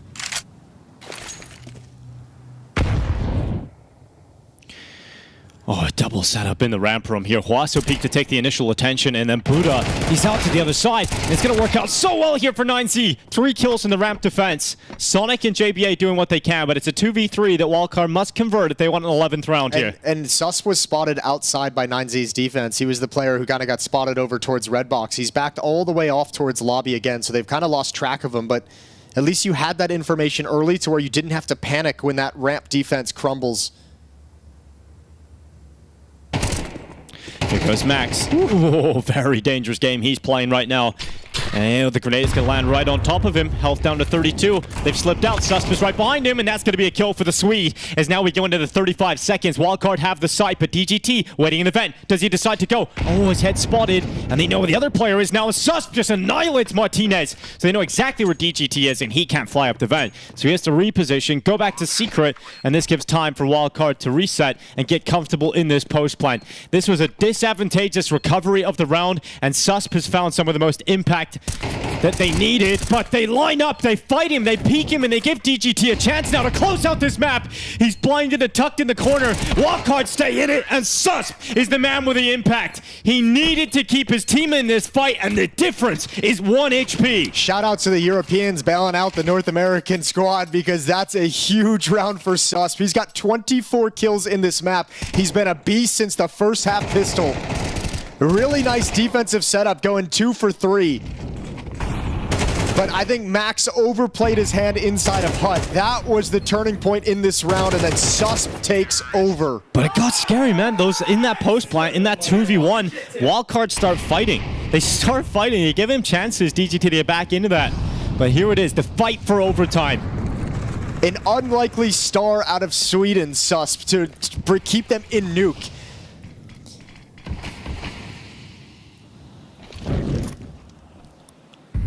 To think he started his year In Metasport. in the Swedish squad of Metasport, yeah, and now he's finishing the year, possibly qualifying for a major with a North American squad. Stanislaw 1-for-1 to kick off the start of this round. Back-to-back tough rounds for Max. What a great entry from Stanislaw. They've pre-fired that angle a couple of times when they've gone outside. I think that's got to be some research of knowing where he's liking to play, what positions he prefers. And you now have to win a 4v4. You got two MP9s running low on hits and utility. Got to be careful here. JBA covers him off. So Fuzi stays composed, but then JBA just runs right into DGT. And now with 48 seconds left, Sonic makes his play, and that's huge from Sonic. That has surely confirmed it. Huaso Peak, 1v3, MP9 in hand. Overtime for Wildcard off the back of another T-side comeback called by Stanislaw. We've seen it yesterday against Team Liquid in the best of one on Inferno, and now today versus 9Z, it's a T-side comeback to overtime for Wildcard. 4 in a row to get to overtime, and they won 7 of the last 8 rounds in this T-side. God-tier calling from Stanislaw. My man still got some game left in him. What a comeback story this is. 12-12 into overtime. 9Z's got to be so frustrated. Yeah. So frustrated with how this map is turning out. The momentum is definitely on the side now of Wildcard. And you can look into the 9Z room, and TNC is pretty disheveled at the moment. There were a lot of economic issues, though, for 9Z in the last 4 rounds of this True. have to come back into it, and obviously overtime, it doesn't completely negate them, because remember, at the majors, the overtime rules are different than what you'll see at the various events throughout the calendar. Start money is going to be 10,000. CT side economy still relatively brittle. If you lose that first round of overtime, pressure just escalates exponentially, because your economy can get fully reset if you lose the first 2 rounds on the CT side. Yeah, saving is still a thing in overtime at the majors.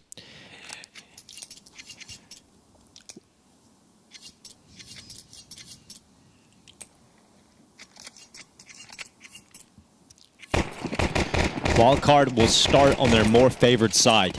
So they have an opportunity here to build the T side up and only have to win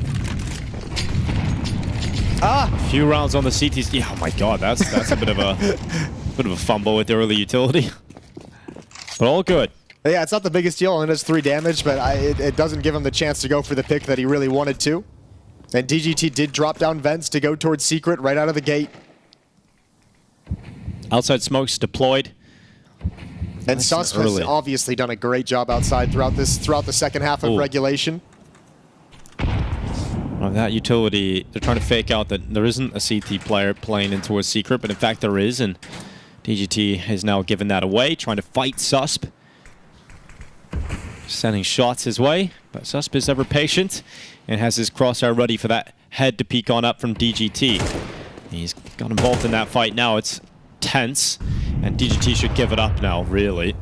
Did he want to keep fighting? I mean, Susp now has just changed his positions. The risks every time DGT pops his head up that. Remember previously, though, Susp, when he was spotted in that scenario, he fell all the way back towards lobby, right? So, like, while 9Z is saying there's one outside, he was able to reposition and get to a new location. This time, however, oh my god, blind spam connects. Yeah, good damage. Max getting 1. DGT just flew up the vent. Sonic taken out. So Wildcard down to 3 players. 4 stand for 9Z, and they continue to stand, but Susp gets involved again. But he's all alone. All alone! And another headshot. He would have to peek heaven, and he knows the AWP is there. He turns back. Oh, he got the read, but he can't get the kill. DGT is so active in this round. His first kill is he's on the ladder in the vent. He doesn't actually even come all the way up. Talk about a really fortunate kill to grab, cleaning up a low HP player on the vent. Putting it together. Good job from 9Z.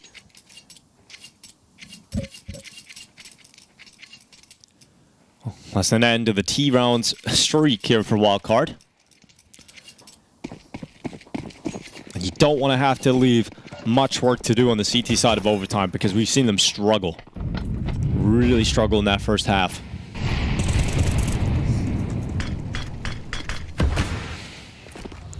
You can see immediately they don't get the AWP out again for Fuzi. That's what you're talking about with the overtime money. So Fuzi's down to an AK. So he won't be able to combat against Martinez in that department. Look at this. Sus taking a risk. It's a risky play, and now their danger man is out of there. Their high-impact player is dead, and Martinez on that sniper, he's going to peek up Secret, and they're all distracted. They're all going down anyway. Hwasopeak is on a double kill outside, and Sonic is now left alone. This T side has now fallen apart for Wildcard. 14 rounds on the board for 9Z. And that round was maybe just a little bit too comfortable for 9Z. Fuzi's only got $2,500 left. Going to be heartbreaking if you fought your way all the way back into this game just to lose in overtime, just to get blanked. Yeah. That's just a slaughter outside. One of the few times we've seen Wildcard send massive numbers of bodies outside. Maybe a little change up they're trying to throw into the overtime, but it doesn't pan out whatsoever. Yeah, if they lose this next round, the best they can hope for is double overtime. They will not be able to pull it off, the win in overtime number 1. So, and incredibly unlikely we see them win 3 gun rounds on the CT side, given the fact that they were incapable of winning back-to-back rounds when the guns came out on the CT side. So taking their time out, they know how important this last T round is. And they've got to do battle with 4 rifles and 1 Tech 9.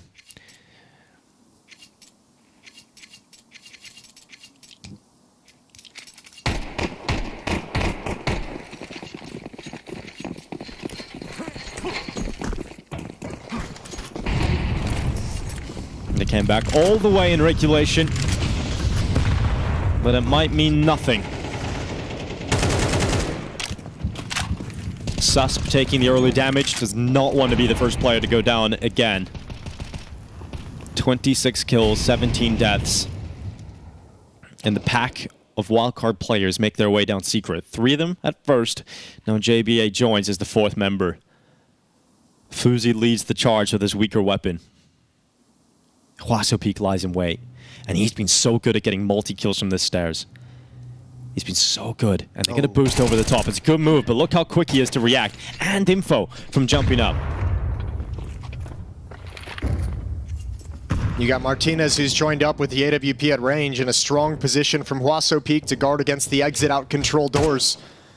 Sonic finds one outside. That's massive, but this is going to be really hard to clear out. And Martinez is here to provide some cover. They're already out decon, out of ammunition. He missed. And the shot misses. That's 2 missed shots from Martinez. He had an opportunity while they weren't even looking at him. They were completely distracted. His teammate goes down. And now DGT needs to win that fight. But Sonic, he can still have impact here. He makes his way down to a Secret. JBA with a fight inside of the vent. And DGT alongside Martinez with a 2v3 ahead of him.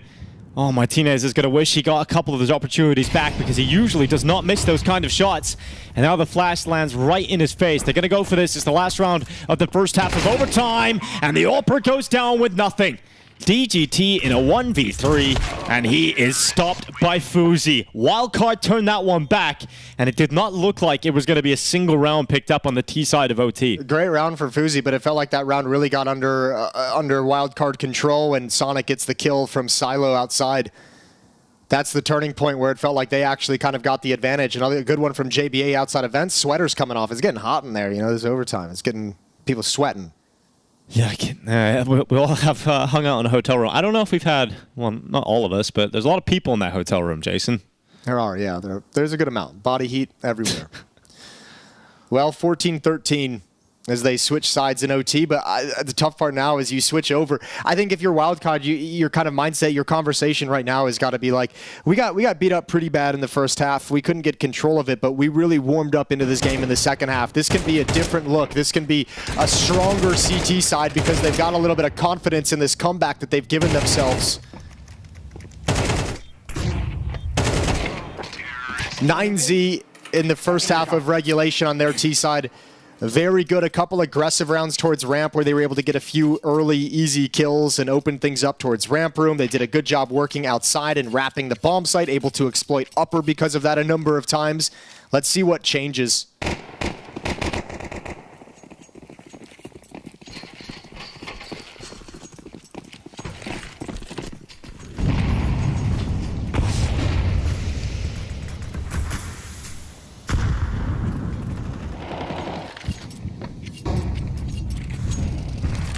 FUZI aggressive outside with the AWP.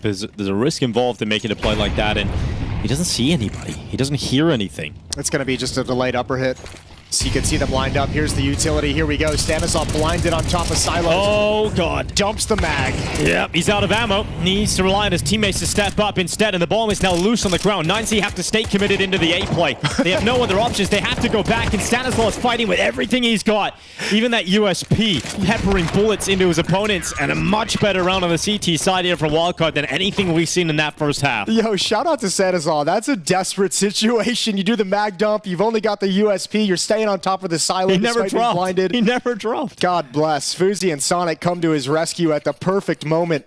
And actually, despite that being the plan and the utility coming out for Nouns, there wasn't a whole lot of strength in that hit. It was really just two players on the initial hit, the initial thrust. And unfortunately for Nouns, one of those two players had the bomb, right? So when the bomb goes down on the outside of hut, you have no other option. You have to stay going towards that A bomb site. Oh my lord, can Wildcard actually steal it away? FUZI, oh, he had a chance there. DGT got stuck on the ceiling. He can't count Nouns out of this. Quasso Peak spotted up on main.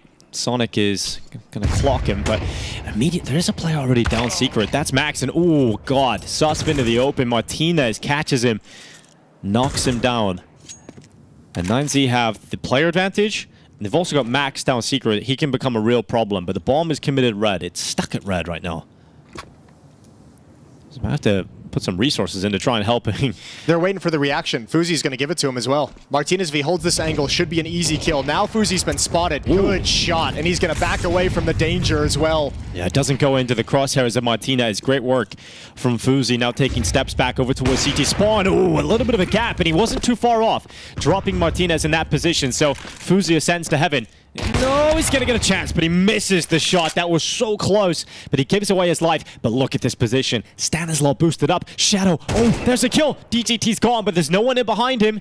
There's not a second player. And that's information that Stanislav can pass on to the rest of his troops to be ready for what is going to be an A play. Oh, smart from Wildcard as well to take control of lobby with all that outside pressure. I mean, Sonic's got a great angle to defend against this, and if they think he's alone, they're wrong. JBA is going to peek from hut any second. Oh, it's going to work out for JBA, but Buddha and Martinez fight back in between them, and look at this. Stanislav's already in the right position. He's already 2 steps ahead, and Stanislav will grab map point for Wildcard. What a comeback it has been, and now they are on the brink of taking this first map. Nouns' map pick of Nuke. Stanislav's feeling himself, giving a little dance after that clutch. Great round, gets the kill up on up over in ramp room, and then just drops down, and he's got the perfect read. Like you said, 2 steps ahead. They've got a chance to close this out. Nouns had 4 opportunities in regulation to close the map and move us on to Inferno. Wildcard gets their first crack at it right here. FUZI, opening kill. Picked up here for Wildcard. Max with a great shot. They're into the upper bomb site here in Nouns. They want another overtime. And Wildcard are held back by utility. They can't commit back into the bomb site just yet. They're going to have to let this plant come in and play for retake. Or are they? They're just going to go. They're just going to go right now. Flashes up. Oh, diving down. JBA gets 1. Max gets the important trade back, and numbers are still even. But Susp changes that reality with a headshot back of his own. Now Max and Quasso Peak have to stay in this fight and dig deep for their South American squad. But it's Wildcard that come out to play. And in a comeback of beautiful fashion, they are about to close out Nuke unless Quasso Peak can 1v3 them. First kill is good on Sonic, but he's dropped by FUZI, and another comeback from Wildcard, this time on Nuke, this time against Nouns, and they are now 1 map win closer to qualification of the perfect world Shanghai Major. That is such an incredible performance. Shout out to Sus putting numbers on the board, but Stanislav, give him the credit of that comeback. What's up, Sam with the panel? I am so incredibly hyped right now. So we were talking about this while this game was going on. Just before we got to overtime, I mentioned about how I'd seen Wildcard a challenger with a stand-in. And Stanislaw, the way he calls the comeback time and time again, and we mentioned we saw it a lot on the T side in this particular tournament, but there in overtime you saw one round on the T side, gets into CT, does that comeback. You have to give credit to this IGL. I don't know what he's doing, but I have seen this team do this now so many times, again and again and again.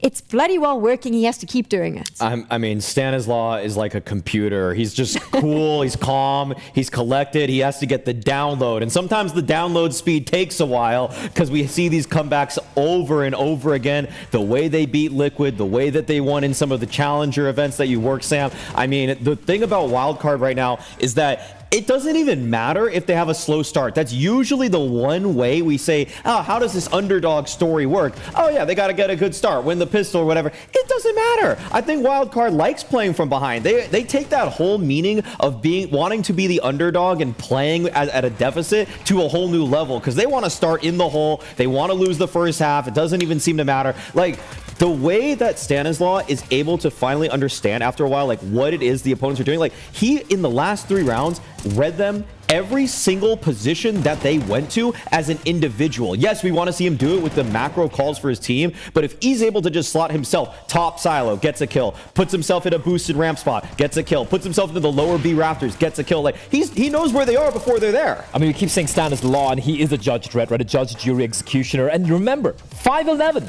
They were 5'11" down on Nuke, and just the calling was impeccable. And at the end of the first half, I was just ready. I was like, all right, Fozy, you were kind of phony in that first half of the AWP, just a 1 kill. And if you had a few more, at least a couple more kills with the AWP, maybe it would have been a more solid first half. But then the second half comes around, not in the second half, the middle of the second half, and then it just completely switches up the narrative. You can see, it's not like 9Z played a bad game, by the way. Sure, a couple of mistakes were made here and there. It's just that everyone seemed on the pitch. It was like a hive mind, the way they were operating, which is crazy when you look at the experience, or rather the inexperience of some of the players on that team. This is, so bear with me when I go down this route, because we saw this with Payne yesterday as well, where I was like, cool, and IGL's only as good as the pieces around them. I feel like with Stanislaw, he doesn't necessarily have the firepower that maybe a Payne has, and that's what we saw yesterday. And maybe the pieces aren't as experienced or as good as what he's going up against. But hell, he puts them in the positions where it doesn't matter because it's just working. Whatever they're doing is clicking. Stanislaw has, in this game, enabled Sus, who for me has been one of the weaker pieces of Wildcard in everything that I've seen of them, and statistically he's been one of the weaker pieces as well, and yet he was able to make outside his domain. He was taking out space over there, he was taking some duels here and there, and I feel like one thing that I've loved about Stanislaw and the way that he's called to some of these T-sides is I feel like he has just enough in terms of pocket plays that can explode onto a bomb site, but he also understands conditioning at a level. And he also has such mastery in the mid-round. Like, if the explosive play at the beginning of the round isn't working, they don't keep forcing it. There was one round where they were playing an anti-eco going into the A bomb site, and you know, I kind of like the game felt like it was already over at that point. So I didn't really think this was going to play into a factor until it goes to overtime and everything. But just thinking back to that one, 3v3, they're going out A, they're getting demolished, and then they just say, hold up, stop, this is a stack. Okay, how do we reroute ourselves? And he instantly knows. Like, he's so much quicker than so many of the other in-game leaders that are at this tournament. And I'm thinking about a lot of the people that have kind of taken on the role later, like people like Twist, for example. Like, it takes longer for Liquid, who is obviously better across the board than Wildcard, to enact their second phase of their plan or their contingency plan, because Stanislaw has just drilled these guys so well. 100%. I think you'd hit the nail on the head right there with how quickly they react, right? They don't take time just lingering around, players just starting to... You see a lot of teams where the initial hit doesn't work out, they kind of like start spreading out individually, being like, all right, I'm going to try and find a pick, I'm going to find some info that will make a play. It's like, nope. This is the play here. We have information on 2 of the players on the opposition. We don't know where this one guy is, but that's okay. We're going to group up together, hit that side or hit that part of the map, and we're going to trade efficiently.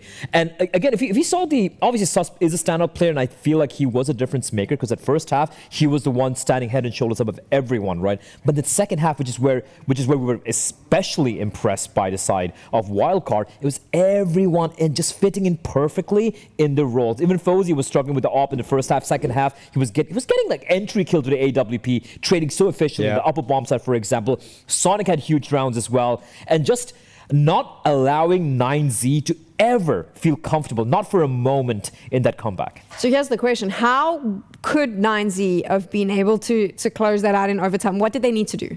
For me personally, I feel in that first half in particular, and also it comes down to overtime as well, I think the T sides, when they slowed things down quite a bit, they were winning a lot of those rounds. They're able to kind of choke out the members, the players on the side of Wildcard. You could see sometimes they'd get a little antsy, start going for information plays alone, and they'd get punished for it. But it felt like they were trying to mix things up a little bit and try and go for this fast plays. But I felt like fast plays just got shut down so many times, and they did it in OT as well. I personally feel if they slowed out all the rounds on the T side they had there, I think they could have still edged out the win. You're in agreement? I think Bled actually nailed it. I mean, yeah, the fast plays were clearly what wasn't working for 9Z, and for whatever reason, it's like they didn't trust their late round procedures. But I also think that's because Stanislaw instilled that fear into them that if you want to stretch a round out, we are going to have better fundamentals and better reactions. So it's not that, like, yeah, 9Z could have done a couple different things with their game plan there, but like, Stanislaw honestly just outcalled them in situations. So will this be the win condition? We're moving to Wildcard's map pick now, Inferno. Is it going to be the win condition for 9Z? Does the same apply? They need to slow down the pace and take control?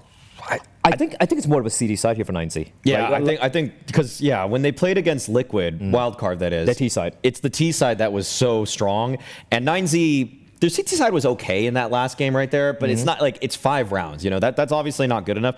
I just think you need to do your homework. Like if you're 9Z.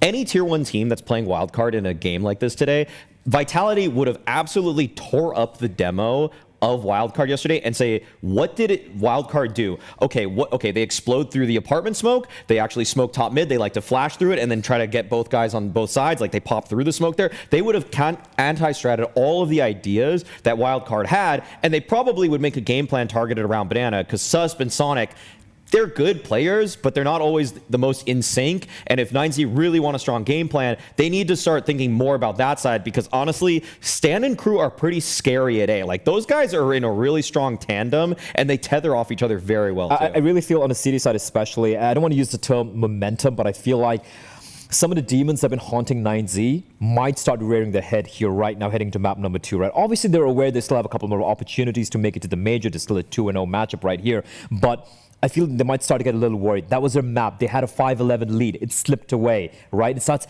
creeping. The doubts start creeping in. They're like, guys, this isn't G2. This is like an EU team.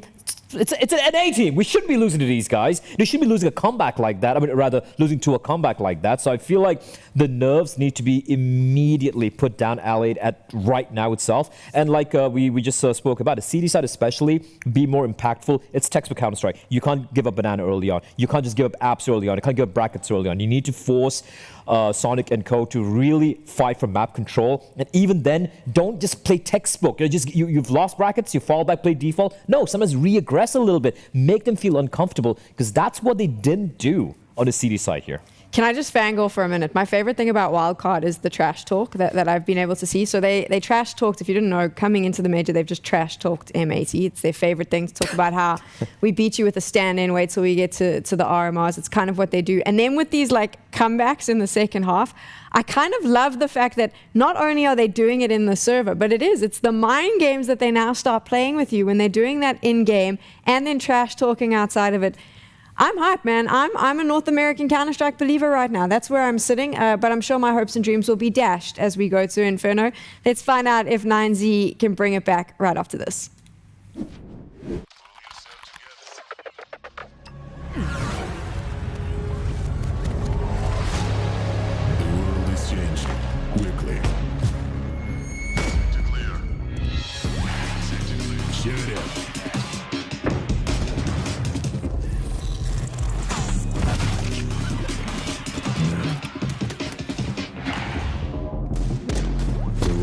Changing, but one thing remains the same: victories with 1xBet.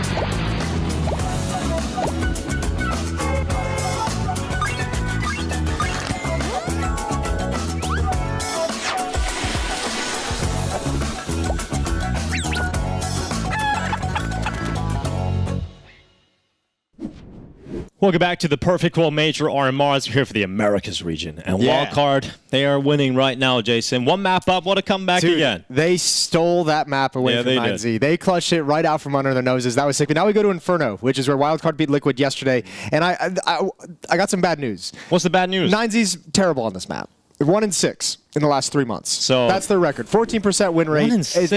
It's not a good situation to be in when you had Nuke right there. So you're telling me Wildcard have got this? They have a lovely opportunity to qualify to the major. Damn. And I mean, it's crazy to think about it. 9Z on Inferno, they played some tough competition. They lost to, they've lost to 3D Max a couple of times, but some of these, they've lost to Virtus Pro on it, but they've also lost to Fnatic. They've lost to Alliance. Alliance is the one team they beat. They lost to Pain. They just don't have a lot of solid Who the heck wins. are Alliance? They just don't have a lot of solid wins on this to make it be like, okay, here we are with a great game. So a lot of this is going to come down to, they probably assumed this was going to be picked by Wildcard based off the victory against Liquid yesterday. And so you look into that, and what went well? They were able to find some entry kills on Yakinder and Banana, but they didn't have to do anything crazy for it. I think Yakinder gave them a couple easy ones on the Liquid CT side. The other thing that was very effective, busting into mid through a smoke. And look at the fast-paced pistol round we got going on. This is real fast. Martinez on that charge up top mid. Huaso Peak and Max get involved though for 9Z. And they'll stay ahead. They'll stay ahead in plays, but there's still two more defenders over towards the A side of the map, but one of them now down low. It's going to be JBA stepping up with the frag on to DGT, and Max is low on HP, but Huaso Peak making sure that he protects his teammate. And I don't know how Sonic hasn't got away with a kill yet on Max. Just one bullet, buddy, and he's got that kill, but Sonic, it's one towards the bomb site. Max is still low. Can Sonic actually pull this off?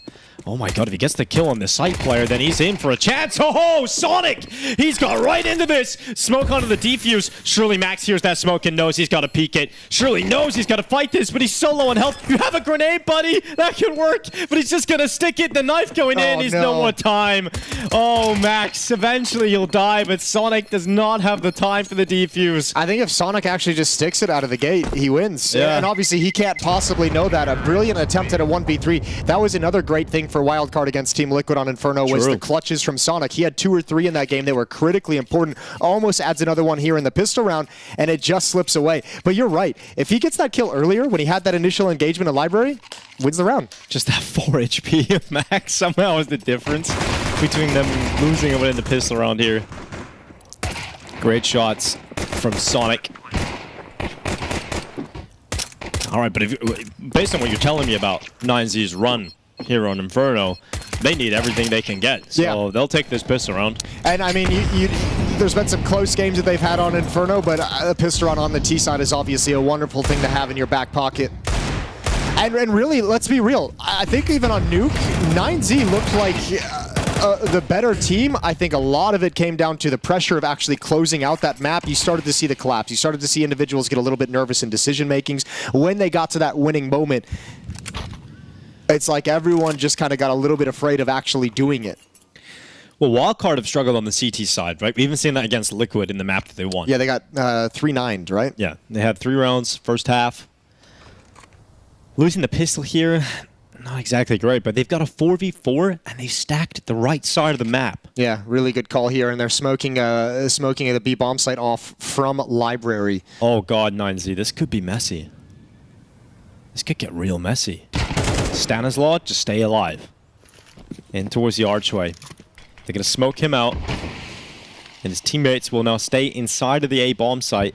Problem is oh, that's a big kill, sliding into it. I was going to say the wrap is actually the perfect idea, but now it's kind of closed off. They're going to have to use a smoke to try and sever off the support of the site player. JBA's got to worry about the apartments. Will he clock that player in time? No, he won't. So Max comes out. Oh, look at Stanislaw straight through the archway. That 5-7 gets involved in Sonic from the site. They pull off the force buy. That is huge from Wildcard. What a beautiful stack. What a way to rotate back and just get that underway. Perfect call from Wildcard. Really, really well done. And it's impact again from Sonic. 6-0. 3K in that force buy. Stanislaw yesterday against Liquid in one of the 3 rounds that they won on the CT side. It was him making a hero play, swinging out of the arch. Smoke of arch. He does it again here in this round. So similar move than we've seen in the tournament already from Stanislaw. But a force buy back from 9Z. They're going in. Yeah, it's just a really good job from him finding the timing to make that effective. When his teammates are having some success, when he knows that player has to activate if 9Z is going to win the round, that's when he chooses to make his move. Side pissed around, not all that sexy anymore for 9Z when you lose the second. Tech 9's on the board, P250 as well, a little bit of utility. 3 players towards ultimate and apartment, so you might expect at this point they could transition into a Hulls pop with these pistols.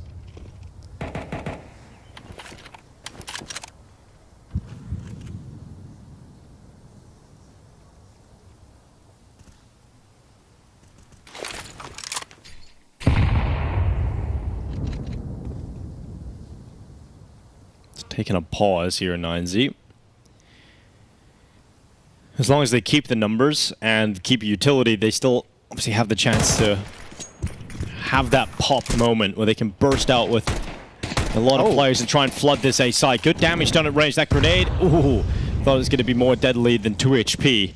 That's a really nice long-range dink, and here comes the play up lane. Stanislaw waiting. MP9 missmoked at the bomb site. Here he goes. Swings, and it's 3. Stanislaw sinks triple. And it's just DGT left alone in a double from the pit from JBA. So that force buy melted at the hands of the MP9s. It's 2-1 start here for Wildcard. Should be 3 in really a blink of an eye. Yeah, no plant, no real kills to speak of, just Stanislaw going down, so no reason for 9Z to go to any kind of a force-up. So only Glocks and a chance for those MP9s on Stan and JBA to make a little bit more cash. Wildcard looking to have a good start to the CT campaign. Marching towards the first major for Fuzi, Susp, JBA, and Sonic. Wow. 7th for Stanislaw. He's been in the playoffs in 2 of them. Semifinals at the Berlin Major, quarterfinals at the London Major. And the first time back at a major, it's in 2021. And taking Wildcard, this new organization, to a major. Just Glocks. 9Z not going to be able to do much about this. Should be nice and easy for them. Sonic to melt. He attacking towards his position. Susp alongside Sonic combined for enough damage. Eventually overrun just with the sheer amount of bullets that were heading his direction. But comfortably handled by Wildcard, who now equal their scoreline that they were able to get against Liquid on the CT side. You can tell it has a different sort of venom about the CT side of Wildcard Inferno today, though. Buy-in for 9Z. Well, then you also have to think about, too, like, it was Liquid that put 9 rounds on him, right? And they're great at T-side Inferno. And also, I mean, I would put them a step or 2 above 9Z, as good as 9Z can be. Yeah, a couple steps. Maybe even a whole floor. 3-1 and plenty of cash for Wildcard. Not really investing a whole lot. Stanislaw keeps the MP9. They have money to invest in the AWP if Fuzi wanted to drop the Galil over, but they're content at this point to just play with the weaker weapons and prioritize the economy. Fast-paced Banana. Yes, real fast. Max at the front of the attack, but it's 2 opening kills from Wildcard. Make that 3. This is the first buy round, and it's melted in a blink of an eye. In a split second, it's Wildcard dominating 9Z, and DGT can do nothing about this. He is left alone. That was close to a disaster. 2 players stuck at sandbags with a Molotov at their feet. They smoke it out, and just I don't even really know how they found the kills through that and all the chaos, all the utility raining in. But yeah, that's a very quick end of the round. There's still 1 minute and 20 seconds, and DGT's in a 1v5. Damn. And now you get some free AK-47s as well.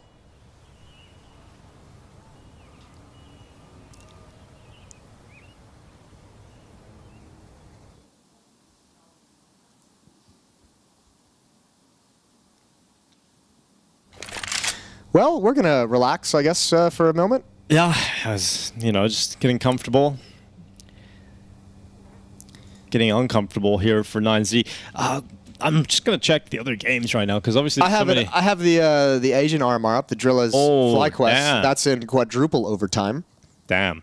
And that's the deciding matchup, isn't it? Yep, that's on the PGLC stream. FlyQuest versus Drillas. Holy.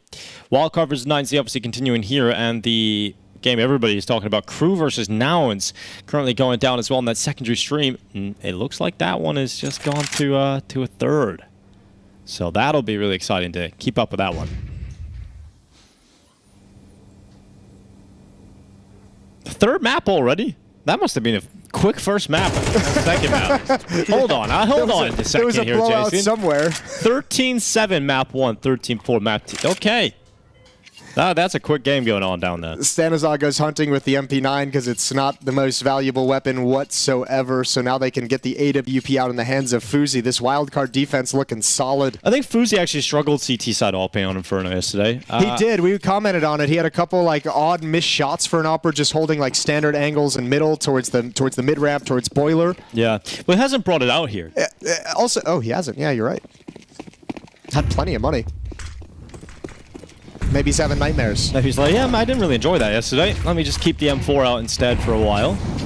And they're going up against Tech 9s here in an AK-47. It's faster in towards the A bomb site, out of the balcony, and to their death. My brother in Christ, if this is going to be the T side, it's not going to go well. Just rush at them and die.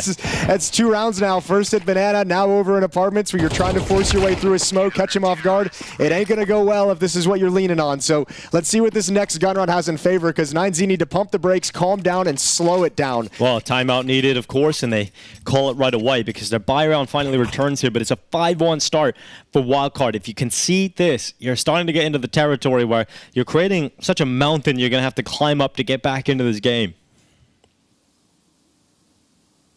3 kills for 9Z in the last 4 rounds. Economy, money is flowing for the CT side, and this is just filling them with confidence.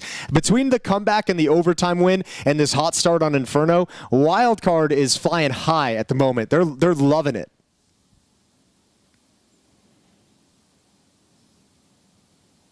Timeout comes to a close. Let's see if 9Z can snap back in shape. Contest this half a little bit. AK-47s across the board. One Galil on, Galil on Buddha and DGT.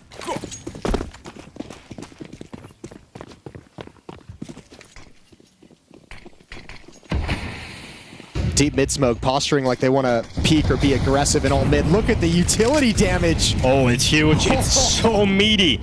And now Wildcard, even though they haven't got one of the opening kills, they basically have with how much damage they've just done there.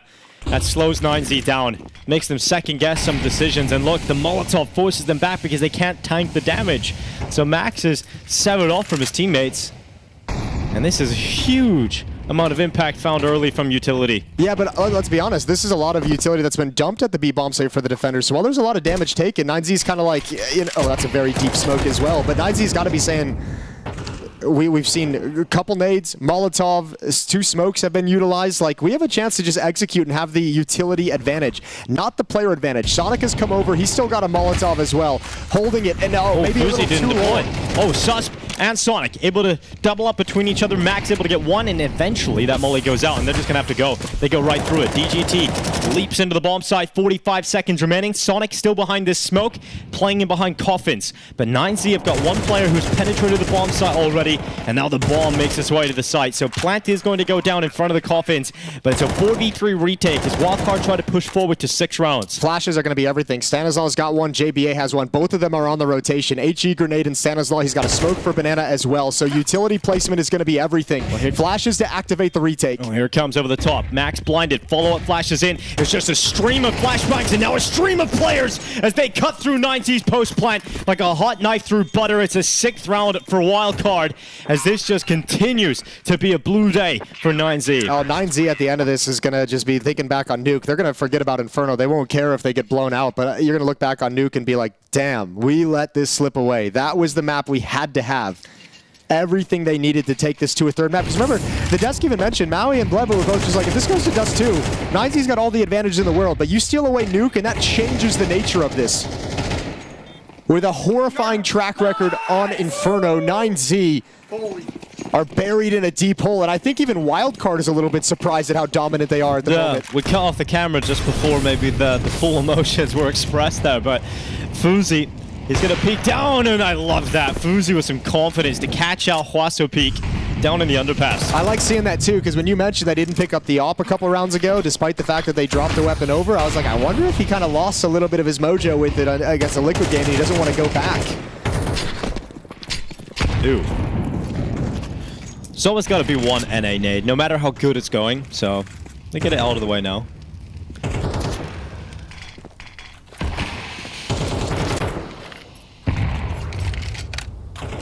Oh, 9Z got to play 4v5. This feels like one of their better rounds, though. Like, they haven't lost their entire team in a couple of seconds. I mean, but it's a 4v5. If you want to describe this as one of their better rounds, it ain't going so hard. No, but it is. 3 smokes remaining for the T side. They've got no flashbangs.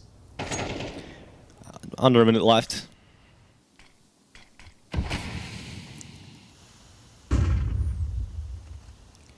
Fuzi opened up the round. Looking to get a second here. Grenade, that's going to be huge. Yeah, nice chip damage before anything begins. I think 9Z at this moment is having a problem. They want a mistake. They want to peek. They want to pick with these AK-47s. Op shifted over to the B bomb site. He's going to be called back as 2 smokes are deployed at the A bomb site. Stanislaw and JBA both playing in the site. Nothing in pit.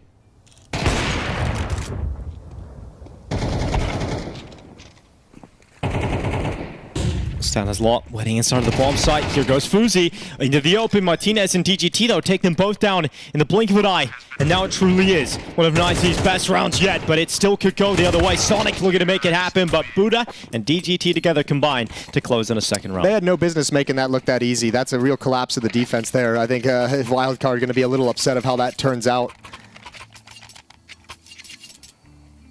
JBA and Stanislaw inside the bomb site, not able to get a single kill. JBA even gets spammed down. I don't know if he was spotted, maybe had a little piece of the shoulder exposed, but taken out clean. Second round for 9Z, but they need many more.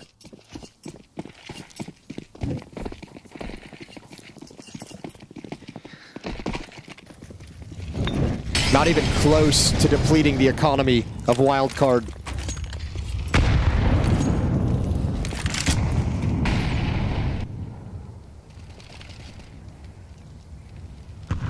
DGT heading into the apartments. Oh, here comes the banana fight. Sus blinded. Actually shot up by his own teammate, but Max finished him off. 1 HP for Max. Barely alive, barely a 5v4, and Max finally taken out. A bit of overkill with the AWP. Yeah, but this is how 9Z found that first round. Oh. This kind of slower play, and this time they get the mistake they were looking for in the previous. They get that extra peek out of Fuzi with the AWP. Leaves JBA on his own, and he's got to be a little bit active. And they're walking out halls already. He doesn't have a lot of utility here, just one flash, and yeah, he's gonna get split. So that's a save call. It's gotta be. All right, here we go. 9Z have opened the door. Yeah, they have. They put their foot in. Still plenty of money to drop over. Off will be out again for Fuzi. M4s will be filling up on Sus and JBA, so it's all good. Yeah, it's good to see they're not going to just get blanked, right? It's not going to be a terrible half for 9Z. It still could be, obviously, but right now they're pushing in the right direction to have an opportunity to tie up the scoreline. But even if Wildcard don't get a single round from this point onwards, we know how good their T side is. Like 6 rounds is enough to work with. I don't know. I'm very curious. I haven't really made the decision on how good their T side is. Yes, you know, the game against Liquid yesterday, obviously it worked out very, very well. Can they replicate it? A lot of like mid pops through smoke worked out with good utility. But I think it's just, it maybe gives you confidence just seeing how they were able to pull such a difficult comeback off on Nuke as well. Well, I think you have a body of work with Stanislaw calling them in some of these comebacks, like we saw on Nuke, like we saw on Inferno against Liquid. Like that part of things is obviously clicking really, really well. Can they replicate it would be the question. And obviously at some point if you're Wildcard, you're like, we'd like to close out a game from being in the lead. Yeah, that would be nice instead of having to play from comebacks behind. are great. It's always nice to have that ability in your back pocket, but if every game you're looking at a comeback, it's, you know, you're not going to win all of them. First time out taken by Stanislaw and Wildcard. They want to make sure this CT side, they had such a good start. They want to make sure it doesn't spiral completely out of control.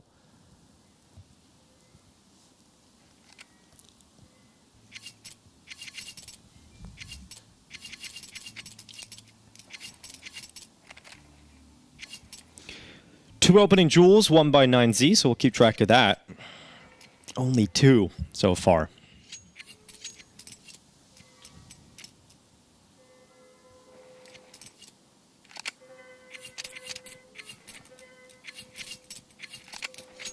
One of the round wins, obviously, being able to convert a 4v5 deficit after Fuzi got an opening down mid. They're showing that capability. And here goes Martinez to peek into middle, but there's a deep smoke. Just looking for a boost over the top of it. It's common play. He isn't going to see it, so smoke blasted open, not seeing anything on the other side of it for the time being. And this time you're not seeing Wildcard in advanced positions towards A. You're not seeing any of these mid-fights going down. Instead, they're going in the apartments with the setup. So JBA in the halls with that scope of Fuzi in behind him. Ooh, playing cricket. This got his... That's... I don't know if I'd trust anyone with that shot. I'm not going to lie to you. Yeah, it doesn't make me feel comfortable. Yeah, that's... starting to get a little bit of a stomach ache, really. Could almost feel it. It's dangerously close there, buddy. Why? And he did. Yeah, I mean, he's just shot his teammate. He just blew his nuts off. All over the place. That was about the most predictable Castration on the radiator. Oh, my. Oh, 40 seconds. We all seen that coming. Max with a great headshot on Sonic, and 9Z have B. Everything's kind of... It spiraled out of control, hasn't it? Not just the nuts. Everything's falling off. Oh my God! All right. Well, again, just because of such a good start, there's still so much money, and because they haven't had a clean win, 9Z, it's not doing nearly as much economic damage. Although at this point, I don't think they care. I think they're just happy to be putting rounds on the board. And thank God they slowed the pacing down. I was really concerned after those first few fast-paced rounds up They were Banana. just gonna run to their like, death. I was like, oh man. Timeout taken, a little adjustment in the pacing, and things are working out for 9Z.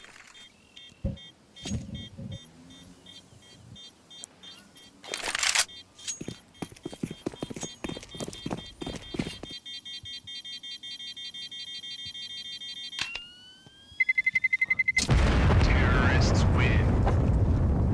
6-4. Good little rebuttal for 9Z. How much more can they get? Full buy again for Wildcard. They've had all the money they've needed this entire half. They'll have it in the last round regardless of what happens here as well.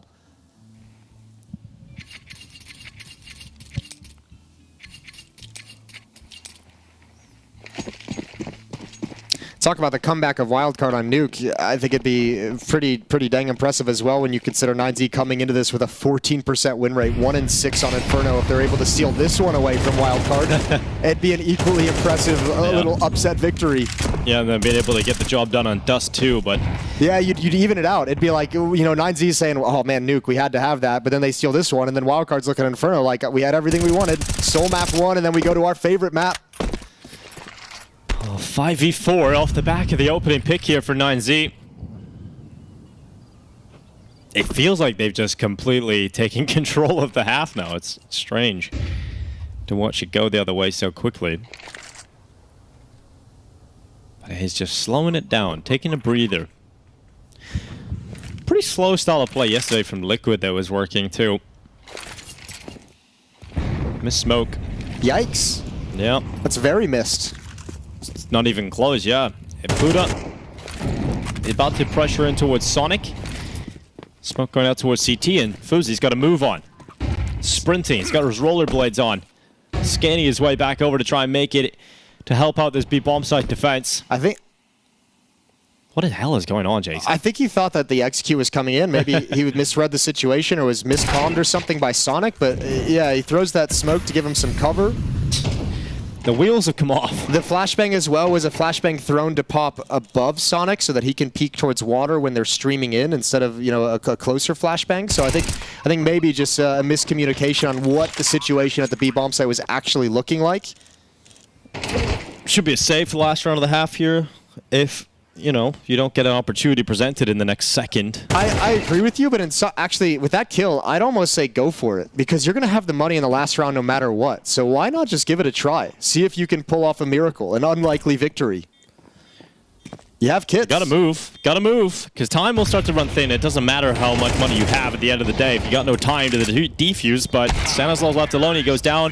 5th round, picked up for 9Z as we head into the last round of the half. It's kind of crazy to watch Wildcard not get an extra round after their streak. Yeah, 6-1 to 4 straight for 9Z. So they found the adaptation. And Wildcard equally has taken a timeout to try and figure things out and haven't been able to do it. So where'd the mojo go? They were laughing and giggling and having a great time just 4 short rounds ago. And this isn't like they got kind of like their money got broken. They had to play with unarmored USPs at all. This has been 4 full buy rounds that 9Z styled on them.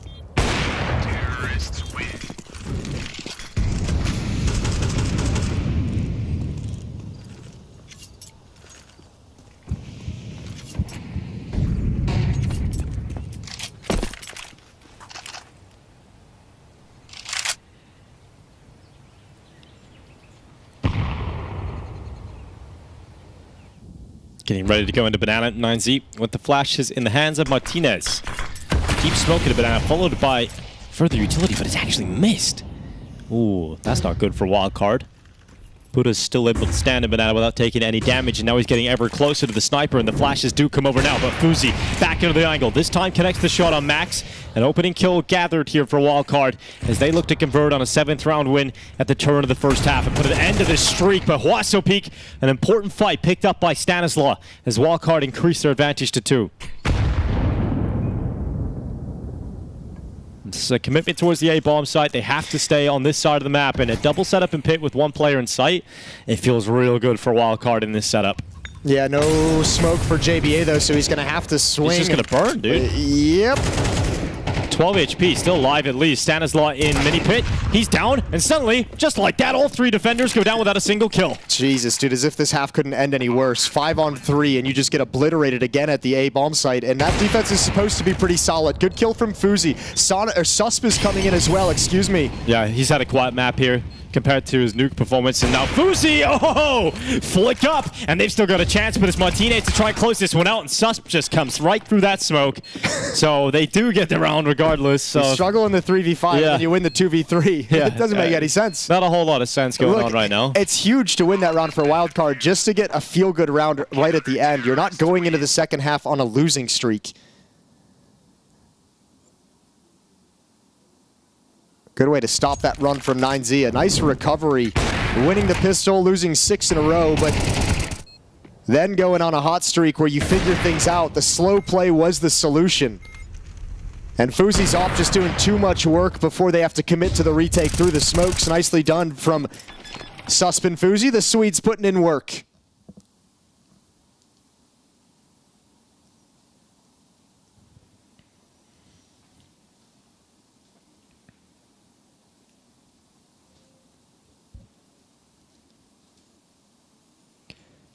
And a 1-minute break here at the halftime.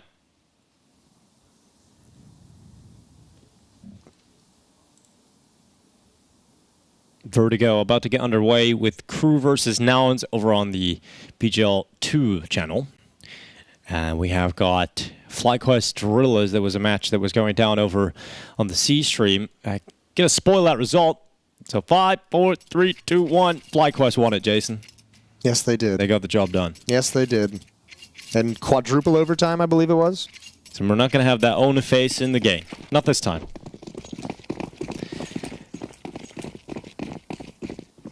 Into the second half we go. Wildcard 7-5. They've got the lead. Huaso Peak, he goes into the banana fight. They're charging at him. Sonic, good for 1. Susp on the follow-up. They know there's a player behind the sandbags. Can they finally kill him? No, they're finally run out of ammo on both players, and eventually it is all Wildcard. How many Glocks does it take to take down 1 defender at sandbags? Oh, he wants the knife? Knife. Yeah. Eat that. Cold-blooded. He's not very nice for a Canadian, is he? Whatever, I'm into it. Take the knife. Maybe said sorry after. Take those $1,500. It's great. I mean, that's a pistol round won by Wildcard. They didn't do that in the first half. No, they didn't need to. They won that second round. We'll see if 9Z can fill out the same sheet in that regard. Same sheet, different day.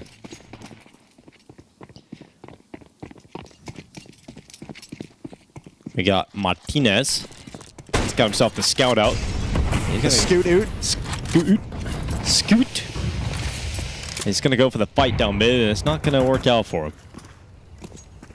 You know, I was thinking about this. If there's ever going to be a streamer that gets a team into the major, I want it to be Flom. It's going to be Amaranth, bro. It's just about to happen right now.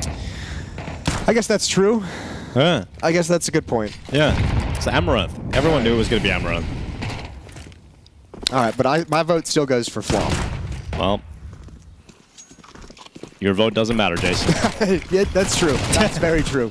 Stanislaus jumping in with the MAC-10. He's going to cross into the B-bomb site. Bomb going down, and 9Z will back off, save these weapons. Try again in the next.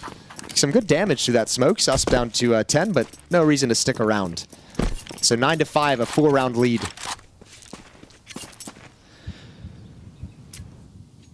Well, Fuzi wants some money, and I don't blame him. This is the bull run for Fuzi. No, it's a bear mark. He's dead. He's taken out by that old scout of the Martinez. So bull is good, bear is bad? Yes. All right. The bull run. The bear market. That's what you're looking for, Jason. Yeah, I was always confused by the animal thing, so. Yeah. But I guess it makes sense, isn't there? There's a bull Because the bull's statue on it. running, right? And it's, you know, and It doesn't stop. It's got a lot of momentum. Yeah. The bear, because the market's there's nothing there because it's bear. It's a bear market. It's nothing. So it's not the animal.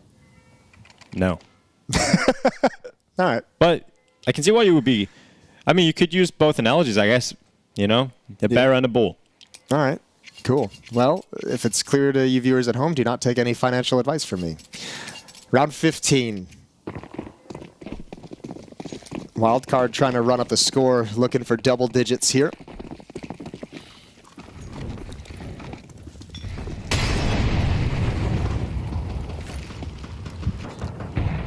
All right, Martinez missed the gap. You know, he missed the timing there. And it's going to work out for Sus as he goes forward into Max. It's awkward inside of the smoke, but Huasopeak looking to make the most of it. He'll do some damage with his DGT with a 5-7. That's the exact fight that 9Z's looking for, is in that chaos to find the equalizer with all those smokes. Now, you only take down Stanislaw 4-on-4, and you still got some weaker weapons, and you're still running out of utility. Only one smoke remaining, and that's over at the A-bomb site in the hands of Buddha. So Wildcard, if they just want to wait out this smoke and march in, they have a full-blown execute. 2 smokes. They've got a Molotov for triple. New box. Not so new anymore. No, but I like that it's still sticking around as a call-out. Yeah. Just like car. It makes me feel good. Imagine yeah. calling it barrels. I have casted a couple games where I'm like, should I still be calling this car? Yeah, you should. Not actually a car here. The average age of the Counter-Strike viewer is 31 years old, Jason. We still call it car. Martinez! Dead. Sus. Good bang-out shot towards Dark. Now Huasopeak's going to sit inside the first orange. Is Sonic able to swing at him? And it's just old Buddha left. And he's a long way away from getting involved in this. It's going to end up being a 10th round on the board for Wildcard as they get ever closer to qualifying for the Major. I think maybe you just look for a rifle here. Stanislaw died over towards barrels. I don't remember what weapon he had, but maybe you check that out. But either way, exit kill would be great. But you got armor, you got a smoke. It's valuable to save it. Oh, he had a MAC-10. All right. Yeah, not worth. Thank you, observers.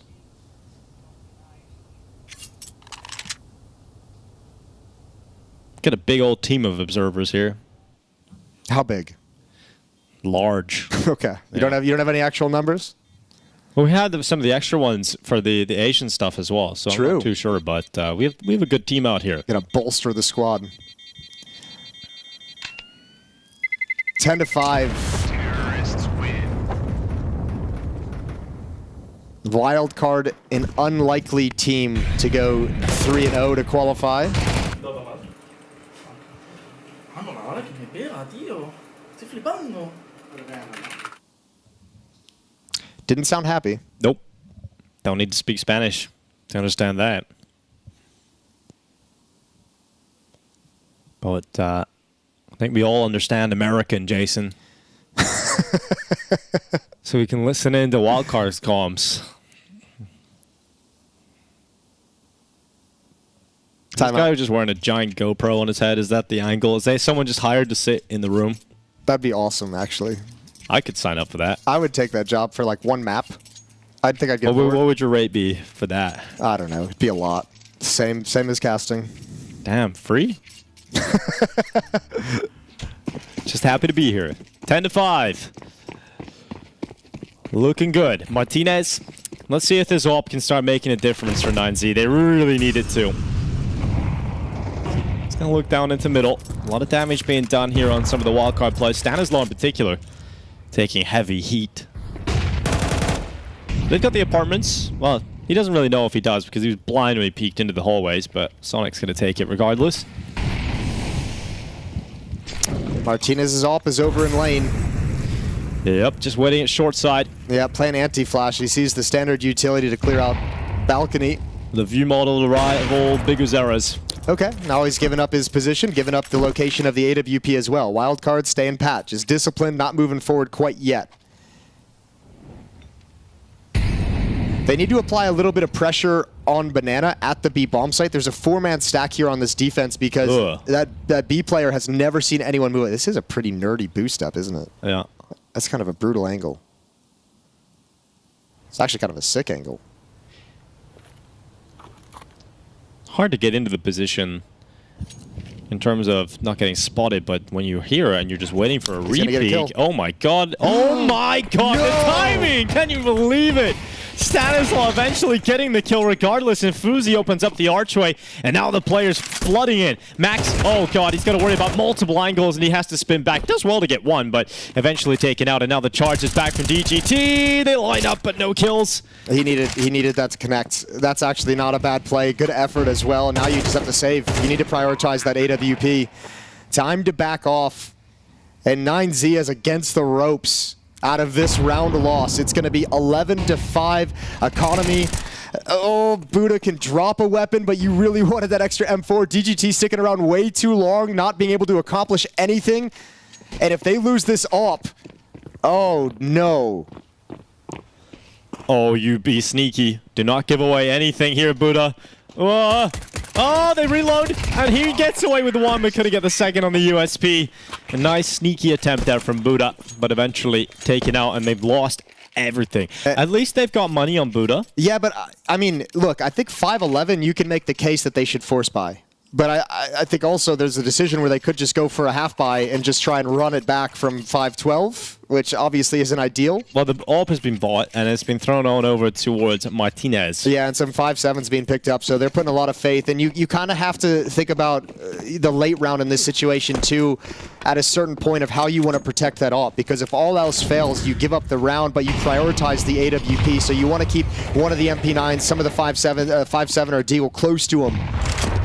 But at the moment, you're just kind of unleashing Martinez and saying, do whatever you got to do to find us an opening kill.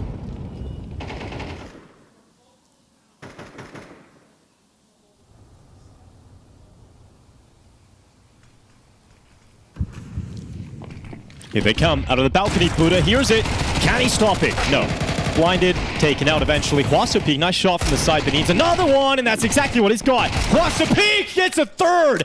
Oh, some filthy Deagle work from Hwasopik. He might have sold them a dream, though, because they're going to go for this round, and if they lose it, they lose everything. Taking a moment to breathe. Wildcard settling into this. Smoke goes out at long, but Martinez has slipped the net. He's got ever closer, up through short side. But Susp, will he look at the right position at the right time if he re-peeks into the open? Martinez is now waiting, and that shot was so close, but it will not connect. And now Martinez is committed into this fight. This AW3 thrown into the ground and thrown away. It's 12-5. And the Deagle triple from Hwasopik convinces them to go for it. They lose everything, and it's 12-5. Qualification point to the perfect world. Shanghai Major awaits for Wildcard. Well, it's one of those weird situations where it's like Hwasopik does way too good. These kills make them to believe that they can win this round, and there was absolutely a chance, but it pulls all their resources into the fight. Thankfully, they can reinvest into the AWP. 12-5. A miraculous run in the Americas RMR from Wildcard, starting out with upsetting Liquid and just marching forward to beat 9Z in a best of 3 to qualify for the Shanghai Major. Stanislaw returns with new Swedes who started this year in Metasport in Susp. Fuzi, who had a short term with NIP. And he has managed to lead this squad through the Americas RMR. The Major awaits around the corner for First kill collected here for Wildcard. Sweden's been waiting for a resurgence of their Counter-Strike scene for so long, and on behalf of all North Americans, I'd like to say you're welcome. You're welcome for giving you a region that you can beat.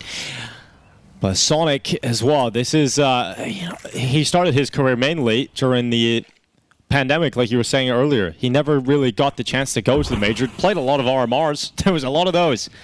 But never had the opportunity to actually go to the major itself. And he has come back after hiatus and is now just a moment away from that major. They're going to settle into this 40 seconds, a player up.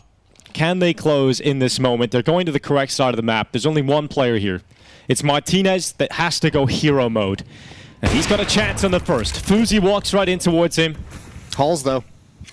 He's got to worry about that eventually, and he now realizes that on his in his internal clock. So he goes back to look at it, and here they come. Two through the apartments, two up short. Martinez dead in the site, and there's still two players all the way over at B, one at Library. They're way too static at the B bomb site with that 3-man stack while Martinez is alone at A. They needed to either, instead of smoking off, they needed to push it and clear Banana and get the information, but even the reinforcements coming in the form of Buddha blocked off by smoke, and now this is almost like a 1% retake chance. You have no real opportunity with 4 players alive and all the crossfires set up, and Wildcard is going to qualify for the Shanghai Major. Holding on. This graveyard position for Susp is just so good. They go around the corner, but he whips! Oh god, he whips! And it's JBA to go down, DGT to step up, and oh my god, the defuse being stuck all the way, the full 10 seconds. It's disastrous from Susp in the graveyard, and it will go on. Did I jinx it? Jason. You can tell me I jinxed it. You jinxed it big time, buddy. Yeah, you ruined it.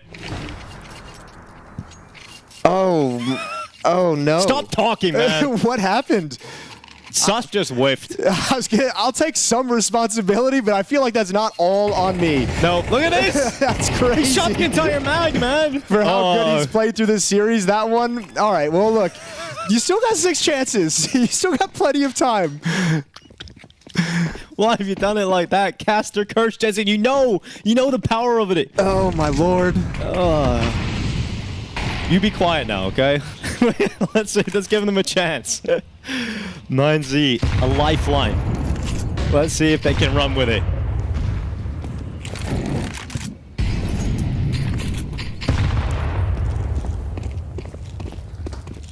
Oh, no, no, no.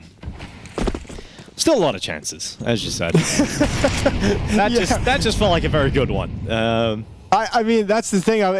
Yeah, plenty of chances, but that kind of a retake and those sorts of positions is like, that should just be a 1 round. I'm just going to throw it out there. That's a round you should be winning, like, literally 99 out of 100 times.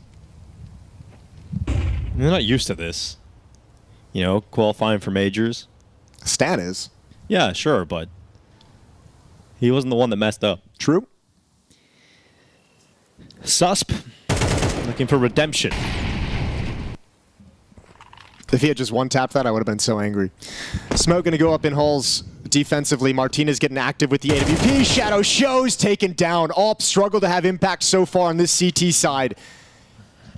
And Stanislaw now investigating on Wrap. Oh, beautiful headshot. They might not even need more than 1 extra chance. Anything to say, Jason? 5 versus 3. It is surely locked in now. This round, there's a 0% chance 9Z win this round. 0. Well, the bomb is going to go down. Wildcard once again put themselves in pole position to close out this map, close out this series, and qualify flawlessly through the Americas RMR. A campaign that started with beating Team Liquid, and will close with defeating 9Z. A 3-0 run here at the Americas RMR for Wildcard. Stanislaw will return to the major for the first time since Stockholm in 2021. Wildcard are through to the Perfect World Shanghai Major undefeated in the Americas RMR. Yeah, let me see the celebration. That's a great moment. Stanislaw, the comeback kid, comeback in the matches throughout the RMR, comeback in the career now, a resurgence. He's still got some life as an IGL. Absolutely wonderful. Just think of how many of these young players have just qualified for their first major, JC? You know, they've secured the sticker, they've secured qualification to the major, and they've done it in this style, like 3-0. I don't think anybody had Wildcard going 3-0 in the RMR. No, absolutely crazy to see what they've been able to do. And I mean, even building upon that Liquid win as well, but this was great. The game on Nuke today was absolutely wonderful, and 9Z has got to be devastated. That's going to be something they look at tonight. And remember, like, it's only going to get harder. You have Liquid now in a 2-1. You've got FURIA now in a 2-1. If you're 9Z, you're like, oh, yeah, we might have this was the best chance. We might have just made this the most difficult route possible. Yeah, absolutely. Well, that's what happens when you get some of those upsets and those BO1s early. And we've seen a lot of teams go and take a 2-0 run at RMRs in the past and then end up not qualifying. We've seen it before. So hopefully for 9Z, that isn't the case. But. Well, no, but it is scary when you consider the way they lost on Nuke, right where they were on the verge of victory, and now also you think right on the verge of qualifying. There's that extra pressure as well. Regardless, we've got the panel ready to break it all down, so take it away, Sam. Wildcard is going to the major. Not a single map dropped, and I have been notified to celebrate free Amaranth yeast beer for everyone. All right, yeah. I did call it as soon as the team was picked up a Wildcard. I knew Amaranth was behind it, and I called it back then a few months ago that Amaranth was going to be the savior of NACS, and she's done it right there. The first American player to make it. It is going to be from Wildcard. Was Amaranth saving American CS, or can we argue that it's always the South Africans that have to step up to help North America? You just have to read the South Africans every single time. Sonic, look at how he performed on Inferno. You got to give him credit. The boy was retired. He came back. He's an old man now, and he's going to the major. What is happening right now? Like, I've never seen Maui this flabbergasted. I'm usually the troll. I'm usually the troll, but I truly do want to just celebrate. I know that I'm with Bled and I'm with Tech Girl. I gotta celebrate something right now. And the reality is that, like, this is 4 people from Wildcard qualifying to their very first major. Jaba has been playing with Stanislav for over a year now through ESEA Advanced, ECL, and now making it all the way to the major. Like, this guy has been a prospect for some time, and Stanislav, he took him to the promised land right there. First major for Sonic, first major for Susp, first major for Fozy. Even with that time with NIP, he never actually got to play in the major. So what a great run from Wildcard, who have blown away our expectations entirely. And they've been battling their brains out over in NA, and what we've been doing here on the desk is just been shitting on them, saying, oh, they're definitely not going to make it. But I 100% agree with Maui. They should be celebrated, and what a performance. 3-0. We didn't pick this team at all, even though we had differences, Maui and I, with which team's going to make it to the major. Wildcard was definitely not on it, and they managed to get it done. Real CS fans, watch that back and see if you pick up what just happened, because you might have missed it. The thing about Wildcard that I have to talk about, because whenever we get to these RMRs and we see certain teams, especially the underdogs, if you like, or the dark horses qualifiers, we go, oh, well, they had a really easy run in the RMRs. They had luck on their side. Wildcard beat 3 of the favorites in this event. Yes. And they did not drop a single map. Credit to them, it was not an easy run. Liquid, Pain, now 9Z. It's also the fashion in which it did it, right? The comeback against Liquid, 3-9 down on Inferno. Then we saw the game against Pain. It was very back and forth against a team both of us picked to make it to the major. Yes. And they closed it out 13-9, I believe. And I do believe we have an interview here.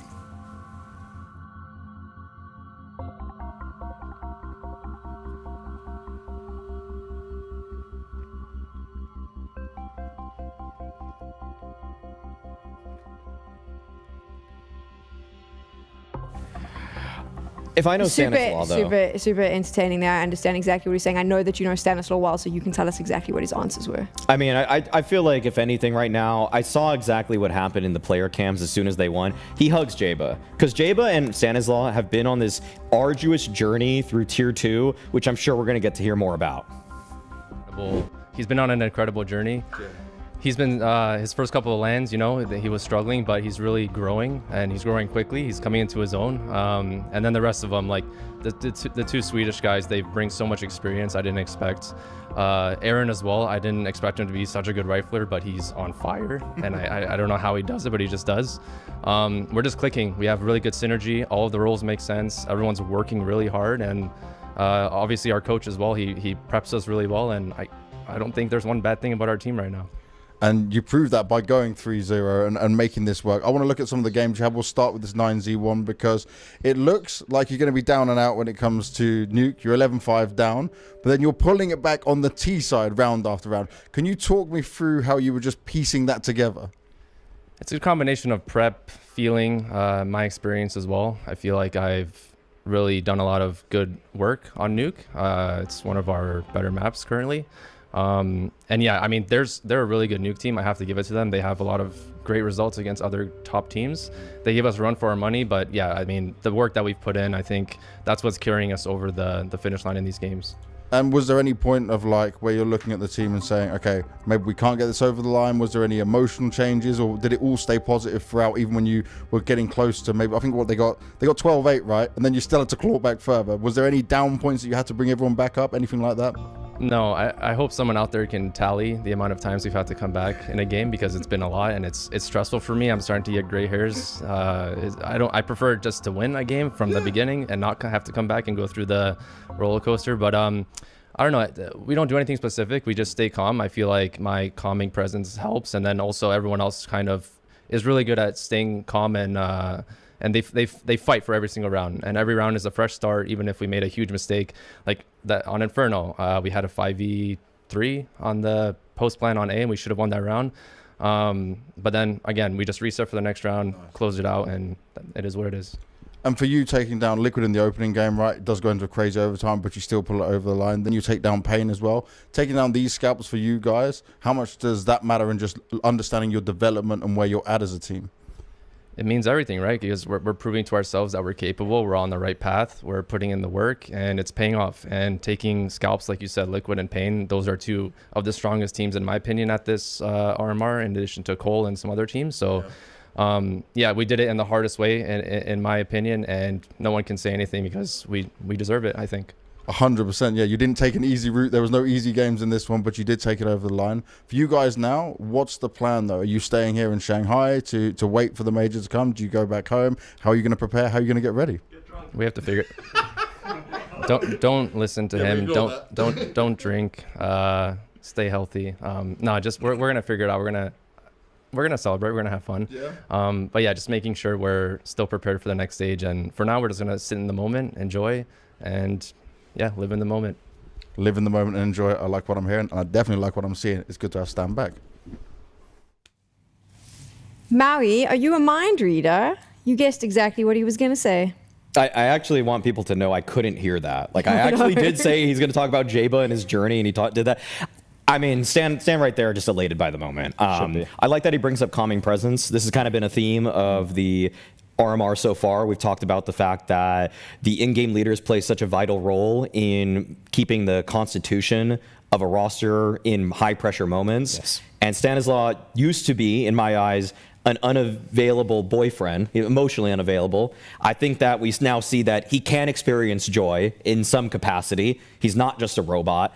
But at the same time, they didn't even call a timeout after they lost that 5v3. They were in that man advantage situation on A, immediately went to the next round, just executed the plan flawlessly. Yep. And he doesn't take shortcuts. That's one thing I like too. Like, he actually doesn't just say, okay, we're just going to do a rush. He says, we're going to actually take some map control as we do. We're going to play our game plan out. He recognizes, like, he doesn't need to rush to the finish line, which is what so many in-game leaders who aren't as seasoned go for when they're right on the precipice of victory. And I think a couple of things we can touch upon as well, right? Like, obviously, first major for not just for JBA. You look at Sonic. I think it's his first major too, it is, right? It is. And then of course you look at Fozy as well, first major, if I'm not very much mistaken. So many new players making it to their first major, and despite that, if you look at the way they were playing in the server, it does seem like a team who are much more tenured against some pretty well-experienced opposition. And I want to just again harp on touch upon what Stan just said right there. It's about the experience being brought in by the Swedes as well, a little bit of EU experience. Because I'll be real, I don't think it would have necessarily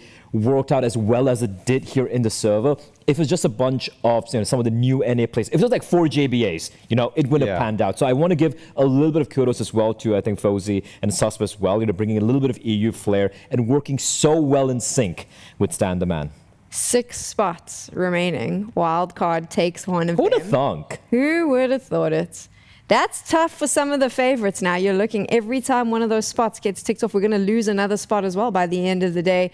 Less and less opportunities to get to the major. It's just kind of crazy as well, because even though we were trying to be a little logical and picking the teams where, it's going to be FURIA, Liquid, MAD, Complexity going through, we did preface everything by saying, you said it as well, it's going to be some wild upsets. Yeah. Wild card. Wildcard. They did it. They lived up to their name. Amaranth is going to be celebrating. I wonder if she'll be in China for the Shanghai Major. We'll have to find out. The Americans definitely will be the first North American They representation. didn't say they're going to get drunk right now, so I don't know which beer they're going to have. I told you there, they Sam. get the free yeast beer. You know that's up for grabs. I'm presuming if you sign to Wildcard, you get cases of that stuff. All right, Who I'm knows? out. Oh my We're I'm not done. touching We're going that. to stop that conversation. We're going to take a break. When we get back, Complexity faces off against MIBR.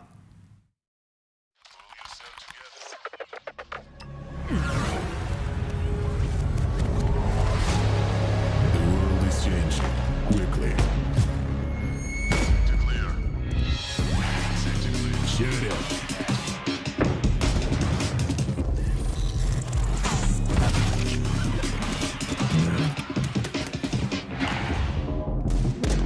The world is changing, but one thing remains the same.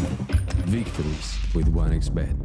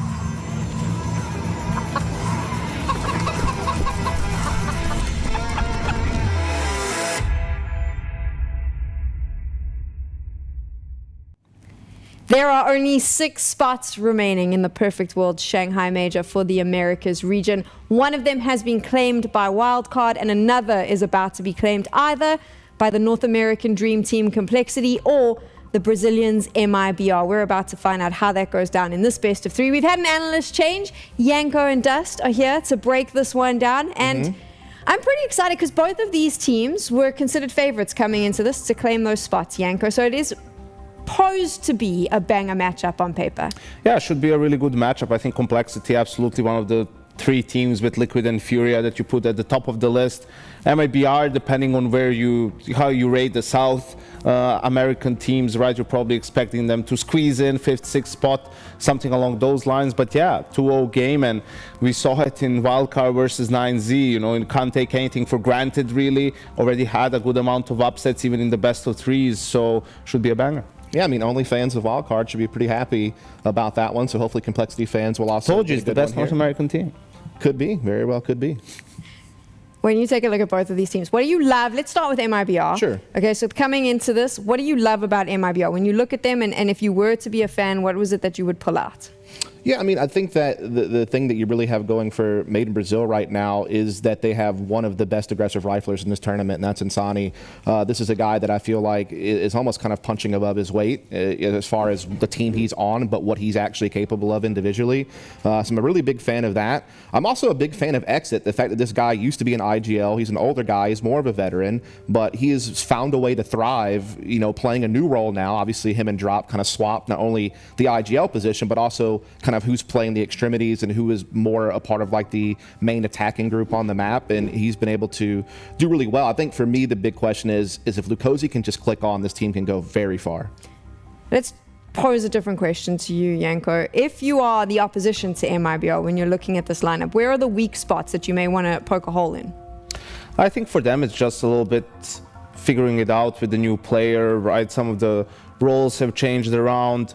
I think in general you could see that even yesterday against Spain it was a couple of clutches that they had to win towards the very end to sort of to get through and win the game. I think the difference is, you know, we talked yesterday about Complexity too and how strong their openings are and so on. Like that's sometimes where MIBR is still finding their footing. You know, the playbook maybe isn't as deep yet. The players are not as comfortable. You know, Lukosi is still figuring it out. So I think that's where Complexity will have the upper hand. It's a bit of a huge risk, right? Coming into the RMRs, I think Lukosi came in 3 months ago to a roster that was pretty established in how they wanted to play. Is it quite difficult to come in and try and fit that new player in? Is 3 months enough time? I think it just depends on the player, right? And how he fits the guy, because they've been together for, you know, a year and a half almost, the rest of the players. So in theory, it could be either very easy, right? Because they all know what it is. And if he slots in well, then yeah, just plug in and play almost to an extent. Or it could be pretty difficult if he comes from a completely different way of playing Counter-Strike or sees the game in a different way. Like that adjustment is going to take longer. So now on the side of Complexity, I mean, Dust, I'll pose that question to you for this lineup. If you're poking holes in it, where are they? Almost everywhere except for Elige, I think, are some of the holes that you can find on this team at times. Even JT? I think he's been pretty especially impressive. JT. Yanko, shush. Here's the thing. I think JT's a great in-game leader when it comes to the early round phases of rounds, but I think that this team can sometimes struggle in those mid-round phases, which that responsibility is partly on JT, but also the other teammates to make the right communications in the right moments. And that is where Complexity seem to struggle, is in those tense, like mid-round 3v3, 4v4 type scenarios where they are, for all accounts, like a top 15, top 20 team in the world. They're 3rd ranked in the Americas, yet they have some of the worst 5v4 percentage conversion rates in the game, which is just kind of intolerable, I feel like. So that's something they need to work on.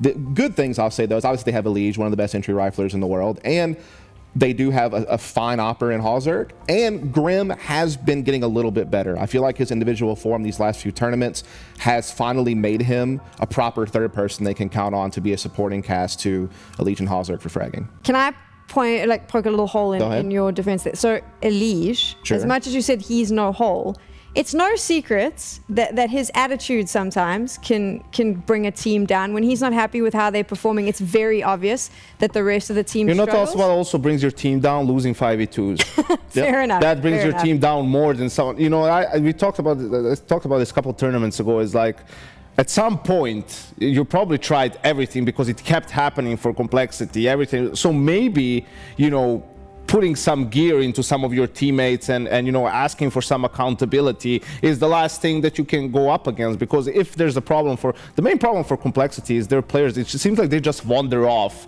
mid-round, like they go, you know, up in the clouds and they drop their focus, right? So any way that you can help prevent that, like, I'm not saying that, you know, that's the way to go for everyone all the time, but you're exhausting all options, really, barring role changes and roster changes. I mean, I'll jump onto your side and agree. I think that that is something that we've seen where those players switch off and, like you said, kind of go into the crowds, and maybe they need an Elish to shake it up and get a bit angry with them. The veto's coming in now. What's Complexity's strengths, though, Yanko?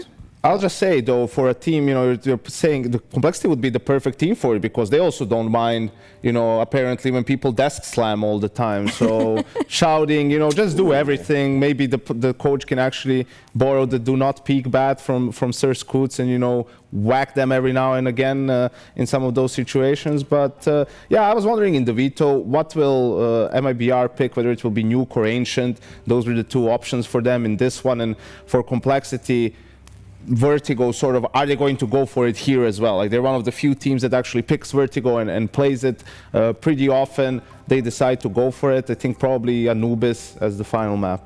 Yeah, so this is a very similar map pool to when they played against each other at the ESL Challenger Young Chirping event back in June. Now, of course, a little bit of a different lineup for Made Brazil. That's before they brought on Lukosi. Last time around, it was actually MIBR picking Ancient, which has been a weakness at times of Complexity, so I thought that was maybe a place they could go to exploit them, and Complexity are probably pretty happy that they were able to ban Ancient in the second rotation. Complexity picking Vertigo makes sense. They're probably the best Vertigo team in the world, honestly. For all their shortcomings, I think they are a Vertigo specialist, and it's certainly a team to be watched on that map. And then, yeah, Anubis was the third map last time around as well, so no surprise to see that one happening again. That's so funny, you know, best Vertigo team in the world. Like, it sounds really good, but actually... Means nothing. That means when hardly anyone plays it, you don't really get a chance to exploit it. Most people ban it, but I think that's the good thing about Complexity is if Vertigo doesn't get banned first rotation, that is a pick they can lock in and give them a good edge in the series. Complexity and Astralis, the Vertigo abusers. Okay, so we were pretty hard on Complexity there at the beginning, but let's talk about what they have going for them that's positive other than the firepower of Elish. When does this work for this lineup? I think Dust was talking about it yesterday too, you know, the openings, like the game planning. It seems like the coaching staff plus the IGL are doing a good job in that department, right? So you rarely see them go down in a big hole, right? They tend to be good at adjusting, to have answers throughout the game for what it is that the opponent is doing, really. Dust, for you? For me, I think the good things about Complexity is, of course, the playmaking ability that Elish is going to have, and you're going to need him to be able to be the individual impact player to have chances in some of these maps, particularly a map like Nuke, where that is going to be the first map in this series, but they only have a 4-11 record, and they haven't really been able to, you know, get too many good results there. I mean, sure, they're losing to some of the best teams in the world when they're losing Nuke, don't get me wrong, but I think this is a map where they really struggle on the T side. They're only winning 37% of their rounds on the attacking side of this map, which I know this is a CT sided map, but 37%, like, that is a little bit criminal. So this is where you really hope that Elish can pop off. Grim, again, increasing in form. Let's see if we can keep it up in this game, but I do think Main Brazil are the favorites on Nuke. So our casters for this particular matchup are Harry and Hugo. And now what I think is quite exciting is we have a chance to chat to them. We are in Romania doing this remotely. So right now it is 11 a.m. Harry, I heard an interesting story recently. It turns out in your contract, it actually states that you cannot get out of bed before 10 a.m., which is why we have you on the shift. Yeah, it's crazy how that works out. I like that we're on like a big screen behind you guys as well. It's very imposing. I requested this too.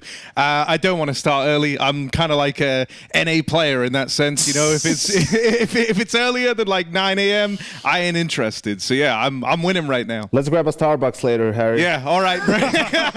Actually, wait, do we know each other like that, bro? All right.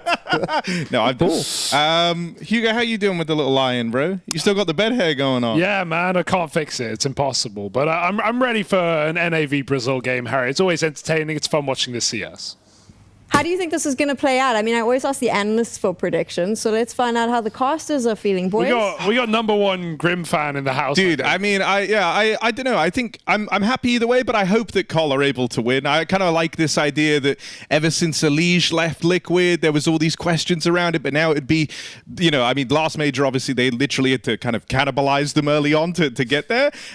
This time, beating them to the punch in the race for the major would still be really, really cool. So yeah, I'm in on complexity for this one. Yeah, I'm liking what I'm seeing from MIBR. I think Insani's an absolute monster. So I'm hoping for we'll split the desk here. I'm hoping for Insani to pop off, even if Cole go through. I mean, they were the one team last RMR that wasn't Brazilian that actually made it to the major. So we got some more spots this time. Both these teams are probably going to make it, Sam. That's all I know. There we go. So the commentators are divided. I mean, Yanko, Dust, where are your allegiances lying for this one? I think we already got an NA team through, you know, in the previous game. Right now we can have a South American team. I think MIBR, right, not even making it into the RMR last time around, super motivated, and I feel they can get an upset win here. All about the balance, right? We want South America and North America in the mix. Exactly, a little bit of both. How do you feel, Dust? I mean, I think thankfully, as we already heard the casters kind of say, I think at some point both of these teams are going to make it through. Obviously, this is your best chance to go ahead and get it done right away without having to face some of these very powerful 2-1 teams that are going to be sitting out there going into tomorrow. So this is your best bet. But yeah, certainly it would be cool to see both these teams make it in the end. I think they're great representatives of their respective regions. I want MIBR to win, so we get, you know, I don't know if this can even happen, but we get complexity versus Liquid again now in the 2-1 game. Do you know what my favorite thing about that whole conversation is? Casters are actually really uncomfortable about being on camera. So I thought it was important to leave Very uncomfortable? No way. on the big screen, don't worry. We're just keeping quiet, watching that whole thing happen, being very well aware that they're on camera. You know what, gents? Let's get into game. It's time to begin. All right, I like that. Yeah, Thank let's you. get into this. Hugo. It's okay, Harry. They'll cut off I know. us in a moment. Yeah, bro, I'm freaking out. Just the whole time we're standing there kind of looking down on everyone else. I do like that. It's a bit of a theme for us. Yeah, exactly.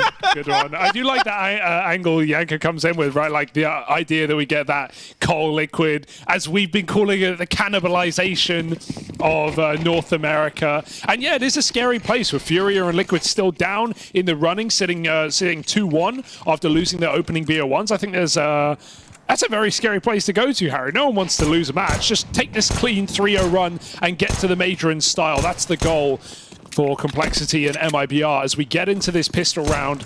Map 1 of the series, MIBR's pick, and Cole sending it, MIBR sending it outside. Ooh, they are closing the gap on Elige here. Insani tries to face him, but Elige gets the better in that fight and manages to tell the tale. He gets out. Oh, quick pick back in, and that's Floppy lending a helping hand. It's all eyes on drop. 1v3 and not to be. Halzerk there, ready and waiting. Locks it in. It's a Complexity. Nice start here to open up Nuke. They're going to secure the pistol. The map pick of MIBR starts off in Complexity's favor. Yes, indeed, Harry. I mentioned, you know, coming into this game, it was the last RMR Cole. They were the only non-Brazilian team to manage to get through.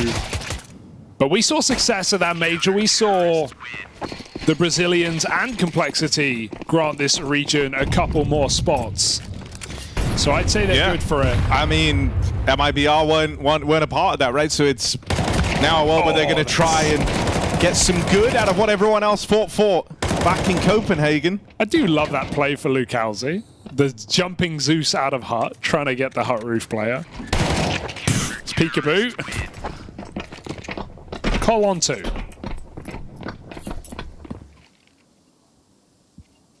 For Complexity, you're going to be keeping a keen eye on a couple of individuals here. Elige, it kind of goes without saying. He's so often the figurehead of this squad. So you want to see the start that he's able to get off to. But I think some notable names in there alongside him. Grim, Dust touched on him over on the desk, kind of said how you've been getting those upticks in performance. And Grim, who's someone, you know, back when he kind of joined Liquid, he was touted as a real up-and-comer within North America. You kind of, I feel like you got to see two sides of him in that Liquid squad. There were moments where you saw all that potential, but it was never quite harnessed. And then since moving into Cole, it's always felt like you've just wanted that little bit more from the guy. Yeah, you've definitely questioned some of the environments he's been in, I think you could say, right? Like, I don't know how positive that Liquid team was for a young player like him, but this does seem like a little bit friendly of a roster, even if there are moments of tilt. Ooh, out towards ramp, but they're going to go running into Floppy. Stands his ground, and there's Elige ready to fight alongside him. Gets away with the dink. Halzek is that third name that I'm going to be looking at here because it was kind of an interesting time period for him this year where, you know, we learned that things were still up in the air with his contract. It felt like for a long while there he was actually kind of playing for his time in this team. And he was able to show he's got what it takes. They kept him on. Ooh. Insani. Oh, he missed the vent. Was he just trying to check behind it? Might have just been going for the clear, but to us it looks like he missed.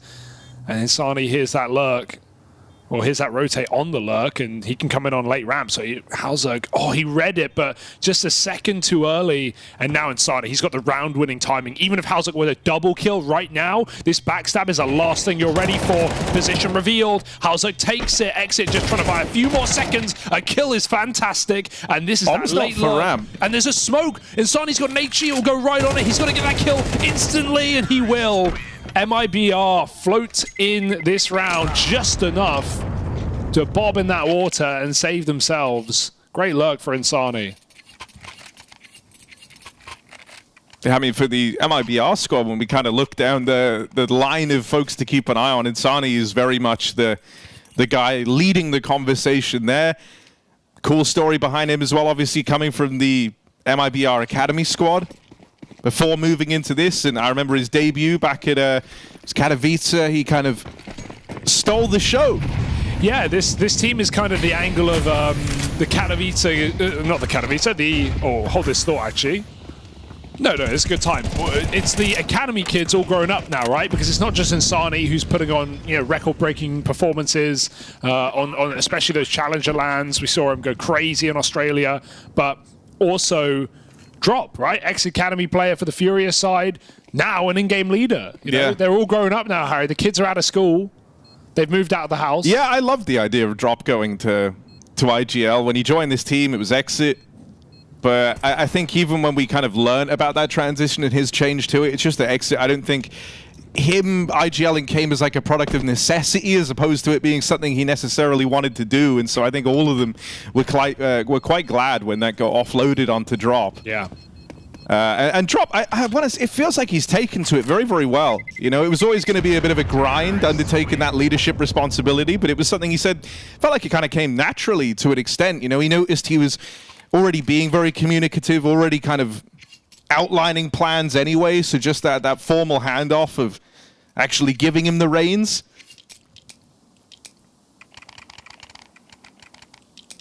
And I mean, hell, if they're able to make it to the major, that would outshine what you've seen from MIBR in a long while.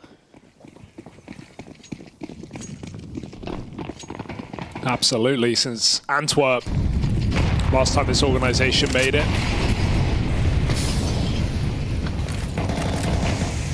A lot of pressure on upper early.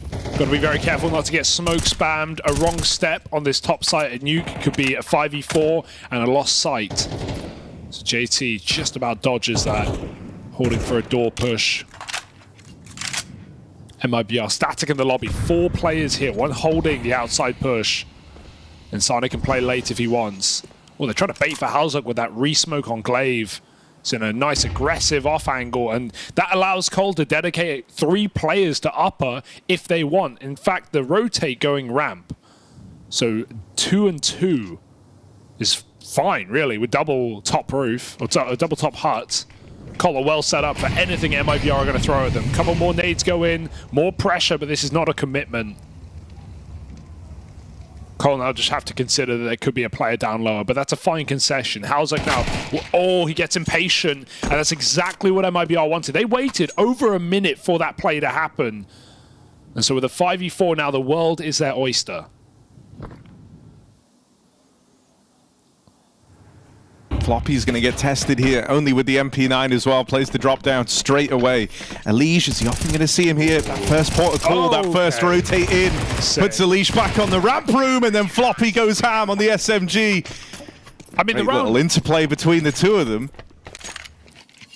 The round just looks perfect for MIBR there. I don't think it could have sat better in that 5-on-4. They get a pick outside. Cole have to rotate Elige off of ramp, which is the gap, and immediately MIBR take that position. Still, somehow Elige gets a double from hell. That's a lack of the util. They don't have a molly to burn him out of position to stop him from re-peeking and catching those players dropping. Well played to the ramp drop. Floppy able to get 2 kills out of it, and they even removed the lurk outside. I mean, in an instant, it went from best case to worst case scenario for MIBR. That's a round where you call it perfectly, but the execution leaves something to be desired. Oh, they actually haven't got the spot here. So late cross behind the smokes, but they're playing on the back wall. Usually when you see this diag wall of smokes, you want to play close to them. Otherwise, a Heaven player can get that info. So Cole know that MIBR are B. Again, it's a 5v4, but we've seen this fall before. Not in this round, say MIBR. Oh, JT tries to swing out. Will get out with the double. Oh, hold on a second. Down to the P2K, even the follow-up dink, but he's can't finish the job. Grim's already dropped on down towards lower, and right as he does, MIBR move into that top site. They're onto a winner here, and there's not really anything Grim can do about it. Can't even take a gun. It would reveal his position. I mean, that's nice looking round there put forward for Insani. Gets himself another opener here. Once more out in the yard, but this time it's kind of who he opens up onto, right? You have Elige on the receiving end of it. And so knocking him out of the round is a serious blow to Complexity. Not just because of what he's capable of individually, but his kind of role across Nuke here. He's the one you're going to see floating around, starting some rounds out in the yard, being that guy rotating over towards ramp. He has a lot of freedom, and so when you get rid of him, you get rid of kind of that presence that can be felt all across the map. Yeah, it's kind of, you know, the kill feed is so important when you get to this level of CS, because the familiarity with your opponent, watching the demos, knowing who's playing what. Say you kill Insani, you see smokes outside, you push lobby, you kill Insani, you're pretty sure that it's a 4-1 and the rest of MIBR are outside and they've left Insani to lurk inner, and those kind of tiny details make all the difference in how you position and how you react. The kill feed reading, so important. And there's definitely a bit of familiarity with these teams, both of them having played each other before. Cole won it last time. But it's a fresh face MIBR now with Lukowski in this lineup. Even more firepower added to the roster. Talking of firepower, I mean, you arguably have the best, two of the most informed players from their region in Elige from North America and Sane from South America. I mean, the numbers these guys have been putting up this year are incredible. Halzerk getting smoked late. They spot him in the garage, but it's all a fake right now. Smoke wall down, and in fact, Cole have 3 players with eyes on outside, so they're really falling for this at the moment. It's Elige tucked in at ramp, a position that often goes underchecked. Yeah, I mean, he's clearly playing the long game there. You just saw him hands off the keyboard, looking down the line, talking. He needs multi. He hears him out. He's in no hurry. Halzerk baiting for him. Ooh, bit of damage. Actually, the tag onto Lukowski just to put the fear in him. Oh, they're so aware. They're like, this is too free. This is way too free. There was actually only 1 player out ramp, and now it's just turned into a lurk. Lukowski coming in, walking through his own smoke. That's one way to do it, buddy.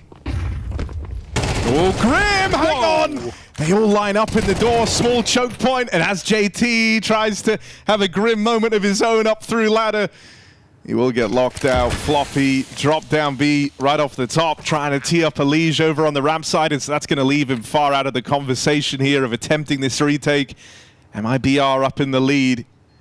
Big round from Lukowski over towards ramp. Great awareness, as you say, when it's that free, and especially with Halzerk kind of spamming, selling where that scout is, letting them know, yeah, ramp's empty. It felt too good to be true, and that's because it was. Lukowski keeps his wits about him. Yeah, I mean, it's a very uncomfortable position for Elige as well. He doesn't know, is it 1 player? Is he out? Maybe I just catch a timing. He's got to peek eventually. Just Lucauzi the whole time is ready. Just staring at Yeah, like he's there. I know it. They could have even mollied him. That's the craziest part. They didn't even choose to. MIBR running the board on this T side, looking solid so far with nice variants of play. A lot of smoke walls, not using them every time, keeping Complexity guessing. Right now, Cole can't decisively see where MIBR are going if they throw outside smokes. All they know is they've lost information. That the potential is there. And every now and then, 5 players are going to go down secret, and you find out the hard way.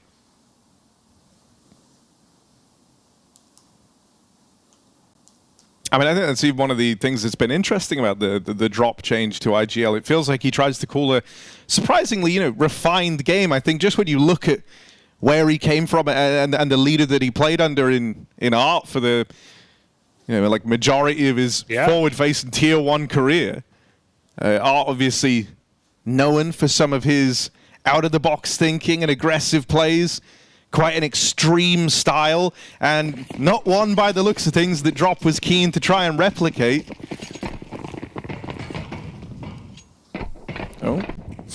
It's hard in TS2 for some to get up the ladder, and I feel like if you get chased as well, if someone's right behind you, it's even harder to slip off at the top. Yeah, you like lag into each other a little. Yeah, you just get stuck. All right, a little lobby aggression, but Lucauzi's punished the first player outside. Look at the space he's got, and he's already at CT spawn. So MIBR say, hey, we don't need to live and die on this lobby fight right now. We know there's someone here. Let's just relax. Let Lucauzi close the gap. And yeah, going back to spawn is the best play here. Exit has no support. Welcome to Roof. You're not getting much further. Nice to see Lucauzi looking good, though. Feeling pretty comfortable right now is the guy.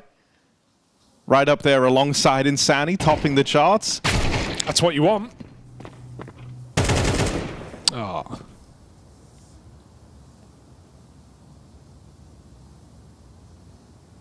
I mean, Complexity is milling around right now, looking for anything they can get, but they know the whole map is shrinking. MIBR are about to plant on the B-bomb site as well. They're in no hurry. They know they've won this round. It's just about keeping it clean. 5-7 is brutal.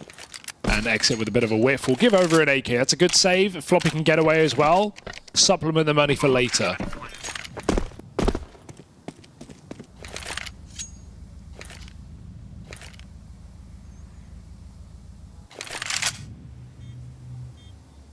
And I mean, you're almost supposed to just hunt here because the bomb does so much damage. Sure, they can save orange box on ramp, but there's nowhere else. That's like the only save spot, really, other than the 2 spawns.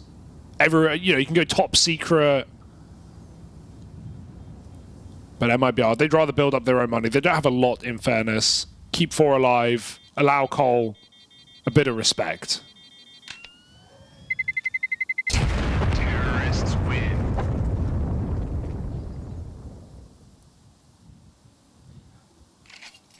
So here we go. Slow and steady for MIBR. I have liked the calling.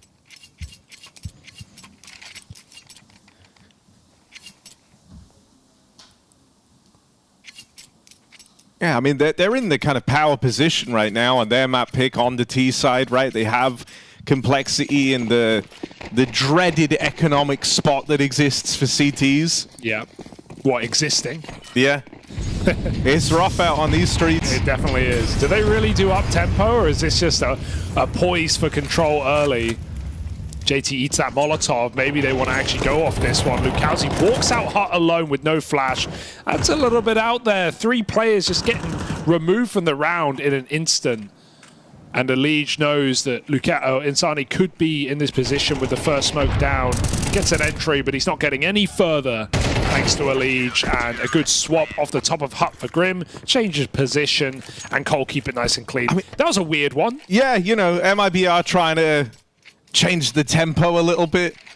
I think that's a real sigh of relief moment for Complexity, because this CT side was in danger of spiraling out of control. And as we learned from the desk, as you know from watching Cold play, CT here on Nuke, undoubtedly where they do the best work. And so the last thing you wanted was for MIBR to be in that position to start winning out on the T side, right? Win out this first half. I don't even mind like changing the pace and trying to you're trying to stay ahead of your opponent and thinking, okay, they're going to adapt to what we're doing. So what are they going to do? Maybe they're going to play heavier outside. Maybe they drop a guy secret. I think A's weaker this round, and you can make that call and maybe go for a faster play. I think the spacing there is really off. Lukowski walks out hut. 5 seconds later, someone walks out hut. Then someone walks out door. Yeah. It's like, just go together. You know, either play off spawn or don't play off spawn. It's fine. You just do it together. There was such a huge gap in the spacing there that there's no way you're even setting up for trades. Well, maybe you have the call and everyone said yes to it, but you're not truly ready or on the same page to actually go on it. All right, well, it's given Complexity a nice little leg up, a chance to recover this CT side after all, in what could have been a very dominant first half for MIBR. Now you hit this tipping point where suddenly Complexity can look to win out this first half of play. Aggression from Grim, the order of the day. That's a freebie on Lukowski, and it's timed perfectly with this push in from Floppy and Halzerk over on the ramp side. Bomb now away from MIBR. Saves trying to recover it, but that smoke is not his friend here. Down on B, JT's picked up. Insani aware. That makes it look like he came from vent, but he definitely didn't. He walked outside. He made that early cross. I think JT knew because of Elige's comm, but he got so deep. Elige still in a powerful position again, though. Patience will pay off because Insani has to cross out this position to assist his team. He's going to go all the way back to spawn, avoiding Elige entirely. I mean, this is the... What a move. Sort of star head-to-head. It's Insani versus Elige, but it doesn't come through. He's been able to skirt on past him and actually get back in to retake the lobby. They've got a guy on B, but I don't know if you can wait for this. It's going to take so long. Luckily, Halzek's fighting. Swing out, no trade. Second player should be the kicker. Elige actually finds him. He does win that star head-to-head, coming in back to that main position. And Exit has to save, as they don't have a lot of money. Complexity, nice call. Aggression off the lobby, delayed, and with 3 players to do so as well. They cause a bit of pandemonium in radio, and then Grim catches Lukowski coming down ladder. That's a painful death. Honestly, I think just stick to this outside stuff. Insani's getting so much space. He's winning his fights as well, even if you don't want to use smokes and just let him take a head-to-head. Halzek's not been AWPing outside yet. See if Insani can keep getting away with this. Absolute murder in the yard.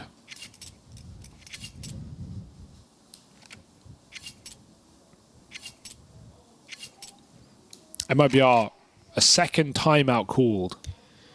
Yeah, I mean, you know, this is where that one kind of awkward pace change around for MIBR can come back to haunt them, right? As we were saying, like they were in this position to win out on the T side, and then you send Complexity onto their rougher half, really on the back foot. Suddenly that one round comes through. Now they start to chain a couple together, where now you're the ones with the broken money. You're not going to break Complexity before the end of this first half now, right? So you're going to be up against buys every single round. The task has been made a lot harder here for MIBR. Now 5 rounds is still good on this T side, but it's just it's what it could have been versus the situation you've ended up in. And you don't want to think about this during the game, you certainly aren't, but like Vertigo up next, as Dust said on the desk, Complexity best Vertigo team in the world. Like MIBR need this map if they want to win this series. It's going to feel like little upper pop with that AK, but it gets nowhere fast, and Grim top part has been a rock on this A site. Another multi-kill for Grimothy, 12 and 4.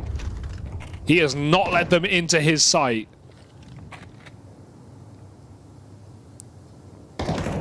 Keeps changing angle, top part. It's so annoying to read. Complexity 6-5, and the chance for them to win the half now going into the last round. Yeah, I think this is starting to feel kind of rough. You know, you have your 2 kind of anchors looking really, really good here for Complexity. Grim has been a rock over towards the top site, and to his credit, Floppy on ramp has been really solid. And I think even more critically for someone who finds himself over towards ramp, just very unproblematic. He hasn't been giving up that early fight. Oftentimes, the only time he's really looking to take it is when he has support systems there. It's not like he's been going down untraded in these ramp fights. In the few times you have seen him fall. There we go. And so, you know, getting past these anchors has felt really hard, and then that's lending more freedom to players like Elige to spread out across the map. But in this round, it doesn't work out for him. Now, Halzerk was there as well. They didn't know about the double push. They still don't know about this Halzerk AWP. In the meantime, Grim holds down A. Just continues to be a nuisance here, but Exit, that's more like it. Insani now in a good position to find Halzerk, and they know that Floppy has trickled in out through the heavens into the top site. This is MIBR looking to tie up this first half after having the chance to be the team leading moving into the second. They'll take an even board, just Floppy left to get past, but that bomb down in front of him. Smokes were in the way. He's been given a moment to reposition here. Is he ready for the Hut re-swing? Pincid from Main and Hut safe. Will pick it up. Only 3 kills, but he gets that one. And that sees MIBR through a split half there, as MIBR are able to break down that double stack out in the yard, and they finally get past Grim on top Hut. Very surprised that they don't realize what Insani's up to there, because Halzerk has back red, and Elige is kind of holding the same spot. Maybe he's holding the gap in the smoke on the glaive, but they hear Insani hit that molly. He climbs over, he drops down, and he still gets round the smoke to kill Elige. He looked very surprised by that play when Insani actually completely missed his run boost. It was meant to jump onto top blue so he could cross quicker. Just completely oblivious to it. It's a surprise. This was the kill though. Exit wins the round with that second frag onto Grim, who played a different position, passive on the top Hut in the middle, able to stop the flood on A. But Exit hits a flick and saves a round for MIBR. So 6-6 at the half, a level game. I think everyone's happy. Yeah, I mean, I think Collar excited at the fact that they've been able to level this out, considering how it was going. And it looked like MIBR were going to head into this second half with something, you know, like a 7-5 lead, and that would have been a terrifying prospect. But I think for Complexity, they know this is still very much an uphill battle now, moving on to the T half. You could alleviate a lot of that pressure by finding success in the pistol, but MIBR have come into this with a game plan, with an idea. They crunch onto the lobby. And so now all that's left for Cole is this outside presence, and Safe is making quick work of them. Haven't had to say Safe's name all too much across this map, but as we move into the CT side, you're going to see him donning that AWP out in the yard, always looking to be a problem. MIBR, that is a commanding start to this second half. I love how they help him as well. They all just swing through that main smoke. They don't respect the utility of Cole. As soon as Safe gets a 5v3 after the lobby push, they know where all of Cole are, and they just want to help out their sniper. All swinging together, all trading out. A very proactive pistol for MIBR. I mean, Drop literally played his spawn to rush ramp with dualies. Doesn't get much prettier than that on a pistol round. MIBR hit a play, and Cole have to swallow the bitter pill of a full eco. Time for Exit to make some money.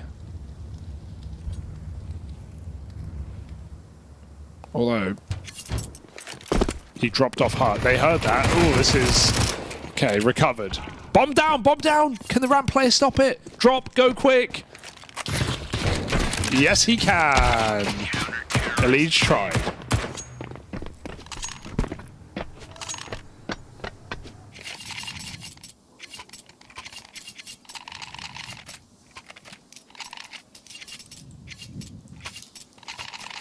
All right, Cole, time to catch your breath. This is hyper important to stop MIBR from swelling out of control on their map pick.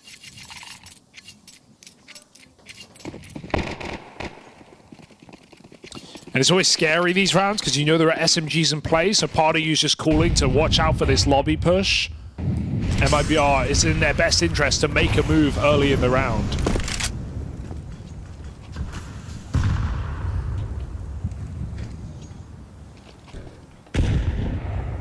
I mean, Insani's already trying to flex out in the yard, right? Across the T side, he was a real nuisance here. And the CT side is much the same. Hyper involved. Insani throws himself out into that deep yard control and locks complexity from the outside portion of the map. That doesn't leave them with many options here. They try to get past drop in at the ramp room, but there's already rotates in. 2 players fall for either side, and that leaves it all on Halzerg. Good familiarity with the CT side of this map for MIBR, right? It's their pick, of course, but as soon as they clear positions, they're stacking other ones, right? They get 2 kills outside, they know immediately, put 2 ramp, put more lobby. Complexity kind of, their hand is forced. They lose double outside players, they have to push something. They know there's a heavy setup outside. But by that point, MIBR are already there and ready. Halzerg would have to pull out a filthy 1v4 clutch. And they spotted him, I think. He has a chance at the 1v1 here to get the ball rolling, to whet the appetite. He's opened up with 1. The hot re-swing going to be that next point of contact, though, and he's just not ready for it. Exit bides his time there, wasn't playing for the instant trade, and as Halzerg goes to plug in the numbers, that's when Exit strikes. Seeing Insani bring great energy on the cams as well. Looks like he was shouting up there, hollering for MIBR as they win a seriously important rifle round. The first of the half, forcing attack for Cole. No bomb plant either. It's spelling a pretty dire game right now for Complexity. Yeah, I mean, I like one of the comments that Dust made on the desk where he was saying how it feels like Insani's even like punching above his weight a little bit with the team he's on versus how good he can be. Yeah. And I think it's interesting because, you know, when you kind of look at like the big boy players within Brazil, you very much have someone like KRÜ who's like at the forefront of your mind, and then you would have someone like an Insani in there behind him. But I think, you know, they're very different players in terms of how they approach the game. Drop, who's played with KRÜ back on Furia, we all know KRÜ liked the late rounds, you know, liked to kind of play it late into it where he could step up and deliver you rounds in clutch moments. But Insani loves to be involved right off the rip. He's a very aggressive player. And I think that comes across even in terms of, like you say, his personality, the energy he's bringing to the game here. He's loud, he's in your face. And him feeling comfortable is a big problem for Complexity. Lukowski, the newer man in the MIBR jersey, steps up with a quick double as they try to explode into the top side, but this one's gone nowhere for Cole. And this is where, like, sure, they kind of salvage the CT side by getting 6. But you're always going to be hard-pressed for that to be enough. And on that angle, that I agree with the point that you're bringing up there from Dust, with like the argument that he's better than the team he's on. I think it's cool, though, that MIBR are actually trying to... They're making changes, right? They've brought in Lukowski, a definite addition in firepower. They changed the in-game leader this year. The results have been better. They made that Pro League run with the end of their last roster, they are all the way on to the up and up. So... yes, maybe his team could be better, but they are getting better. They are picking up better results, and this could be a major where we see MIBR actually, you know, well, firstly qualify for the first time in a long time, but shake some heads. Nice push for Drop. He's been very aggressive in the CT side. Again, runs into the lobby. He just, you know, I think he likes to be very, very active in how they approach these rounds. They don't want to sit back and kind of wait for the fights to come to them.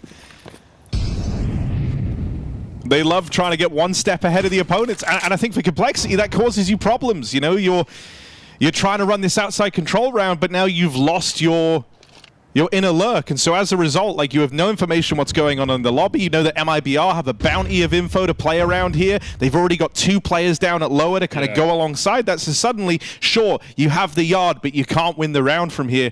You have to go to the extremities. You have to try and make something come of this. And so you're going to see JT now walking over towards Hell, the rest of the team in tow behind him. But this is almost an adjustment you feel forced to do, right? You don't really feel content in that idea of trying to take lower, knowing that it's probably double stacked for MIBR.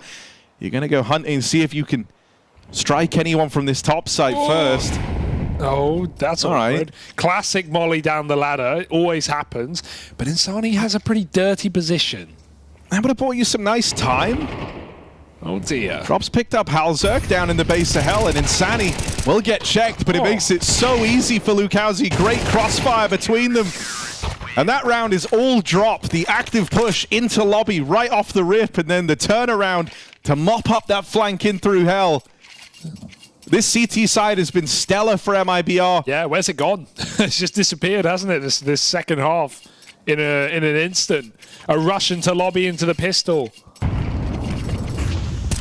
And Drop has just kept it going. Strength to strength, in your face. Lukowski, multiple double kills on this A site, making Anchor look easy. And MIBR playing a team game right now, everyone contributing. Fast out ramp for Complexity, a desperation call, but the smoke is down. They go through into Drop with another double for an MIBR player. He's even going to get out with the option for more. Drop hangs around, Floppy punishes, and Complexity just have to surround B. But look at Lukowski. How is he here already tucked in the corner of the B bomb site? He lets him pass. Easy for Lukowski. Double up, almost Elite with a crucial trade, but it's all too little, and it might be too late.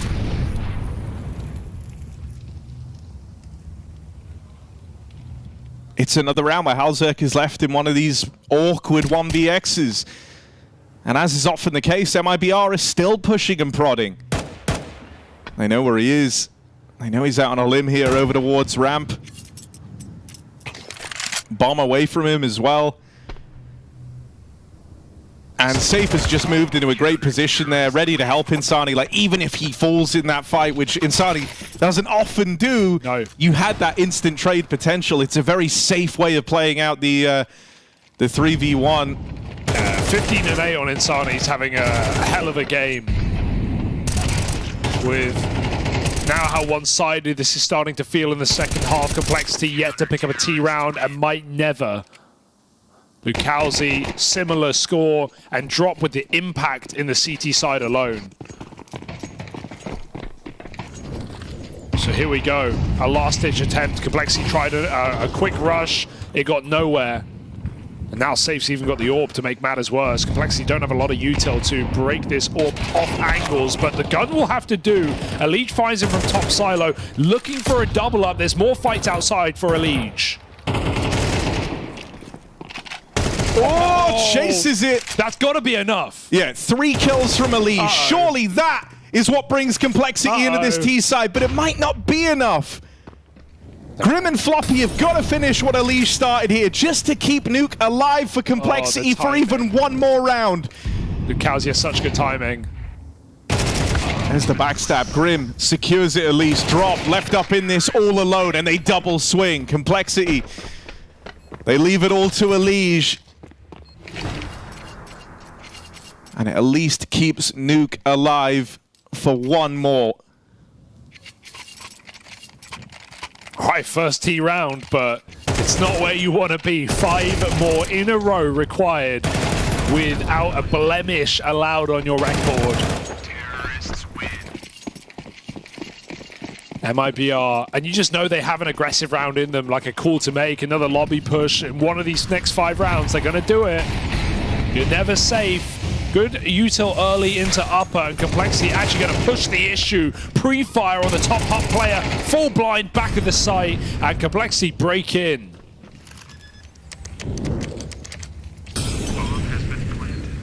I mean, if Grim and Elise can keep this up, you know, you want to say that hope isn't fully dead yet for Complexity. It's just a real uphill battle, because as you say, at any moment, MIBR can throw in one of those aggressive rounds. They can throw in one of those rounds where they catch you a little bit off balance. But for the time being, Call have found a solution very, very late in the game. No margin for error.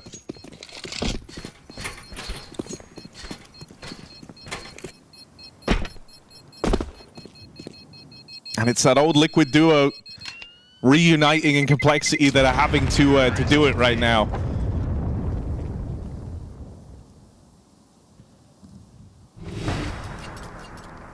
Gonna have to be an eco.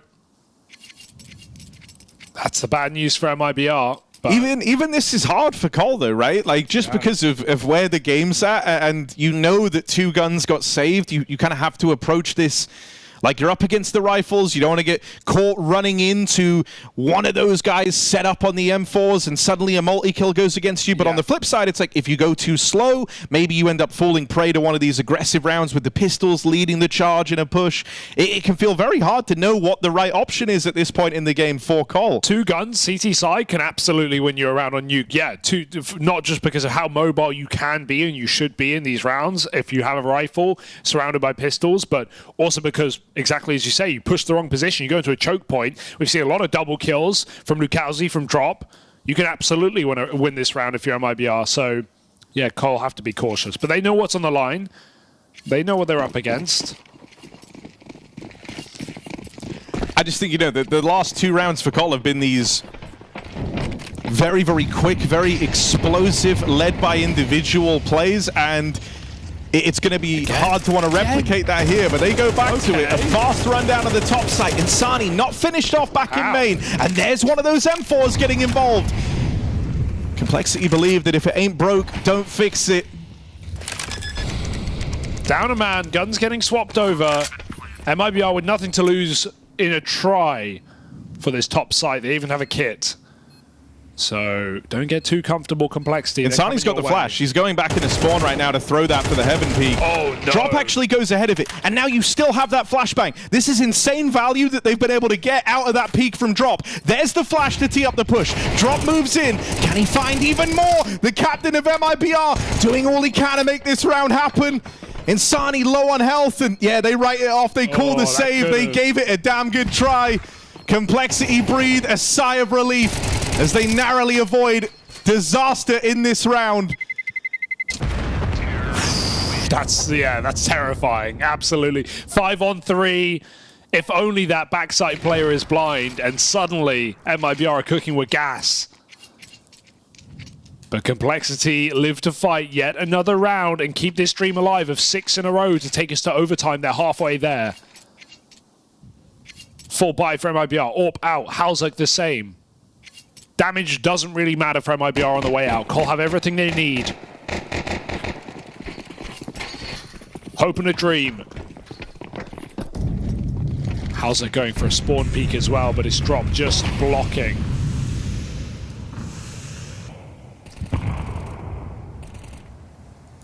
A leech up to no good on Silo and a spot of the AWP. You haven't really had to home in on the AWPers too much in this match so far, but suddenly you can feel it. They're both keen to be involved. They know the waiting behind this first incision, and so you're certainly being given some jiggles, a bit of temptation here, and there's that safe AWP firing off for the opener. Complexity now, after streaking these last 3 together, are left a man down. Desperate times, desperate measures, out into ramp, leaves them in the firing line of Insani.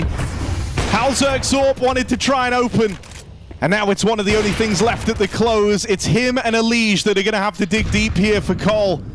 2v5 required to keep Nuke alive. It starts with Safe's AWP finally getting involved out in the yard. And Insani is the one that looks to take it all home. That double up in a ramp leaves Cole with no options. Defeat awaits on Nuke. MIBR, their map pick, their CT side, clean as hell. Oh dear, it's done. Get us out of here. MIBR take it in style with a very aggressive CT side, and they steal the first map of this series, their pick. That was convincing from MIBR in the second half. What did we think of Complexity's T side, Dust? I mean, it's the same old problem. Like, they cannot play the T side of this map for whatever reason, and it can happen in a number of different ways. It can either be they look disjointed in the early round, which is usually not their problem in other maps. It can come in the mid round, where they often, if they have problems, that will be where it happens in those mid round moments. And I think at this point, I'm kind of now thinking they need to really think about their pick ban, because they have been permanently banning Mirage for such a long time, but their nuke is such a clear weakness that everyone seems to be exploiting against them in every best of 3 that they play. And I think they really need to reconsider, because it seems like whatever work they've been trying to do to improve their nuke, it's not netting them any results. they just are never able to put together a good enough T-side to win games. It's the least of their issues, right? They're not changing their map pool during the major. They're losing elites after the major, right? So they'll have to figure a whole lot of things. But yeah, I think for this one, you look at their T-side here in the second half, perhaps a little bit predictable. I mean, in a sense of you equal the second round after losing pistol, you go into the first gun round, you know there's some MP9s, you want to go yard, but MIBR is playing a yard heavy setup. They're like thinking ahead in that sense, so they shut you down, and then after that, Drop just kind of sends it. You know, MIBR does a lobby aggression, because what is Complexity going to do? Either they're going to send more bodies outside, or just try to do it again the defaulty way, in which way you can take lobby, or they're going to do the opposite, and you can maybe catch them by surprise and win by the numbers. And it's always hard when your anchor just dies on T side like that. You know, Floppy just dies. You have no control of lobby. What are you going to do? You have to go yard and work it, but they can be everywhere because they don't have to worry about A or any lurker from that side. So that makes the round extremely difficult to play. What did you think of Grim? Because there's been some question marks around him during the course of this year. I feel like in the last few matchups, and specifically this map, we have seen him step up. Oh, me? Grim? Yeah, I think he's played better in this tournament so far. And we saw actually in the first half on Complexity CT side, you know, they were struggling a little bit on yard, and Insani was finding a lot of openings, a lot of space.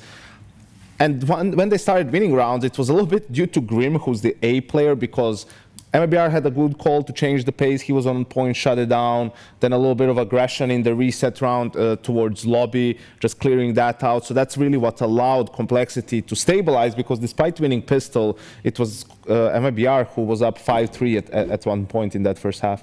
In agreement with Yanko?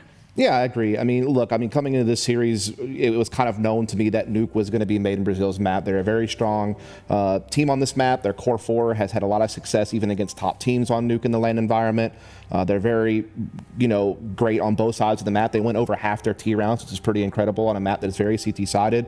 So just kind of knowing the discrepancies and complexities play on Nuke and how strong Made in Brazil had been in the past, this was kind of the intended result. But I do hope that, obviously, as Yanko already put, they have other issues that they really have to worry about big picture, and you're not going to be able to change your map pool mid-major cycle, but I think they really need to start reconsidering what they permaban going forward. How did they not get this right, though? Because like you mentioned, it was expected that MIBR would float Nuke. You've got all these analysts, you know who you're playing the night before. Surely you sit down and figure out what you're going to do, and if it's not working Sam, out, you'd be surprised how many times you lay it all out there and then someone forgets, or someone misbuys. Okay, now you can rebuy, but someone forgets how to throw a smoke or misses a smoke. You miss a smoke outside of Nuke, it ruins your whole round potentially, right? In terms of what you can do or what you want to do. Maybe you want to sneak one player, go back, that falls apart. Players lose focus too. A simple yard setup completely shuts you down in the first gun round. You need to be ready for aggression if you're going up against a team like MIBR. And see,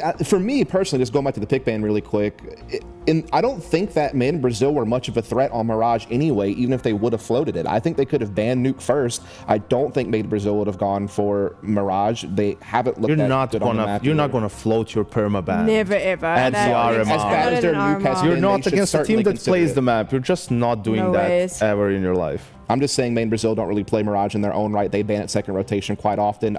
As bad as their Nuke has looked, I'd rather them risk it. That's my point. Their Nuke isn't like that. You're just not gonna a map that you actually play to remove it against a team like MIBR too. If they were going up against Navi, then well, actually, you can't play Mirage against them. But a different team, a tier 1 proper team, and you're like, wow, these guys are really good on this map. Let's not do this. But against MIBR, you have to have faith in your players that they're going to be able to do well enough to match up against MIBR. Is it fair to say it's not really like we can point out a standout performance from MIBR? I feel like they did their job. They did exactly what needed to be done on this map to take the victory. I think Insani was very impactful, right? Yep. Like in finding those openings outside early on, and sometimes taking space in the middle. And then what happens when that happens a couple of times? You start getting paranoid on the CT side. You're always like, hey, watch out for Insani. He's outside. He's going to be here. He's going to be there, right? And it really disrupts the rotations for the CT. So yeah, everyone contributed, had good moment drop on the CT side, stepped up, but felt like for them to stabilize on the T side, he was leading the pack. Let's talk about Vertigo, because that's where we're going next. Obviously, MIBR is now a map up. Yanko's so excited to talk about this map. Me too. It's my absolute favorite.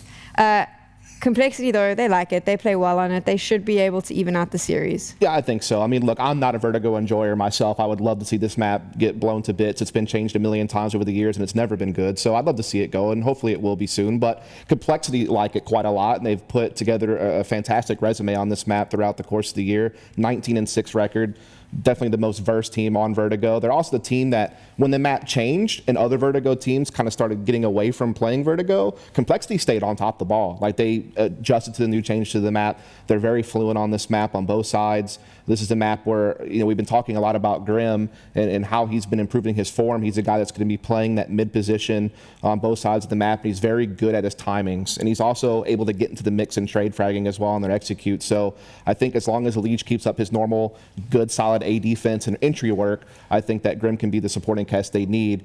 The one good thing about this, though, for Made in Brazil is that now that they've brought Lukosi into the team, they've been able to kind of spread their rifling talent across the map a little bit better now. So what I mean by that is you know, Drop was at times a weakness at B, but now he's gotten Sani to reinforce him, and you still have Exit and Lukosi to play the A side of the map, which is a very strong rifling core. So that is the win condition for me for Made in Brazil, is if they can have their riflers click, they still have a chance to win this map. I don't think it's a foregone conclusion Complexity will win. But if you're Complexity, you have to win this map. Like, I mean, obviously they lose a series if they don't, but this is supposed to be your stomping grounds. Prove that.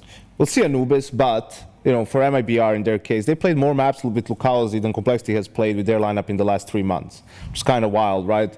A lot of them are just South America Challenger, you know, online games, but they got the reps in at least. And even in those reps against that kind of opposition, they haven't had much success, you know, on Vertigo. So good thing is, okay, they've figured it out. They probably worked on things that they could improve, and especially game plan just against Complexity here specifically. But the comfort level for the individuals across the board is just so much higher for Complexity that I really have a hard time seeing them lose Vertigo here. So if you're a realist, you'll know that that spot in the major will come down to Anubis. If you're a dreamer, maybe MIBR can clinch this out 2-0. We'll find out after this.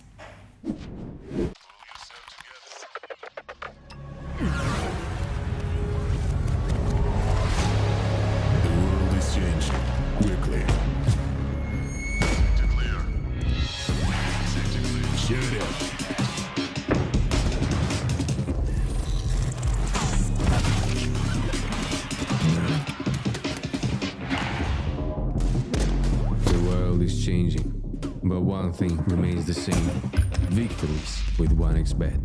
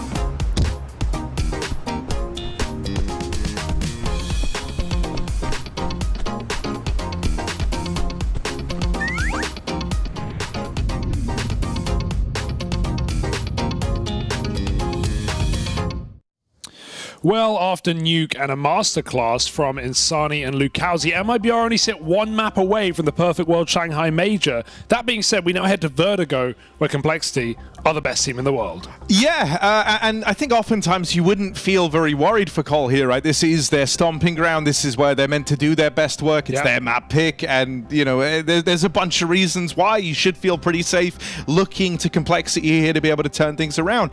But what I'll say for MIBR is they're now one map away from securing the major that eluded them last year back in Copenhagen. Just back in Copenhagen this year.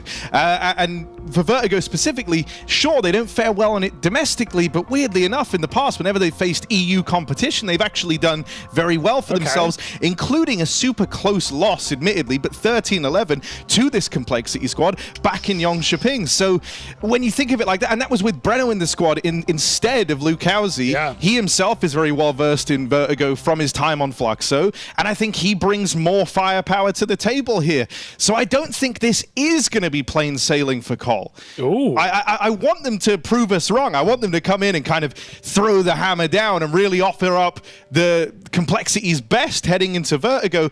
But I'm saying this isn't as asymmetric as it might look if you just went off the numbers for these teams on this map. I think it's going to be harder than maybe you're expecting for Complexity here on Vertigo. I like what you're selling me, Harry. I might even consider buying it here as we get into map 2. Yeah, it was a great game from Elige, a great game from Grim, but looking down the line for Complexity, we didn't really have anyone else performing. Halzak was irrelevant on the AWP. Literally, I don't think he got an AWP kill, man. I didn't see an AWP kill. Halzak is very much like the big omission. I think Floppy in the first half on their CT side was actually playing really well, right? Like, he was not a problem on ramp. The problem was when we got into that second half, you essentially relied so heavily on Elige and Grim for anything to be accomplished. Now, that is Nuke, that is the T sides. It's no secret that Complexity have struggled there on that map, and this one, they should be feeling far more comfortable.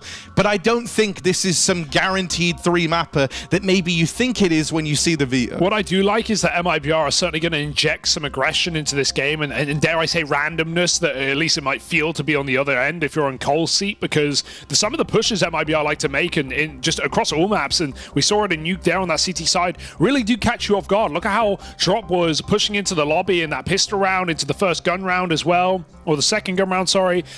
They were very aggressive. They disrupted a lot of the setups of Cole, so I do like that element, especially on a map like Vertigo where there is so much push and pull and there are going to be gaps open.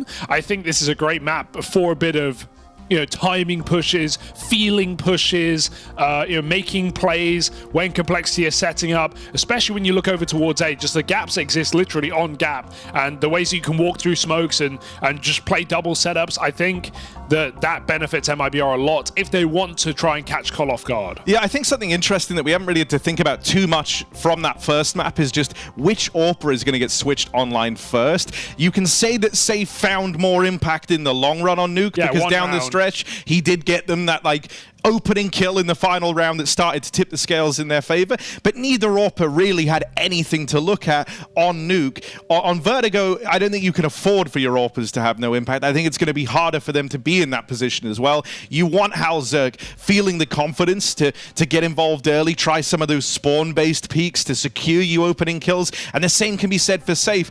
And I think a lot of this could come down to who gets switched online first, because on the extremity side of looking at like the star players, I think they're both showing up for either side. And so if one team can get their AWPer activated, that could be, you know, the thing that tips the scales in their favor. Yeah, the only thing on that, with you mentioned spawn-based peaks, I think that's like kind of falling out meta on Vertigo right now because of the spawn changes, especially on T side and CT side. Like I think you don't see as many insta peaks. I think the AWP a lot of the time is actually relegated to more rotator role, like supportive on A or starting middle and just playing that line and then falling back after a pick. I don't think you see as many, you know, deep B peaks or gap peaks as you used to, because it's so readable. You hear the gap peak coming, you can double nade it, you can avoid it. It's a lot harder to actually find 5v4s with an AWP on the CT side, at least. It's certainly lent towards like getting a good B spawn more often than not, but even that, even then, I don't think you really see the deep B peaks as much anymore. Like, you can do it, but it's way nerfed from what it was, you know,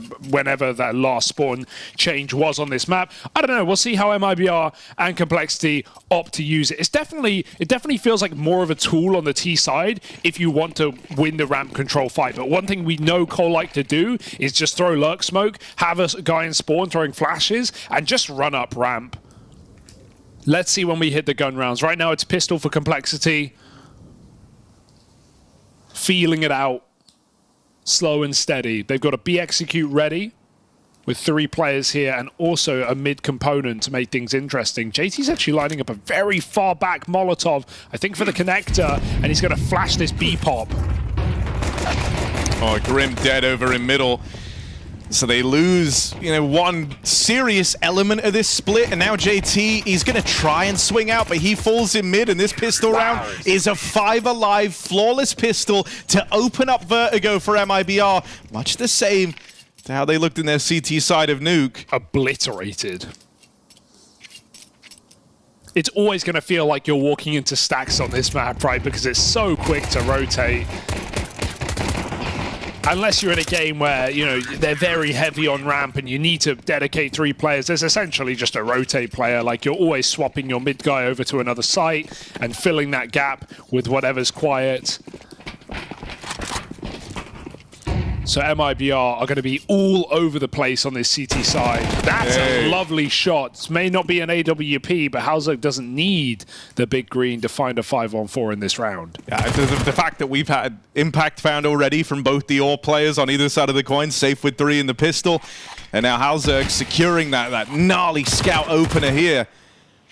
Certainly bodes well for the promise of getting them activated on Vertigo. Now the round slows down just a little bit, right? Drop takes all that control over towards B main, but he's not keen on hanging around there. He doesn't want to offer up a chance at like a 3v1 as they retake that deep main control. But what it does do is it's going to waste a lot of time here for Complexity. They had to wait for that smoke to fade. They're having to clear all these close angles. Even as they move out into the stairs here, they have to be worried about all these close positions. So just wasting a few more seconds, which can come to matter in the long run. Cole will get out. They've cleared out the bottom of the stairs now. Do you feel like a boost is your best bet to find a kill here, but it's just often predicted, often being held?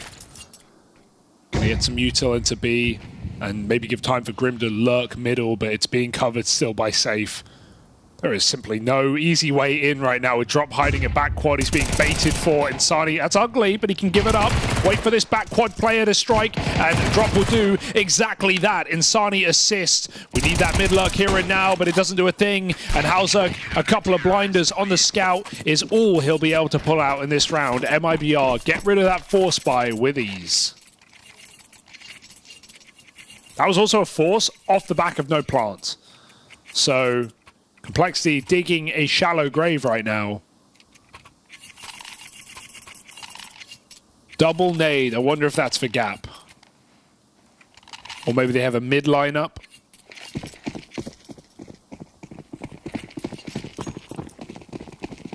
Oh, it looks like gap all right. Sorry, Lukowski. Boom. Oh, he's really wounded. Technically still alive. I would have loved to see Molly rush there. Like, you've hit him. Ooh. Okay. Should be fine, right? I don't think you're worried here if you're MIBR. You very much contained that early damage. You weren't run down. Nothing to capitalize on here for Cole. The boost up might net them something with a low HP exit still floating around. P250 of Elige. Can he see even going to spot Safe out. That one's free. That's dirty. Here's the re-aggression from Drop. Fires off, so they know he's there. Of course, Safe is top double. Couldn't be in a worse spot for that boost.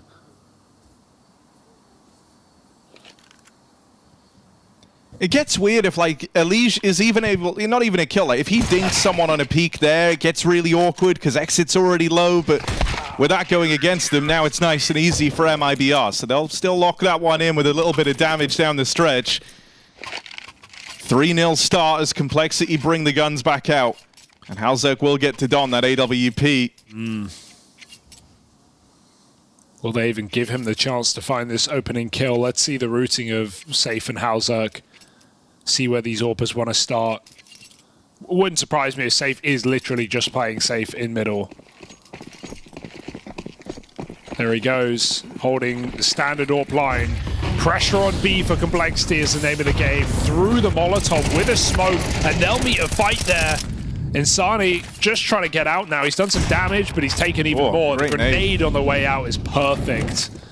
The head-to-head between Insani and Elige continues to be something worth keeping an eye on.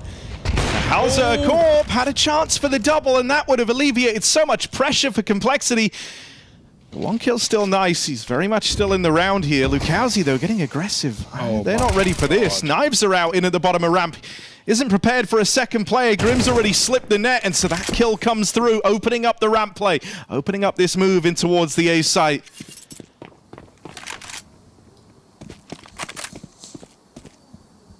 Insani is so low, though. Does not feel comfortable. Safe stays on the B side. I feel like MIBR need to group here. Oh, but the timing's quite good. Yeah, this is You're not ready for this. Him. Especially not if you see Safe's AWP. Because Insani is the B player. You saw him fighting you over at B. Oh my. But Safe will never get a bearing on these A-site players. This is naughty. Insani's tucked himself in, made himself scarce over towards the sandbags. Lands the dink, but it's not the kill. That goes the way of Grim. Low HP on the man. Both of them tagged up. It's Safe's AWP. Moving on through. Knows where the plant is. Knows there's someone trapped in at the site here to Safe. But will never get given that opportunity to make the first incision. Time already getting away from him. Safe with a lengthy routing. He's sacrificed position for time, but it nets him the kill onto JT. Kit retrieved, M4 picked up, and Grim was tagged earlier on. Low on health. Can Safe pull off this 1v2? Is he just gonna stick it? Grim swings out and stops his heroics. Complexity get on the board, and it's Grim with the hat-trick to get them there. Oh, terrifying 1v1 for Grim when his teammate gets picked, right? He's the dinked guy. Just has to play ring around the rosy on the site, does it to perfection. And despite some nice moves in the mid-round for MIBR, Lukowski pushing forward, Insani getting behind sandbags, it's not to be. You just think if Insani has any other gun there, if he has an AK at least, that's a round for MIBR. But Complexity get there first off the back of a clutch from Grim, forcing MIBR's timeout. I like they do it early, though. They know the impact of a reset round here. They know they've done 4 kills, and finding a follow-up would absolutely break Complexity, force them into a force buy, give MIBR a nice, healthy lead to start this game. Yeah, I mean, I've liked all the attack pauses that MIBR have called out now, even back on Nuke, which, when you think about it, like, sure, it kind of closed up down the stretch and ended up being a 39 win, but they were 12-6 up. Like, they were right there on the finish line. They'd used all their pauses in that map. They like to get value from them, and there's a round like this coming through where you have that chance to break your opponent. You really want to get value out of it. You also have some limitations of your own to deal with. So figuring out how that all slots together is important here for MIBR. They're just going to pop this B site. Still have Halzak holding A, and again, Lukowski's pushed all the way down while all this pressure is thrown up ramp. And Cole go right back to A. This is fine as long as they clear the corner. They're not being quiet about it either. That smoke isolates Lukowski completely. If he's not ADing, he might be in trouble here. Yeah, at this point, Lukowski knows he's getting checked. That's the whole idea behind the smoke. And so Elige given a nice, easy route to the opening there. An untraded 5-on-4 for Complexity. And they just go back. But MIBR, it's a familiarity. MIBR have read this. It's too quiet. They've actually gambled completely. They have no utility. So they're just going to put 4 on the B side of the map. They have got a perfect setup. They can still absolutely lose this round, right? Like, 3 players on B is not a guarantee because Cole can execute and get a molly in, clear some angles, get a good flash. But this gives MIBR their best chance. First contact comes in, drop with a double safe. They all lined up for him there, but he's not able to find more than one. It falls to Insani, and he can't get a bearing with that MP9.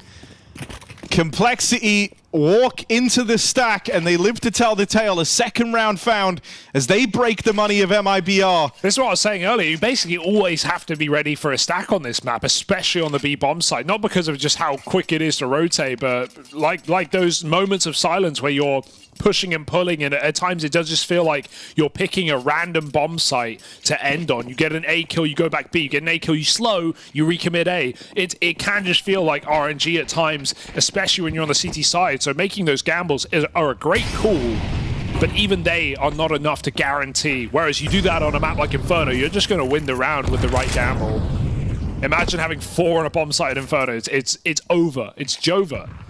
So right now, MIBR put down to pistols. Cole follow up on their clutch round win and now get to redeem the reward round.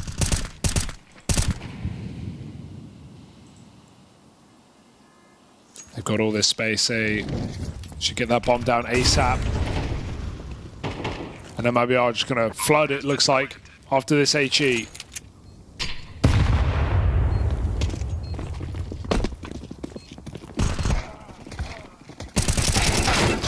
Bit of a farm round for Elige. He loves that. And it's kept mostly clean by Complexity, which is good. We kind of saw how money started to become a real problem for them back on Nuke. They're out of the woods in that regard here to open up this first half of play on their map pick. Elige requested the A1S. They dropped an AK for it, and they drop him it. So, let's see. Interesting. Maybe for these smoke spams on A ramp.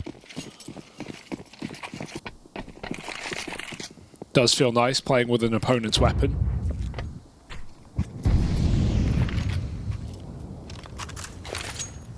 Ooh, little ramp fake smoke. You can usually see an AWP peek behind this. Yeah, it just scares MIBR into trying to get that deep ramp info. And so you can see, like, they've kind of fallen back over towards that A site. They've lost the info on that half of the map. And for now, they'll just maintain this 2-1-2. I mean, there really is, to me, an incentive to not peak ramp as CT. You don't see a lot of teams doing it, especially when you're up against a player like Halzerk, who's just going to live off of these ramp picks on the AWP. Far easier to play in the site with the new elevator hole, with all those crossfires available. So many angles to clear. Cole, though, setting up for a B pop, and they are not being quiet again. They're making it very clear their intentions. Floppy with a crucial entry. Still a player in the smoke. They seem aware about it, but still, somehow, all the kills come through. Drop, managing to get a frag out of that smoke. An exit covering with a nice double up. Leaves just one man. Known to be a clutcher in time, but this is a 1v3 of huge proportion. And a great flash. This was a wash, though. How did it get down to this so quickly?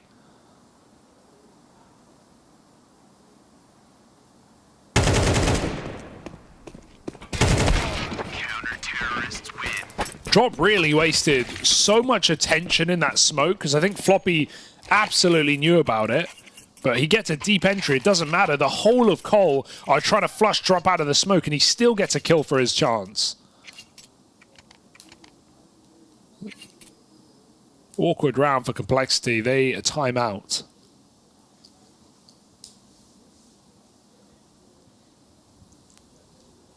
Yeah, time for TC to get involved.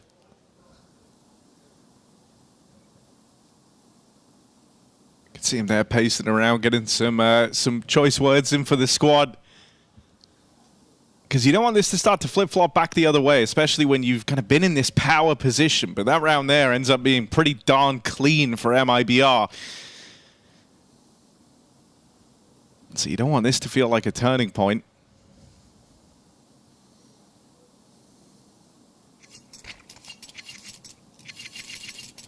Don't have that lead yet. You're all in this round. Grim's only working with a Tech 9. And so from the wealth and kind of your choice of what you brought forward into that last round, now you're working within limits. This time they're going to take fast ramp control away from MIBR, and Floppy full blind through the smoke. Good for the opener. Drop on the receiving end of that. He even tried to force send it a little bit further. Insani will pick him up. But a 4-on-4 with damage done over towards the B site puts a lot of pressure on MIBR, and you can see these moves starting to be made in the mid-round. They're going to try and clear middle. They know that Complexity like to do this, right? Once they find an opener, once they level the playing field, whatever it may be, they slow it right down. Try to cut off that flow of info, and so MIBR are going to go hunting for it. Now they depart this double mid setup, leaving the flank to Lukowski. Timing is painfully good because Grim just left his position. It's just down to which side does Lukowski flank. He's going to go the right way into B. They threw Insani's Molotov, but he has no incentive to commit to B right now. With this flank coming in, he can just spot the cross, and he's going to get that info. Oh, huge whiff for Lukowski. Still recovers a kill, but it could have been so much more. A 2v2 ensues. Halzerg, that's really awkward, but he regains control. That should never be Halzerg's kill. It's left on to exit. This could have been MIBR's round. And now it's left all on one man. Longest standing member. The MIBR squad in exit. Gonna have to stand and deliver here, but nothing's being offered to him. Trying to spot out this player at the back of quad. He's seen something, but how does he extract the value? How does he guarantee this kill? Has the info, moves in. Halzerg up close, low on health from the skirmish earlier, but he walks it over the line. Halzerg, from potential disaster to one hell of a recovery, ties the game up for Complexity. These margins that Cole are winning rounds are terrifying. It's Grim behind the A box with 10 health on a swing. It's Halzerg doing the same on B. JT really hung him out to dry there, but Halzerg recovers not once but twice in that round. And two, like on one side, it's insane for Halzerg to be able to deliver there and recover after being caught with nades out middle of the bomb site. But on the flip side, that is a gut punch of a round for MIBR. You had not one, but two massive opportunities to lay that one to rest. If Safe converts that kill to Halzerg, the round would be over. If Lukowski's flank materialized, that could have been MIBR really staking their claim to Vertigo. Instead, Cole are the ones about to break through. Another all-in though. MIBR just say screw it. It sounds like an A play. It is an A play, and they're damn right. 5 in the site. They're going to fight for this round tooth and nail together as a unit. They find every kill, and it's these rounds where MIBR just look unstoppable, charging into the open and leaving Grim with a closed door in his face. 1v4. That's a nice route, though. He's actually dropped down really quickly. You might be able to catch a kill. He saw a barrel. Got the info. Oh, this might be a double for Grim. He could be cooking right now. They jump over the top, and Grim is traded swiftly by Insani. Nice try for Grim, but MIBR respond as they often have been. Moments like that, you're happy that Insani was discovered, right, and actually put in this squad. You need the quick reactions. You need that instantaneous trade. If Grim is given a second chance to take that fight, suddenly he's onto something. Yeah. MIBR, impressive that they've been able to keep this back and forth going. They go into that round with next to nothing. You think that that was Complexity's kind of momentum break from the round prior. Oh, yeah. When Halzerg offers up the clutch. And this is such a skirmish. There is no clear winner here. It's the brawl on Vertigo you were promised. It's about to be MIBR, though. Unless Cole win this very cobbled by, this is MIBR in control. Every time we've said that, though, it just feels like the other team comes through with a trick up their sleeve with a big moment, and they've gotten so deep up A. Lukowski's missed all these timings. Exit. Nice. Can he be the one to restore some normality, restore a bit of order here to the A site hold?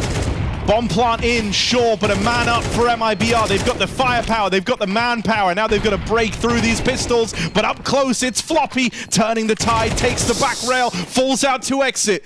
MIBR keep themselves a man up. Calmness settles in, but only for a moment here. As these smokes fade, MIBR are going to hit the go button. Elige, low on health, spotted in at the sandbags. There isn't util to flush him out, though. They're going to have to earn that kill. Safe will. Halzerg can't deliver. Trapped in with the scout at ramp. MIBR successfully retake that top site and lock in a lead as Complexity are left broken on this T-half. Oh, it definitely did look scary, right? Lukowski getting caught off, Cole just going contact for a change. There's all these changes of pace in this game, despite the loud ramp take that MIBR didn't believe But great nades for exit and slowing it down on the retake. MIBR have the better util, they have the better weaponry. They're just able to trade out there and cover the defuse at the last second. Now they're in a fantastic position to go 8-4 in the half. 7 should be a guarantee with a near full eco, 4 complexity. Grenade again, batter a lead, back-to-back rounds. And Insani is given a second chance to get that molly down and get a reload in. He can play with his team. That molly has in fact completely stopped this send for complexity. They can't sustain that damage. Might be for the best. But there is nowhere else to go. Lukowski on a nice off angle. Got the shadows to work with as well. It's so strong, this position. Just sees them going ladder. Just guys, they're going up ladder. I know, I'm telling you. And Safe, who hasn't needed the AWP, 12 and 6 on the rifle this game. Easy pickings for him.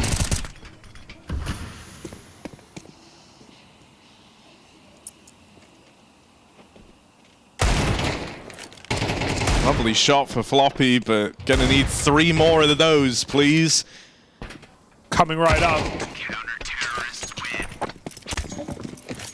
And you know, I know Lukowski certainly had his fair share of blunders here in this CT half, but in the rounds where he has come through with this deep ramp progression and the fact that he's willing to keep going back for it, it's been very, very valuable for MIBR more often than not. It's a canary in a coal mine, right? In a lot of these rounds, it's just allowing MIBR to play heavier stacks on the other side of the map.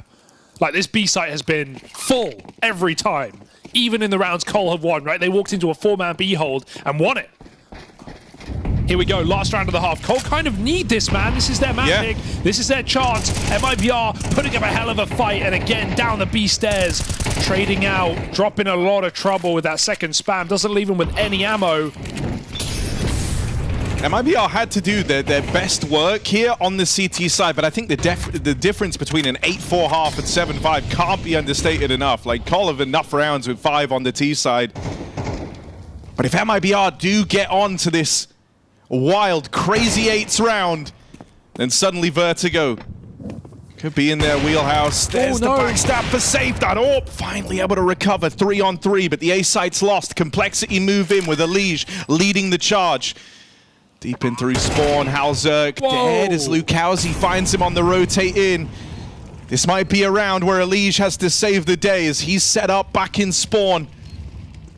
MIBR move in. JT, you don't envy his position here. He's got a lot of angles to worry about, and he is out on an island in the site. JT, first kill secured. Tees up Elige as they trade contact. 2 on 3, looking to go the way of Complexity. Safe, left out all on his lonesome here, and nothing to do. It's one hell of a crossfire that's been established, and they'll swing on into him. Complexity recover a 5th right at the end of this first half. Yeah, it's the bare minimum, I'd say right now. It's enough for Complexity, but it's not a half that they can walk away celebrating, you know, kind of stoic for Elige, even after closing that out with a 3K. MIBR have brought the heat to this series. They brought the heat to Vertigo. You promised us potential for MIBR, and we are certainly seeing that right now. 7-round CT side over what people call the best Vertigo team in the world, and I dare to agree. Right, the only other team we see challenge them a lot on it is Mouse, and Cole have won 2-1 in the last few months against Mouse on this map. So there's not many teams with that repertoire. And right now, MIBR are just mere rounds away from the Shanghai Major and getting their 3-0 as well. Yeah, one hell of a story after, you know, failing to make it to Copenhagen earlier in the year. It would show not only the evolution of guys like Drop in the IGL seat, but that the movement of Lukowski into this roster was the right one to make. So let's see if they can put a bow on it here. T-side of Vertigo coming up for MIBR. Complexity having to play catch-up, but it's on their preferred side, on their map pick.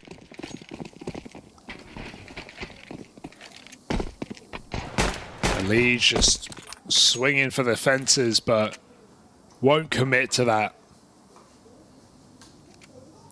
MIBR slow and steady on their T-side pistol.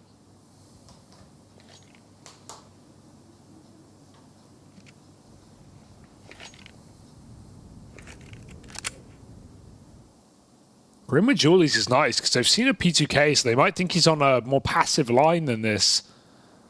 So it's a little trade out for complexity that could catch MIBR off guard, but they're walking up the ramp right now. And that's a good spot for Lucalzi. Position revealed of Grim. Oh, he goes for it. I would not want to take that fight if I'm MIBR. Julie and Gap, let bygones be bygones. Nice shot for a leash from afar. And MIBR, if they just prod and poke against USPs and Julies, they're going to lose this pistol. That's why you see so many executes on this map, so many Glock rushes. Right now, Cole looking more than favored to take this opening round of the half. I mean, with only one flash to work with, like, B is kind of the only thing left in the cards here for MIBR. They up and leave that A site. They regroup with drop over here towards B.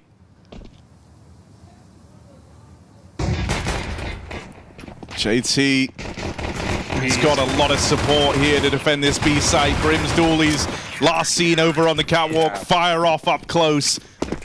And so Complexity breathe a little easier here as the SCT side opens with a pistol round going their way. Nice, clean, standard pistol setup for Cole. I like the little swap with Elige and Grim on Gap, but I don't know. You rarely see a slow T-side Vertigo pistol work out. Really need an entry there to thin Cole out, but like you said, Grim's already rotated back to B by the time MIBR are walking upstairs. Can't ask for more for Complexity, and now this long road to a third map win has begun.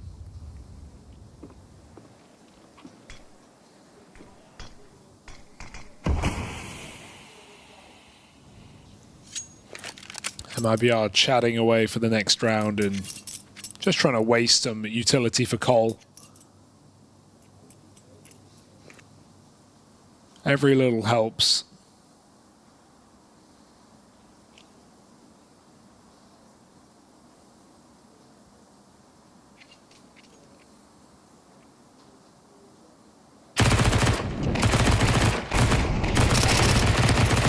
Cole were even ready for the delayed play.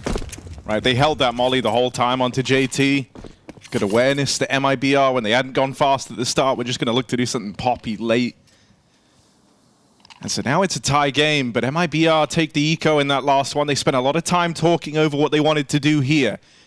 And so this is where they're hoping they can get the results. For Complexity, a golden opportunity has been laid out ahead of them to very, very quickly break away on the better side of their map pick, their home map.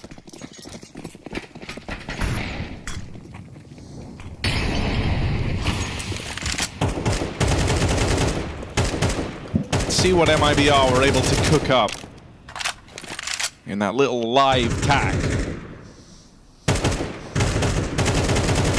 3 players ready to pounce for Complexity on this A side. But they are just re-smoking. MIBR early in the round go back for B, and I mean, if we look at the minimap, it does look tantalizing. Floppy with an MP9 hiding at quad. Not any support available. JT can flash from mid, that is it. And even he's got to worry about a lurker and signing up ladder. So MIBR poised for this B execute.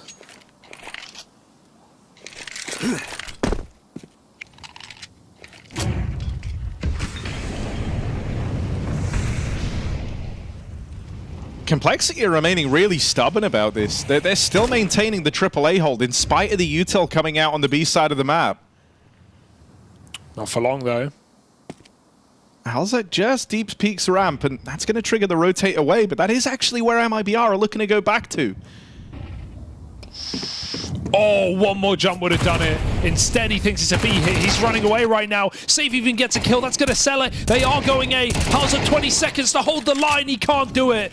And that is a bomb pot. One more jump spot is the difference maker in this round for Complexity. They are out of position. They are down in a hole. Someone's got to dig them out. Not a bad way to start. They deal with Insani. Tasked with planting that bomb, but it left him out on an island, and now Complexity very fast. Sure, out of position, but they play with pace. They're right here, breathing down the necks of MIBR. Lukowski dead. It falls to Safe. Great game from the guy thus far, but now having to deliver in this clutch. Can Safe make it happen? One more to find. Grim's closing the gap, but Safe locks it in. 20 kills deep as MIBR break on through. Absolutely monstrous game from Safe. We said it was required right now, but he has not even fielded this AWP. He has not even needed to. Had it once, maybe twice in the CT side. And the energy is there. MIBR, a crucial round win to stop this Complexity comeback on the CT half. And a clutch to do it as well. Safe saves the day. I love that call for MIBR. You could just see that coming together. And the best part about it is the margin. If Hauser doesn't believe his team, he's getting fed info there. It's B, there's pressure, help, we need to rotate. He falls for it. If he goes for one more jump spot, he sees that A push. That is a different round. That is a Complexity round. Instead, he's caught in the middle of no man's land with no support. What a tight round. And MIBR now try and break the money of Cole. Yeah, you're not out of the woods. Neither side is, but that could be one of those defining moments in this game that very much changes the course of the entire matchup. You just have to follow it up, and they want to with some pace. Exit fast in up the ramp side, but dinked immediately. Elige, barely a scratch on him. It's a good job of taking the pace out of the round for MIBR, but they're happy with the real estate they've managed to take at least. They've scared Complexity away from top ramp, and just as manipulating those rotates was key in the last round, they're in that position to try and do it again here. But do they want to, or will this be a brute force take of A? Collar trying to make up for this with a ramp retake moving on through. Elige, tip of the spear on this one. But Floppy's now just peeled away. They're going to leave Elige in at the sandbags. There's no molly. This nade is big. Yeah. Goodbye, Exit. Ouch. He's found, and Elige swings in tandem. Really nice combo there to tee Complexity up for the win. And so MIBR unable to capitalize on that big clutch of the round prior. Yeah, they got very uncomfortable with that ramp retake smoke. They suddenly just boxed themselves into a tiny little bubble and don't move. They have no one on gap. They have no ramp control, essentially, because they're allowing Elige to push back in front of that smoke. And then Cole just crunch on him. MIBR had no idea how to react to that utility from Elige. Very nice re-smoke.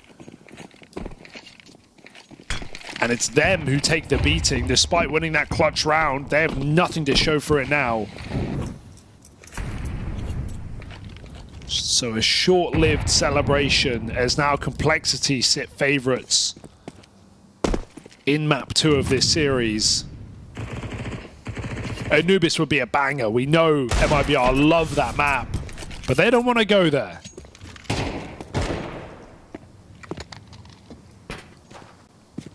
I think right now for MIBR, one of the big questions is just, where is Insani? He was so important on the opening map of this series, and you feel like they can't do it without him. Even though Safe and Exit have done a great job of trying to plug this hole.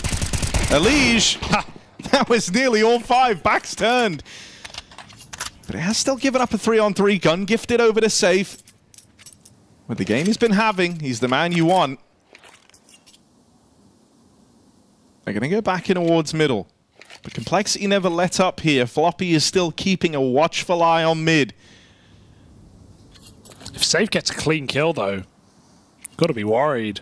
Floppy is committed right now. Oh, dear. Oh, good double for Floppy. Had to do that. Safe still has a shot. He is playing out of his mind right now, but no chance against JT as he swings into that B site. You just feel like, that could have been timed better in the swing in mid, right? Like suddenly, if Floppy doesn't double up there and it's left in a 2-on-2 and you have one of those pistols to kind of go in and set up Safe for the trade, and then it's down to the 1v1, it's all up in the air, it could have been a very doable round, but it's like, Lukowski up on the boost wants to be involved, and it's a little disjointed just by a second or so from the rest of the pack. Yeah. But it is very like thin margins deciding the outcome of these rounds, deciding the outcome of this game. Oh, what a flash peek as well. Double nade goes in, MIBR run away from the utility. It's a nice combo to start the round for Complexity, keeping MIBR honest on the B site.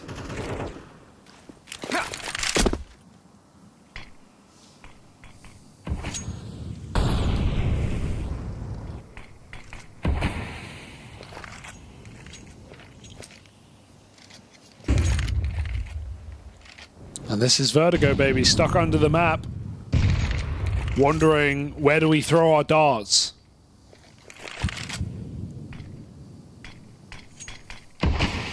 Nowhere fast. Feels like Insani, you know, is aware of the fact he's struggling. You've seen him transition into like being a bit more supportive. He's often the guy boosting other players, putting them in positions to succeed. But I want to have a round where he throws himself into the chaos a little bit more, because that's where this guy does his best work. Nice smoke.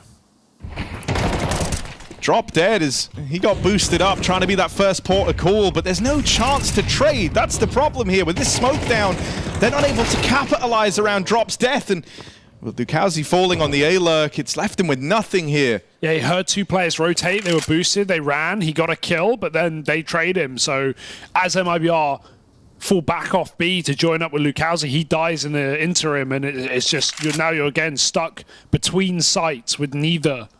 So you've got to save. MIBR don't really have a choice there. Needed Lukowski to live or get more. And even then, against the odds, Complexity 10 rounds now, showing their Vertigo prowess. And MIBR lacking that gumption, lacking that explosive capacity. I want to see it. I mean, you know, the explosive elements of the team, though, just are struggling for MIBR. And on the other side, when you look at Complexity and their star power and their individuals, well, once again, you're getting a lovely bit of anchor work out of Floppy. You know, someone who can just very easily fly under the radar. Elige in those star positions, finding a lot of impact. It's all coming together beautifully. There's no concessions to be made if you're Complexity, whereas it feels like for Drop, someone who is newer to the leadership role, he's had some serious tools removed from the playbook right now, and so a lot of it is felt like it just sort of dies in the mid-round. They try their hand at an opener, it doesn't pan out, and then it goes nowhere quickly for MIBR. That's why I want them to inject chaos, right? Give us some more aggression, try and take some quick ramp control. Look at the variance that Complexity had towards A. They would do fast ramp takes into resets, they do fast ramp take commits, they do fast ramp take then contact A. They had all types, but they often began with early aggression. So let's see if MIBR can pull up with some chaos and try and catch Complexity off guard, because right now, exactly what you're saying, Harry, these slower rounds are petering out and getting nowhere. Hauser on that mid line with the AWP as well. Worth noting, we finally have an AWP on CT. Again, the flash peek on B, they avoid it. They've seen that before. And they're looking for a pick instead. Drop just straight up ramp, lands the dink, sure. Insani getting involved out in middle. Finally just takes a big old swing, a big risk in the mid-fight, but it's netted him the kill. It's stifled these rotates. It's staggered the rotates over towards B. Good cancel. And so now they take the pace out of it. They know they've divided the Complexity ranks. They know they've got them split up and out of position right now. Finally, MIBR have a bit of onus over the round. Yeah, the danger is this is all unknown territory right now. They're walking back into... Oh no, they're going B. I think they're going to walk A right now. That's exactly what Complexity thinks happening, because they also don't have the info. It was just everyone being in the blind, in the dark. So it's going to be a B hit instead, where only Floppy remains. A boost could be good, but they've made noise on these before. Double boost, can't Boost make Insani. noise. Let's go, get him up there. Head scene, Floppy, that could have been the golden opportunity, but instead he falls out. Safe finds him. B site cracked wide open, and Complexity, can they justify going for this? The money is whittled down for Cole. They're going to lean over. This was a low buy for MIBR. They feel reluctant to give this up. But they need something fast if they want to go for this. Missed Molly. Let's at least clear out the close angle, but Grim's going to go no further. When no fight is forced off the back of the util, Cole aren't given that red carpet to launch the B retake, and so they back out, they save. Oh, it's a disaster for Floppy. Just sees the tip of the head.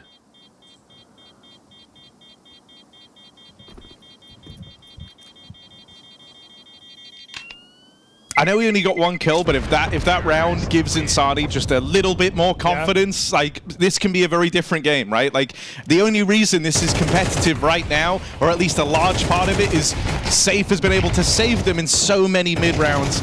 And this slow style is where he's had to try and shine. But if Insani can suddenly start making some incisions, you saw him even call for the boost up there to actually be that first guy fighting, when in every other round prior, he'd been the one boosting other players. If that can bring him into the conversation a little bit more, MIBR suddenly get access to a whole bunch more resources.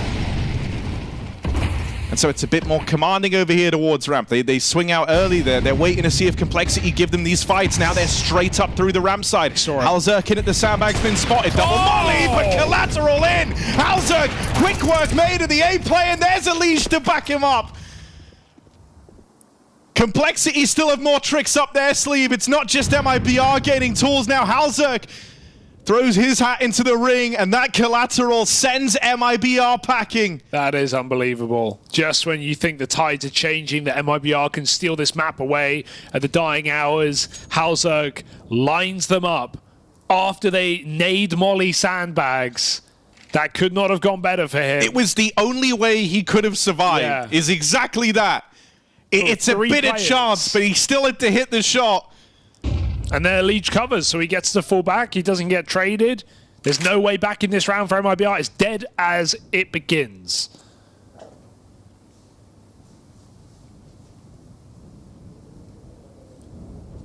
DOA. MIBR got a save.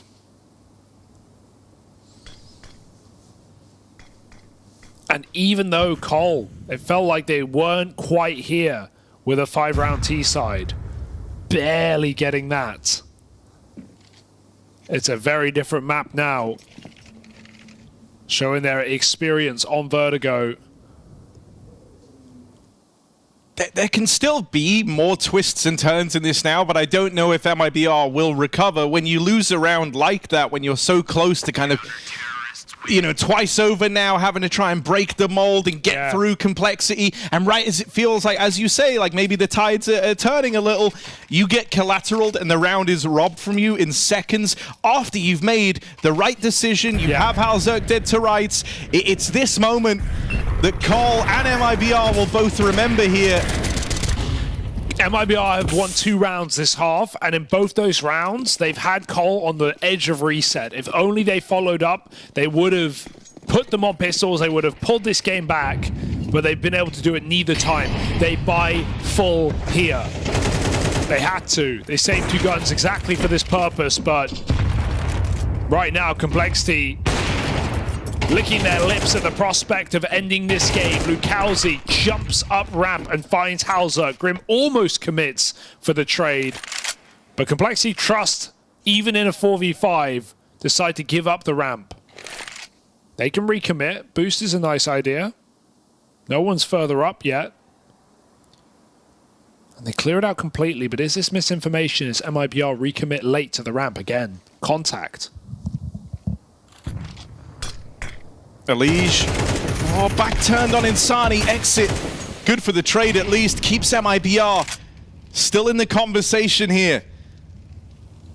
Damn, Elige really didn't think there would be more players because he just cleared the ramp. Just thought he could yoink a kill and get out, but I think if he commits to a spray there, if he has more expectation of a trade, he probably gets both. Repush for Grim. Risks have to be taken in a man-down round. JT trying to cover on the cross. The execute is laid up as MIBR enter A. Oh, they saw him. They run him down. They waste no time. Exit. What a time for him to get his flowers as well. A key trade onto Elysian at the top of ramp, and then he follows up with both the kills to send him into that A site. That flash timing was awful for Grim. So unlucky. It's MIBR throw their entry flash as Grim peaks. It pops. Round is, it looks very unlucky for Complexity. But I like that Luke Halsey had the nuts to just walk all the way up close wall ramp when you know Halzerk's playing it. Especially when, you know, like he's the new guy in the team. You just had a real sucker punch of a round go against you in the one prior. I think it would have been easy to fall back into that slower, more uncomfortable style for MIBR, because that's so often been the port of call. It felt like the confidence got sucked right out of them, but not for Luke Halsey, and that opener teed them up to go on to win the round. Exit as well as the veteran man in the MIBR jersey, the one who's been in the squad the longest, stands and delivers when it really matters with a big 3K. And so that pressure that Cole kind of thought they distanced themselves from, that they'd gotten away from, is suddenly right back on. Yeah, all MIBR have needed all half is 2 rounds in a row to break the money, and now they might finally be in that position again, and this time to break the money to get map point. To put Cole on an eco at 11 apiece. That's the goal right now, and it is well within reach. It does feel like the winner of this round is potentially the winner of the map. And for MIBR, that would mean qualifying to the Shanghai Major. 3-0 in the Americas RMR.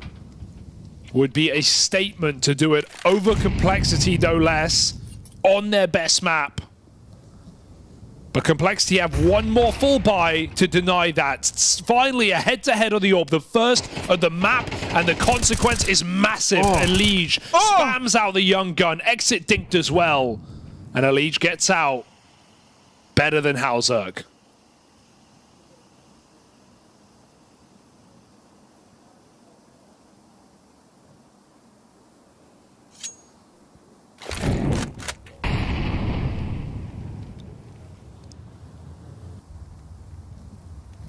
MIBR go back to this quiet play. Insani touched upon him a few times. Haven't really had to say his name all too much here on Vertigo, but if you can be a defining factor in getting this round, this is the game. This is the important one. 20 seconds though. Floppy needs a multi if he wants to keep Complexity in the running. Pressure's really on here as all that util starts to stream in. This B-side take is brutal. Floppy can't see a thing. Drop secures it. And now Elige, desperate boost up over the top. Gets the better of Drop. But Insani finds another. With Elige knocked out and Grim left in this all alone, he backs off to save. MIBR tie this game up. 11 apiece. The money in ruin for Complexity. MIBR have been unable to break through the economy throughout this entire T-side. But right as the scoreline tightens up, they've managed it. And they want every single piece as well. They don't want Grim to save. They've already sent Insani round the world. You won't find Grim. This M4 does look safe, but it just shows what MIBR are playing for. They know the implication. And Insani, talk about late game impact. He has been irrelevant in this map. He has come through with a double kill entry right at the bitter end. And safe a head-to-head v Halzerk, who he owns the ramp, by the way, on both sides on this map.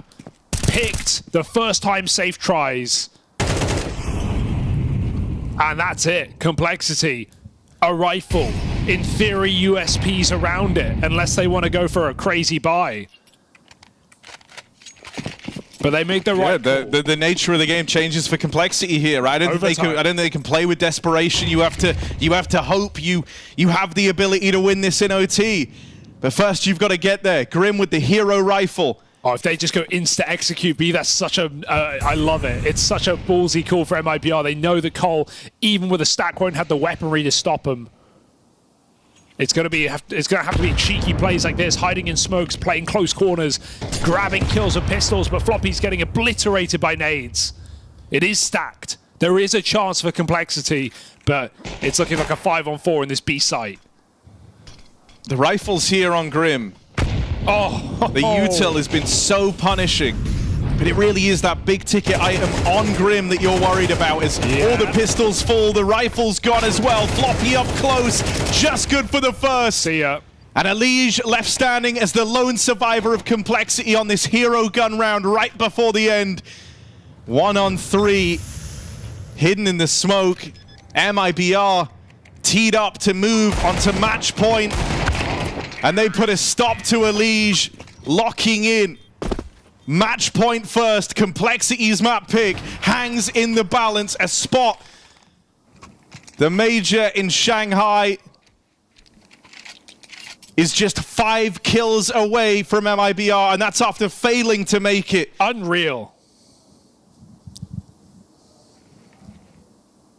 And the thing, it was so easy for MIBR to crumble in this game. They had so many chances to break complexity early in this map when it was easy, early in the second half.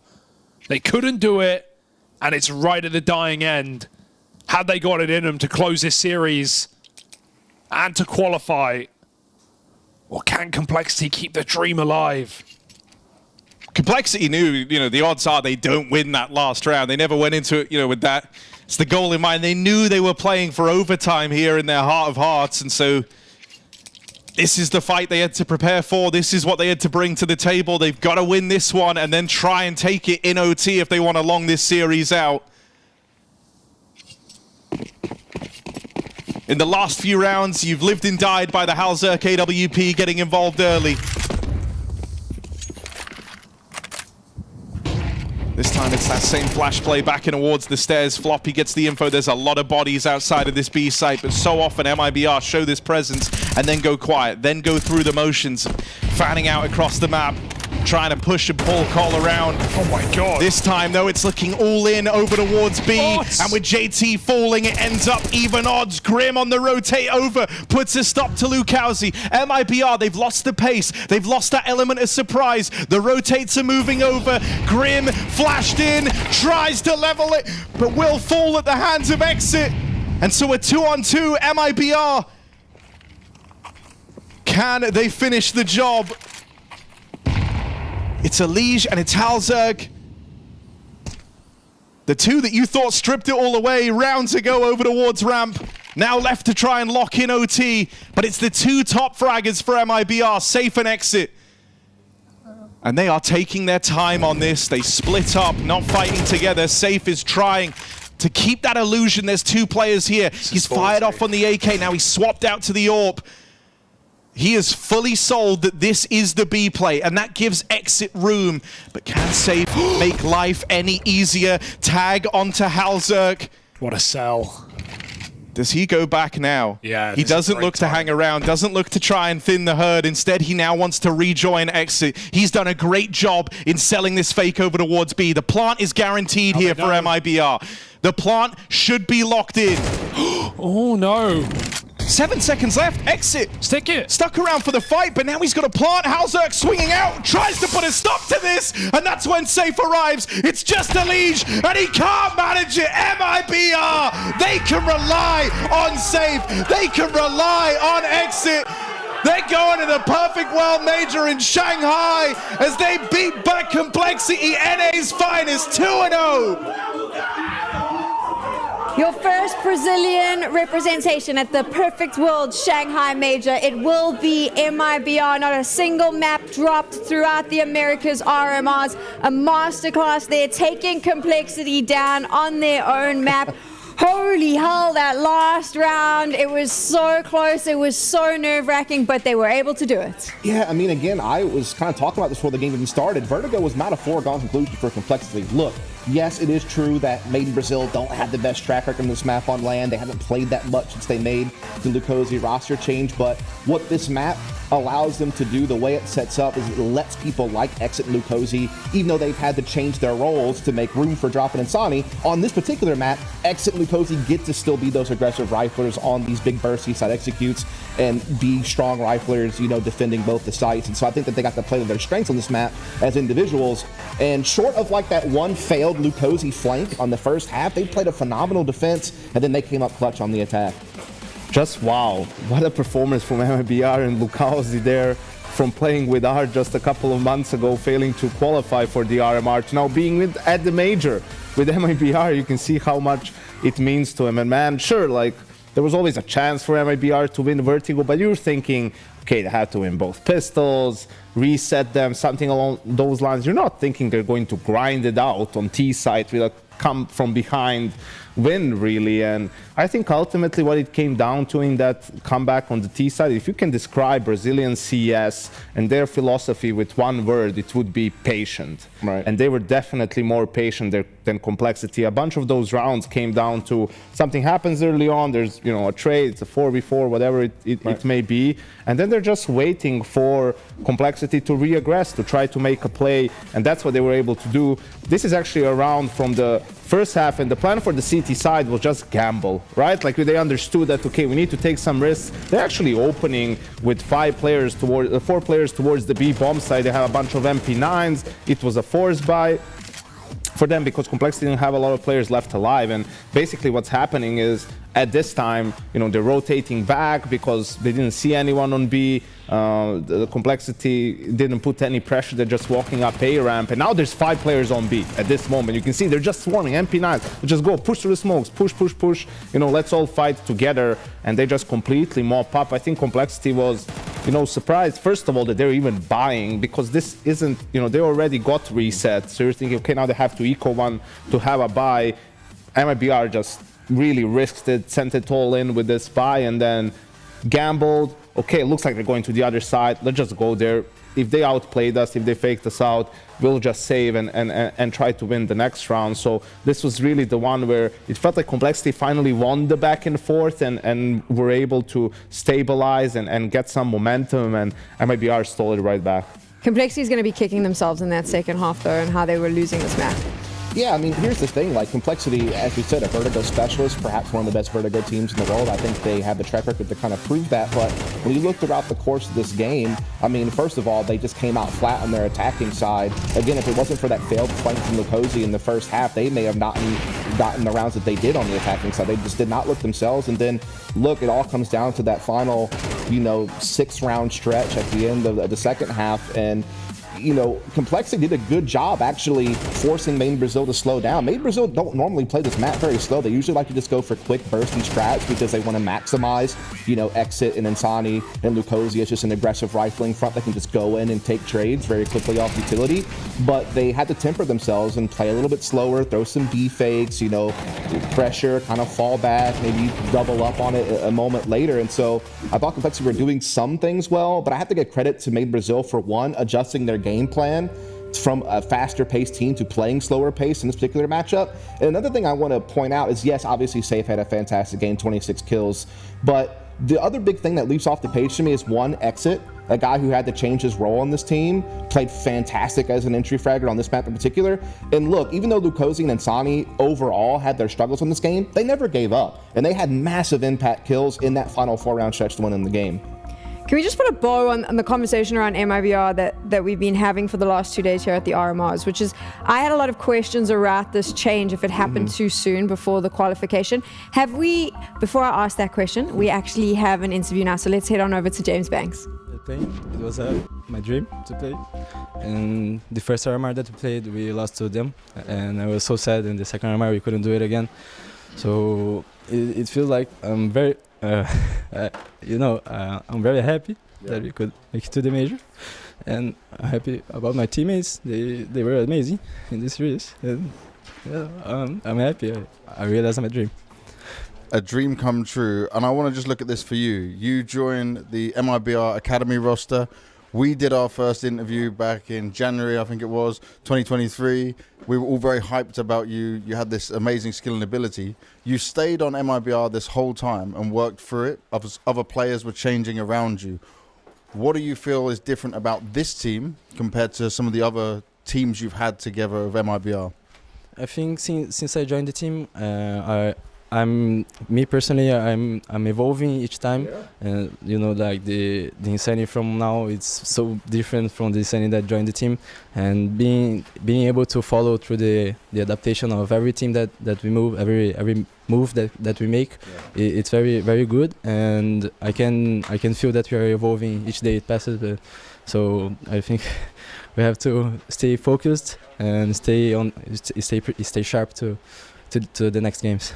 Now, for sure, you were sharp on Nuke. It looked, once you got into the second half, CT side, you were unstoppable, right? They got a few rounds towards the end, but it was your map.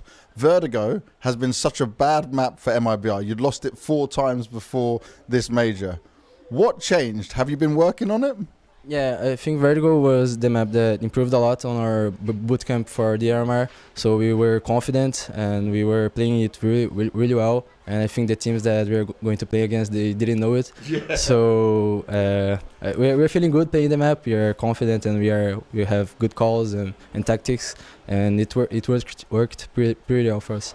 And it did work well. What was happening in the last few rounds against Complexity? Because at one moment, right, I think it was 8-8. Then they start to get a few rounds. You seem to lose control of the map, but then you fight back. What changed? What were you guys talking about?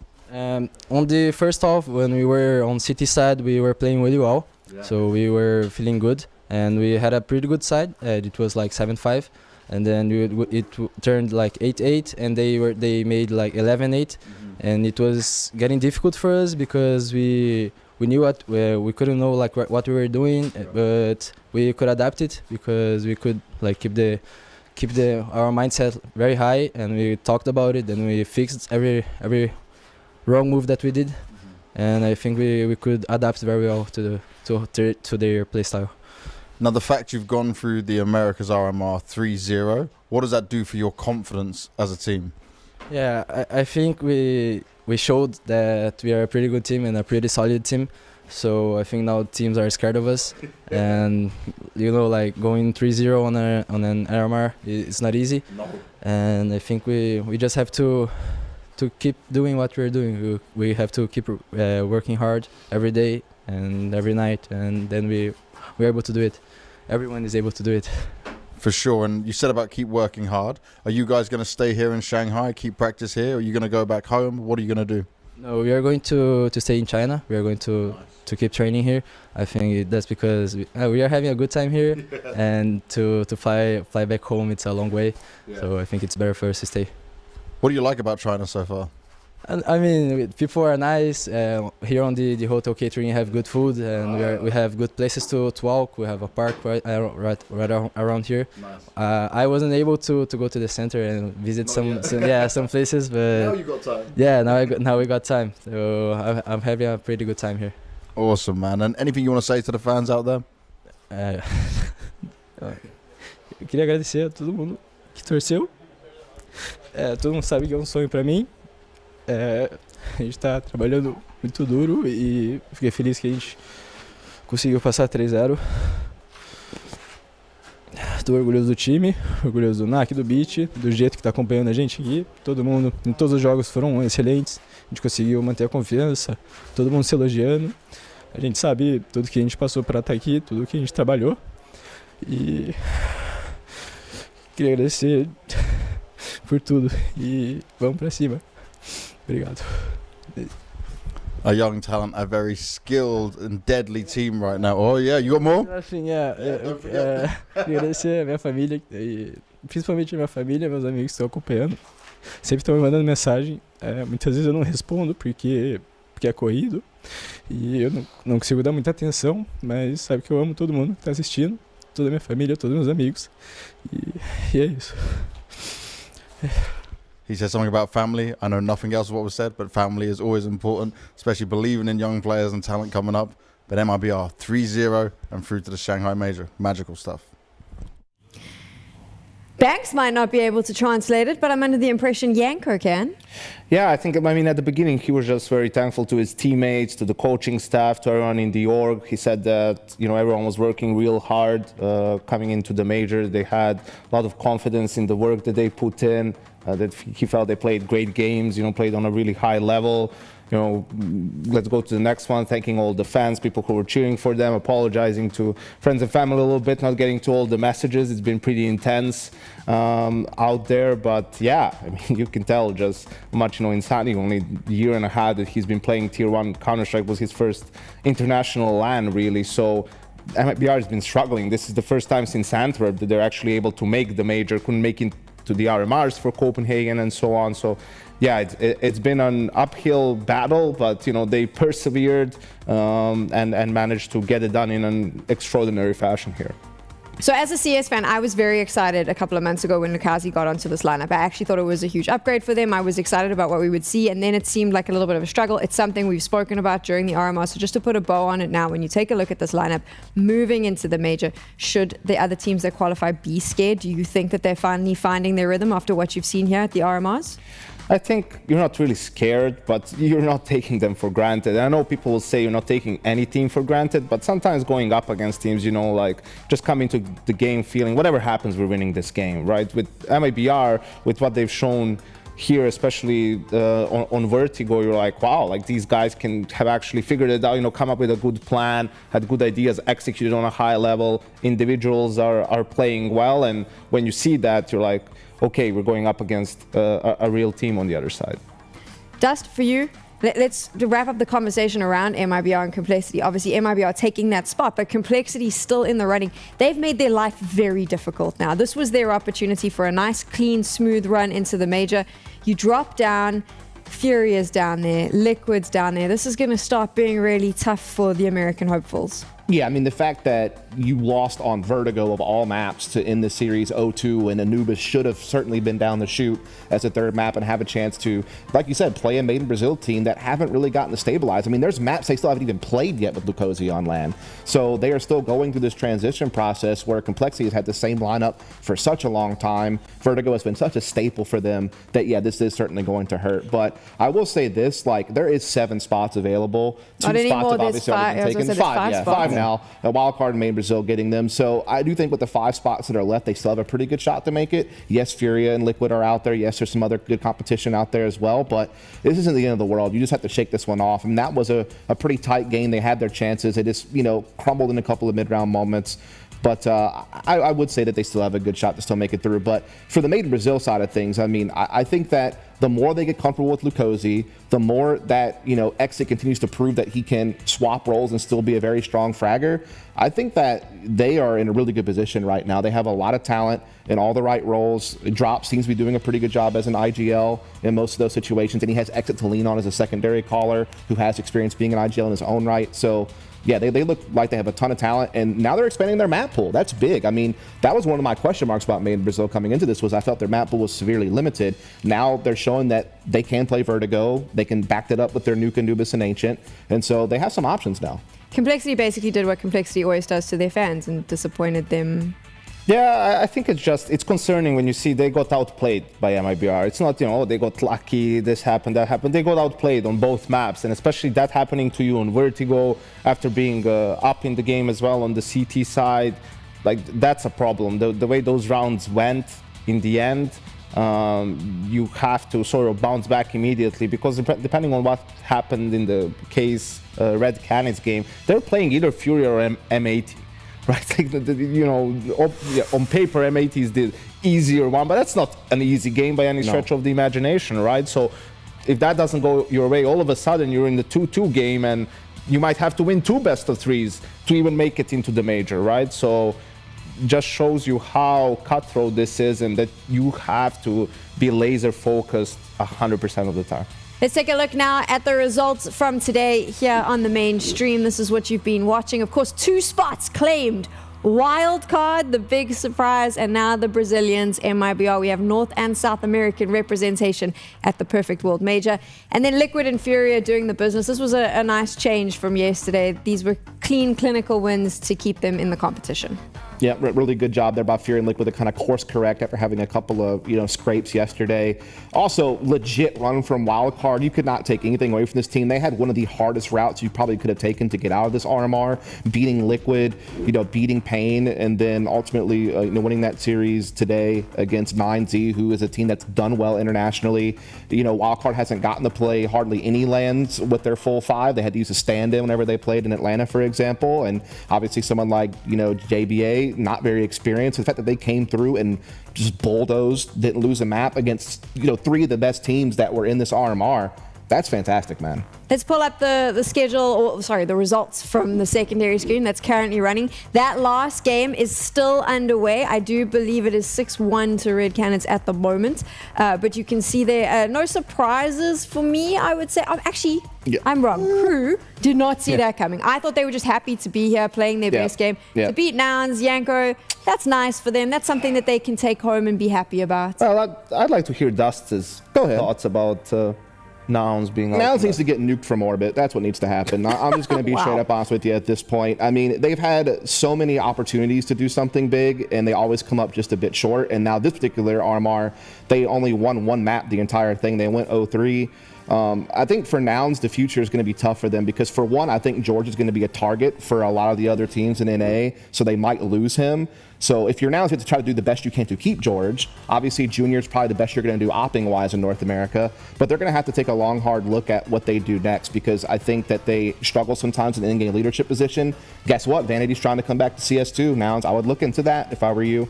And they're going to have to look into some other rifling options as well because they just don't seem to have the consistency outside of Junior and George to get fragging. So, but if they lose George, then they're really in trouble. So, yeah, they're going to have to do some hard thinking going forward. Yeah, and some of the other games, you know, Legacy beating FURIA in the opening game, then getting smacked around, their next two best of ones. Okay, now you get to the best of threes, but they lost the two Ancients, which is their best, most played map, so that's not a good sign. Pain, Imperial, also a dominant win for Pain. So, yeah, a couple of interesting games there in the best of ones, and now that's all over and done with best of threes left, so we'll see who pairs up, and then definitely going to have some interesting matchups for tomorrow.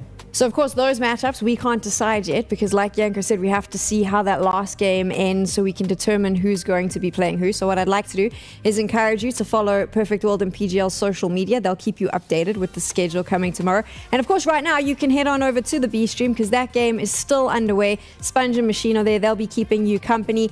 We are out for the rest of the day, but we'll see you tomorrow, exact same place and same time, and we'll find out which teams will be joining MIBR and Wildcard at the Shanghai Major.